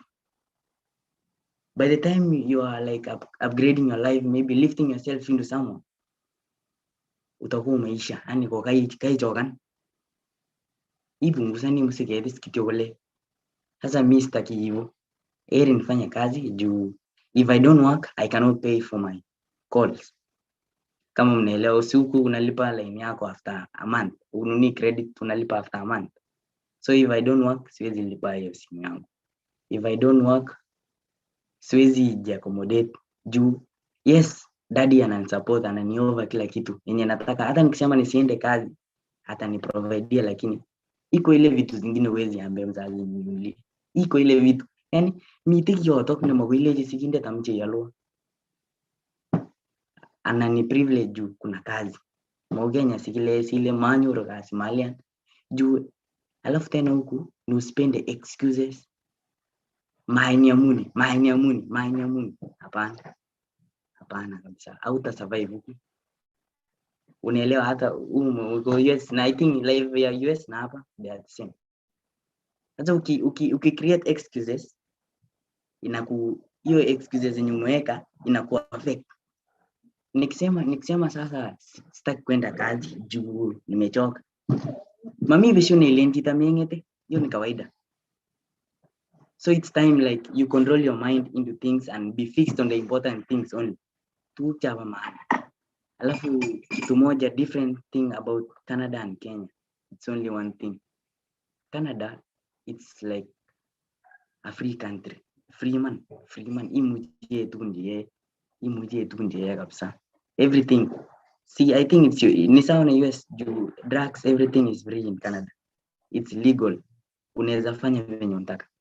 Lakini with God, you can try things. Upon the pleasures of Canada, you can only take the like those one with God. And again, listening to your parents. That's the most important thing. Standing with your parents is the most important things. Kile the moment kaita ubisha sinde college. Ani mwaisi ninde nguni iyeju. Kaibeku kabisa maiji. Amwa kweli maiji kabisa. Maiji ngoli jinsi kinde tamche iwekuni. Maiji kabisa. Chaman. Angen nale akwego agent ongen na nikitu. So the youths in Kenya, when you have a chance to be in Canada or anywhere abroad, remember one thing: be ready first be ready to take a new life, a different life completely. I believe all of you are abroad, sindio? So unaweza niambia hata wewe kingi we imanda Kenya iwe vitani kivi nyor sabene te. Amen. Everything new, friends new. Alafu sasa hapa friendship sasa ni kitu kingine different. You live, kila mtu na maisha yake. Naweza sema hivyo, kila mtu na maisha yake juu hakuna association mingi. Kwanza sababu ya COVID hakuna maneno ya kukutana juu. I remember social distance ya darasa when like we have in person classes. Unakaa hapa hivi, mtu mwingine anakaa 4 meters. Yani wali double the distance. Ni 4 meters. So kwa hall moja, unajua wakisema hall huku, ile hall ilikuwa inachukua wanafunzi 100 na wana limit paka ikiwa wanafunzi 6. Si rahisi. Unakaa hapo, mwingine ako huko. Sasa hiyo inakufanya unajua yenyewe yes umekuja Canada, yes uko Canada, lakini unafaa kurealize nini ilikuleta Canada. I'm lucky, yes, juu nilikuja through baba, sikukimbia ama nini, na mimi sipendi kukimbia. Niliona uni advice nikimbie, siwezani kabisa alawatiman, lakini sina ile, you understand, like that passion of kukimbia, sina hiyo. So I'm focused only on education. I believe education is the best thing in everything. It's the key to success. Yeah. Thank you, Dennis. Abwati ale chito nekakokas amesikia, especially kijanaek chemengech ako kaikonech fresh experience nebo less than 6 months of being outside of Kenya ak tuguk kora cheimuchi iyai in Kenya ak cheimuchi iyai in Canada. So kongoi ako kaicherech kora kaikochi biik ngalek cheechen. Makoi abwati ale kai graduate sitigen right anini kuya kakomwa Hosea ko sitake invite anini kotinyo show sitingalalchi biik kabisa komye from your own perspective, especially challenges chebune vijana eng betushechu. Ko Hosea abwati ale ameche nekit sike finalize kako sait kesame tonyo nebo rani komwa ngalek chik chebo let, anan tos itinye ngalyo Hosea amaki kurtonyo. Kongoi engineer, kongoi Dennis, kongoi family nebo tot nyo nekakitinye betutab rani. Agere matinye ngalek chechang amu ngalek chechang ko kakongalalso icheket ak kongete ketou akoi saishekab koraki ako tot nebo betutab rani kakokusian ngalek chechang chetinye biik, personal level, family. Tot nekitinye ra ko all round kakotestifaan ipkotestifaan lagok. Kocham komi ngalyo Janet nemwoe balozi nacham kolen kalen keku chi nekimondoe, nekisobe, nekilio, lakini ikere tot nyo eng betutab rani ko kakobaorian ipkobaorian lagokchik mwenyewe. So it's a challenge to us, it's challenge to chitugul, challenge amu ngalek tugul chekakongalalwech kokangalal kobun muguleldonyi ako kait lagokchik ako kakobaorian eng kemboutab rani. So kiboiboen kakecher kakeku motivated na personal level kehosteni show. Ngalek chebo betutab rani ko kakokonech kimnatet Janet, balozi ak biik tugul timitab Igeere nechitab Kalenjin, biik cheisubech fans chechok, biik chekikehosten kobwa show ko kikeku family. Kongoi amu kakenyoru family ra nebo tupchenyo Gilbert. I am sure Janet ndelen ra ngemeche iwe kebebertanyi bo Toronto, Canada komaitoboti ingen ile itinye tupchet nekikure Gilbert komi kebeberta nebo Toronto, Canada. Kibildeni network kora nebo biikchok. Kongoi kora ere ambassador nenyon, ambassador Julius Pito komi kebeberta olimbo Pakistan kosubet inendet. Kongoi kikitach inendet konyo show akosubet kora ak biik tugul counties tugul. Kimwoe ngo kongen ngo Janet, chang biikchok kokobarait kot aketesetai kobaraitu sitikerikyi biikchok eng betusiek eng saisiek tugul. Ameche kityo I opportunity kikochi atonyo komwa ngalek chebo let atya sitit kitugate tetutiet nebo betutab rani. Gilbert Kiptoo konecho kikure parting shot chekuket ngembo kakileken anyinyen ngalek iman, lakini kakoit kitugate ngengalali eng emetab Australia ko kakoit karibu anane kemboi. Uyo kikainyo emetab Australia kaekat kora ko emetab Kenya komi sapa, ko emengung nebo Canada ko uyo karon saa tano. Karibu. Basa ngole biik aengu chekamangalalso kityo hai kityo siko Sawa. my brother no. Hey. Oh, awesome. Hey. Hello. Mwa kainet akimwa ile ibunu ano? Okay, your brother, I guess. Or say something about yourself. Kainai ko ile jarap songok. Gakoziwa kitupcha Gilbert. Gilbert ko tupchenyu ako babanga. Nice. Like kikowalech ngangalalan kiaro tuguk amu kikibunu maisha notok tuwai. Amu kimakolo mising kane kianetegei inendet. Role model nenyu kora. Ngalekab Mungu ko kineta ane ko amdoindet kora. Kiamdate bait kimasta nimbo Kisini. Ko chichi nekineta ngalekab Mungu. Koneta logoiwek chemiachen. Taunetab ngomnotet ko kichwech Jehova. Mami kiy nesire notok. Ako yo miteu amwa alen Mungu nekitwanenyu ak Gilbert nekiboisie tupcho nekikure Gilbert ak tupchosiek alak chechang chemi nguno chekimite tugul emoni. Ko Gilbert nekiek inendet ngasit nekikilany ako mabol anan malalamekan. Kibunu batenyi kokesenwech akoi koron. Ndakakoit koroni koinetech ole kisetitoi koroni. Amu ingen ile kito kora chango neinyu anan ole inyu ko lazima kobet chito nelechin kibendi kuni kitepche kuni kiyoe kuni simuch inakte stepit age tugul ako stepit agenge. Kokingaitu koroni ane koter koret biik chok net maname kaka akot maker kaka koroni kikitech ola tugul mau gaa. Mami lekelen kibati yo sikekol ne sikoek ne mami. Lazima keba ground keyai kasi ngureni sikenyor. Okinyoru chebo construction ane tribal construction. Akateksote akere ale maya betusiek chematya ameisha toi kampunit nenywa. Siamuch asir biik alak akichek sikimuch keyai kasi tugul kesoru biik chemi gaa oli. Ng'olyo nekakamwa Gilbert nekorom ko no lechin chito toreto itoreti ikochi linkit itoreti ikochi chepkondok lakini kora chichotok komameche konemgei inendet in person kwa ground kotiem.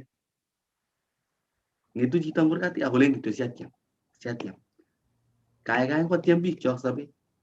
Kingamite embassy Nairobi amu kyawe mara mbili. Kyawe netai karon kyalyoe saisiek abet. Mami biik chok chebo kutit chetieme kou biik chebo bororiosiek chuk. Mangune nebo kokoyot embassy nebo America kotieme nebo Canada kotieme nebo Finland kotieme nebo Australia. Kalya biik chok chekame kotebi ngamano biik chok. Kitepche nga akoi akuyo. Sikolya sikewal ne. Ongemetochi biik chekakoekitu gaa ongebe murenik keset. Ongebe tibik chemengechen keset. Ongemande mi ortunwek. Kokakere kong'alal manda kole kakakobit link nebo kokochi emetab Canada uyo Finland na Australia Kenya ak England Kenya county nebo Uasin Gishu korok ko first priority biik chekoikoche tai kotiem. Kalya makikoite lagok ketiem ngialde tuguk koba lagok kotset eng emotinwek cheu chu. Amu akot kokakwe nyalilda nguli kotakobitunot makirue buch. Takobitunot makirue buch. Ako ngometoige chi ateb neya ngometoige chi ateb neya atebet nemi kekiseki nemi. Mameche aib time nengwong mising akose chito nemi Australia akoi saa 8 kemboi. Kaet ngolo kaet. Saa 5 ngoli nguno kobet. Abwati ale saa 5:46 kole. Mameche aib time neo achamok tugul cham asubi akot daktari cham asubi chicho bo kapchemakari cham asubi bicho tugul cho. Koa van nengwong'et akachomok mising kongoi tupchosiek chuk achamok. Kongoi nebo man ako kongoi amu kaishanwech ako kainetech akinye eng experience neng'ung ako kaing'ololchi biik chok ako kaimwawech akobo Gilbert ko chito neo nekimeche kekase ke tugul ak ke appreciaten. Matkiken anyway God forbid lakini matkiken eng betusiek chebo let kebwane akelen oye kikararan chicho ongemwochi biik kora kotukosoptos kotukokase. So let us appreciate our people and Gilbert kakomwa family nengung ke appreciatenin ak kasit nekiyachi biik angot chemengen angot chemabo kutinyo. So ongeyachi biik tugul boisiet kongoi. Agere chito age netakomi let yo. Karibu. Achame akatak tugul kole chamgei. Okay. Ngainaik chu kekurena Stella Chepchirchir ako achito agenge nekikotoreto Gilbert eng sobenyu. Kianyone Canada in 2018 nilimaliza naweza ongea Kiswahili. Nilimaliza my KCSE 2018 so but sikufaulu.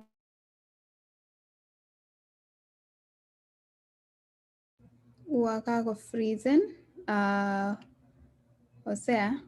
Pole agere kako freezen Stella ako katinye ng'alek cheechen chekameche komwawech ak kongoi kora tupchono kashian nebo construction kotikibwoti biik cheyoe unique boisionik ak agere kora kakoqualifyan Janet siketach konyokotonyo kora sinyokong'ololwech akobo ng'alekab kebeberta nebo construction ak boisionik kora kebebertab Canada ak chitugul family nebo Gilbert agere kakofrisen ako kakimeche kityo kokonech parting shot akomwawech kora ole much kenyorundech sikokon email chachik ngomi ngimokchinigei kebebertab Canada komuch iasesan Gilbert sikomwowo achek kemi Australia matakitinye syllabus chechang chebo kebebertab Canada lakini kakimutwa ak chito one-on-one. Kimong'u Jonat kakesacrifice and time karibu saisiek 3 anan 4 keyoe show. Atinye kamang'unet eng kemboutab rani ale lazima konyor chi anan komi chi nenyoru message. Angot ngomakinyoru biik aeng anan angot ndakinyoru chito agenge nelen kianyar kitun korifan show nenyo ko boiboiyet nyo notok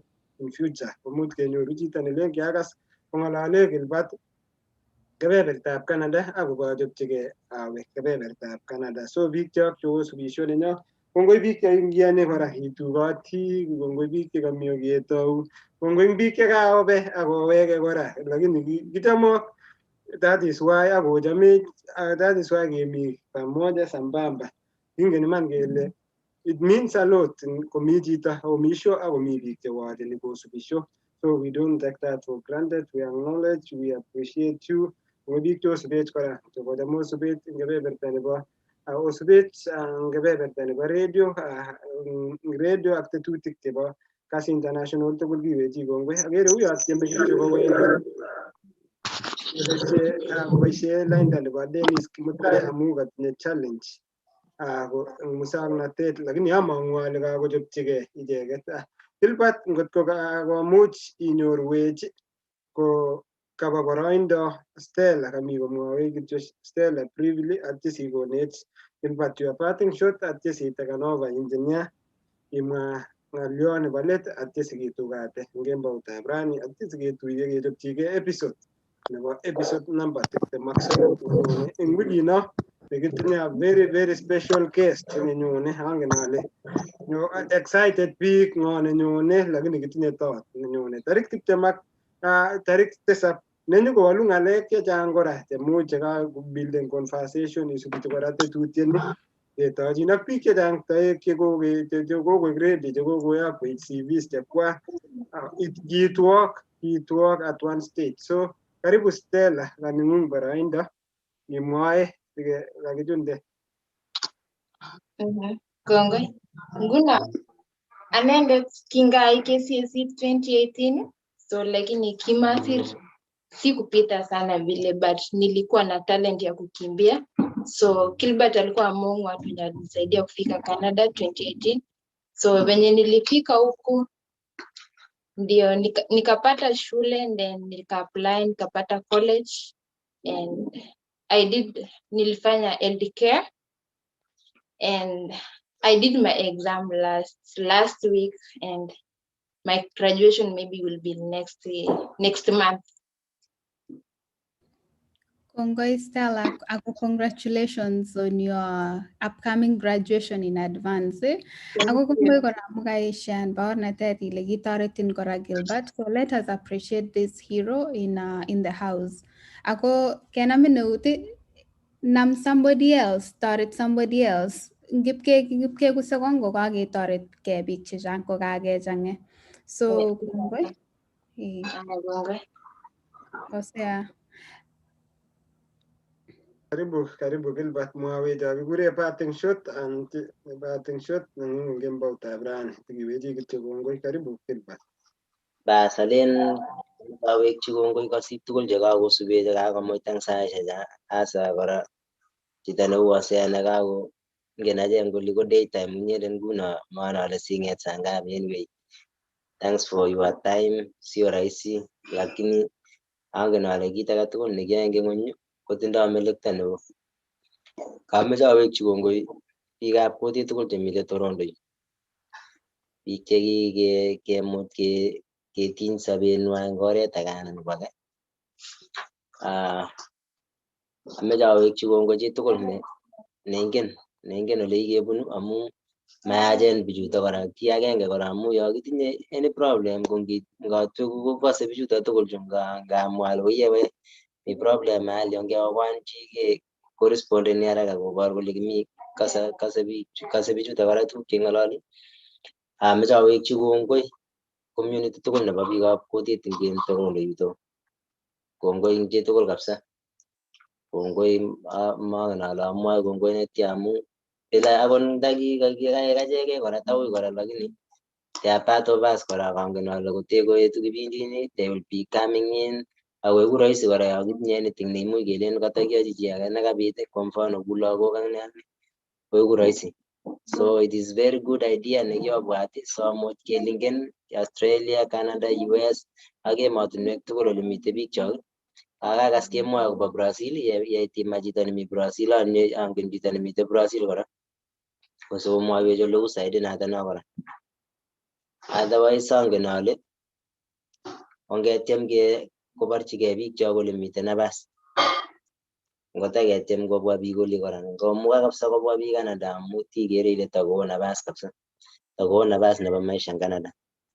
Ngoyan biik chok kotiem kobwa kasangen ale oseasanetin sishan namba chechuket tinye namba chechuket ako ndo bicha alake cho ngot ko namba chemakat anan ko Facebook itinye everything osishanji bichoto cho atya koyekas chakilen kityo sendanwa link akasendanun kora osea link nebo Canada wakin akot channel siongeninis sioyokchi kora bichoto cho. Kongoi Gilbert, amang'u ale kisheyoni eng pageit nyo nebo Igeere ne chitab Kalenjin details your email sikomuch koreachenin chito through via email ako kaikai ole kasomto uye kaikai ongekonyit kora chito Gilbert amu kakokon chito namba uye ngoek kityo kefokasan eng tuguk chebo maana. Ameche kityo akochi engineer komwa ng'alekchik chebo let ak take away nenyi eng kemboutab rani. Karibu engineer. Kongoi Hosea ak tonyo nebo rani ng'alekchuk chebo let alenjini tonyo kongoi mising amu time nekaib angen ale chang shughuli chang bara tugun chekateae eng betuni ako kongoi because you took your time. Kongoi kabisa. Kamatokomuch balozi komi kobatech the whole show lakini kilenjini angot akine engemite kongoi. So eng my takeaway rani alenjini biik let us work hard ako ngenamin eut inam chito age. Ongerop keun kakile kakamwa Hosea kole ngerop cheringisoi koeku ndara anan ngerop cheringisoi katutai koeku ndara. So who knows mutai kokakemong'u ko ki community ako notok amune sikemite show ini ko kichomok iman ako kiwekwa kongoi eng followers ak biik tugul che subscribe, share, ngoityi chi ng'alechu kakemwa akobo Canada mising rani. Kikamwa lale kora Dr. Tarus eng episode not the previous one nekobo lagok but before that one kikang'alale Dr. Tarus kora akobo ng'alekab application nebo Canada ak application nebo kemanda sang. So sitiwe chi ngo kikemisen those episodes ko sitiwe irifaan eng episodes chotok. Ako kakaker kora kakateb chi kole kinyorchin ano kitabut kaba AD ko sikeshare eng pageit ako sikereply eng yotok link nebo AD kale imuchi irichen eng Instagram, Facebook anan ko number ko sikeshan kora how to get to Harvard eng yotok ako beit ko 1200 kityongon. Ngotimuchi ial chabo Christmas abwati ale imuchi ial kitabut. Ngotimuchi ial bundles cheiwe Facebook imuchi ial kitabut. So ongetech ng'omnotet ako ikuye kakomwa Dennis kole mutai kakeshean link anan keshean contacts, let's be respectful. Masimutai keleini iyokwoke kuye kakomwa. Chepkondok kobeku cham alenjini biik imuch atoretin chepkondok iman saizi lakini mutai iweksei lakini ng'omnotet ak opportunities ngatoretin iwendi akibisopchigei. So ongeboishe mtindo notok ak ameche sikewal angot yekibwendi politicians komame sikefokasani kele kakonech siling 10 siling 20 ongibwat kele ne nekakonech nemutai ketechegei. Ma politicians ichegei angot biik cho kibendi kesome toretet eng olobo gaa.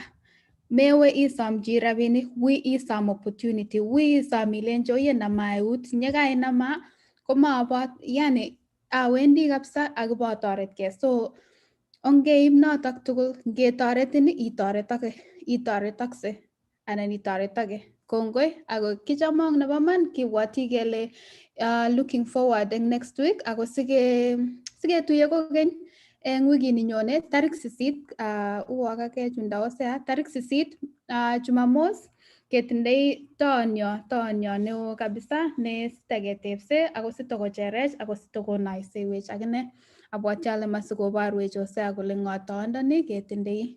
Kongoi, karibu Osea. Kongoi engineer nenyo akikoseningei ako abaibai engineer si sacrifice ani I know inye itinye boisionik chechang but despite you are busy kakamwawech kobwatwech kijanayat arap Gilbert kole reason alen chito excuse busy ko it's a mere excuse. So despite the fact boisionik cheiyoe iwekun kongoi engineer saisiek chu katemi boisiet lakini sacrifice and saisiek karibu 3 anan 4 sinyo show ini yawekun kongoi. Ako engineer kora Gilbert ingen ile ui kora chito komwaitagei CEO kikotoi kibagengeit nekikure Ndonyo Mat ko ayai ineni promoteni asolaek mung'aresiek according to the research ko biikab Kalenjin koyoe boisionik chechang lakini ui komwaitagei lakini engineer ko kiko-createn a way koib concept nebo emetab America akochob website nekikure Ndonyo Mat.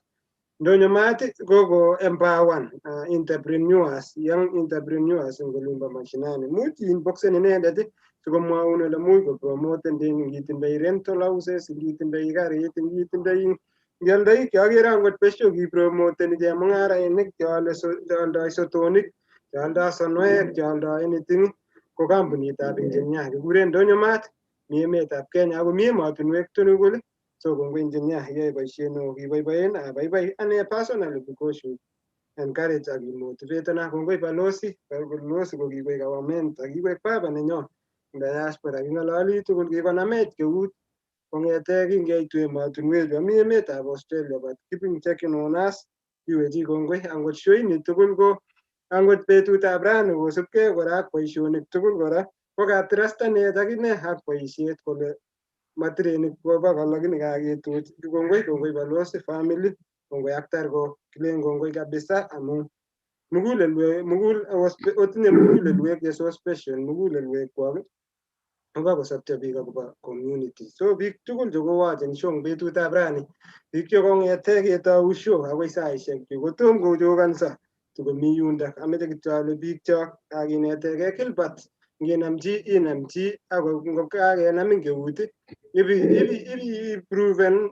ikochi chito simarigreten kole ngakianam ni nyokoek tabu. So ngenamin inam age ako nyinam chito age kotko nyikobaurian chito kole oiye kikinam iman. So biik chok tugul chewacheni eng mtandao nebo Facebook chosubech eng grupisiek chosubech ameche asoi siretab kobun kebeberta nebo Delaitoo nekitinye kotot angen ale kakeiwech anet komwa noto ko ki principal nanyi eng olimbo Alliance Girls High School Mrs. Menja. So principal, I know you are watching the show akisubech kitochin you don't take for granted at least inye ko kitiny sobet nebo biik chechang. Netai ko ki internet kinet inendet eng Alliance Girls High School ako kinyote time kora nekwakase lagok chechang kong'alale len kityo chitugul my dream school is Alliance, my dream school is Alliance.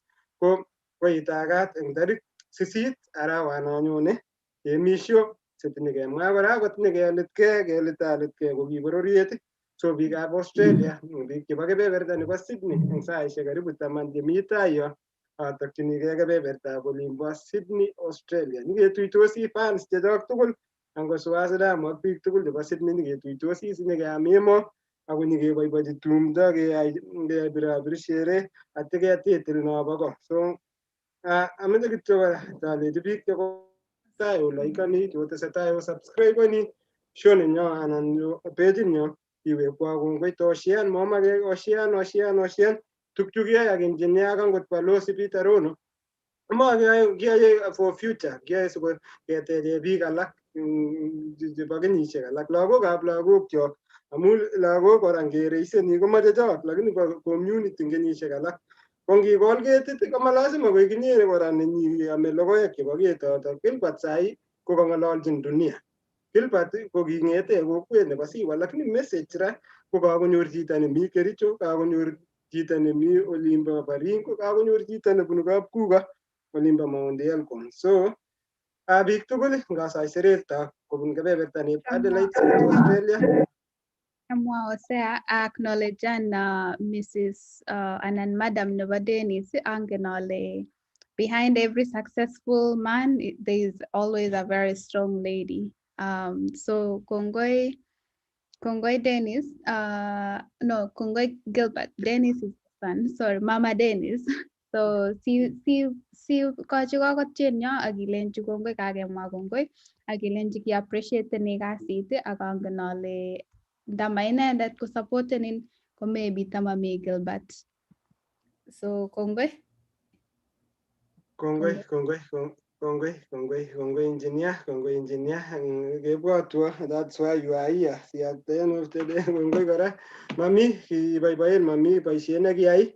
We are so happy. At least lagok tugul mwae kongoi, komakwa ki age tugul ko family ak teamit nya tugul nebo Igeere ne Chitab Kalenjin ongetestai ngamakwak olebo Australia meja makwak kityo angen ale omi kemboi ak kwen mi biik chomi night shift komi biik chemi Rwanda karon komi biik chomi emetab Kenya chochopchinigei sapa ngamakwak sapa omi biik chunbo olimbo kebeberta nebo Canada chochopchinigei kong'etye ameche amakwak betut nebo kaberuret ameche kityo itebegei chito ile kocheru asista akoi koi kororoktoi asista kotos kayai ne. So a challenge anan homework na metau notok na metaiwok ing kemboutab rani. Kongoi kora Pastor Grace Mutai akere kaimong'u kobun kebeberta nimbo Columbus Ohio amakwak age tugul bikyok oye anyiny ng'alek lakini kit nebo maana kityo ameche amakwak betut nebo kaberuret chi age tugul ne isubi tetutieni ne isubi programini.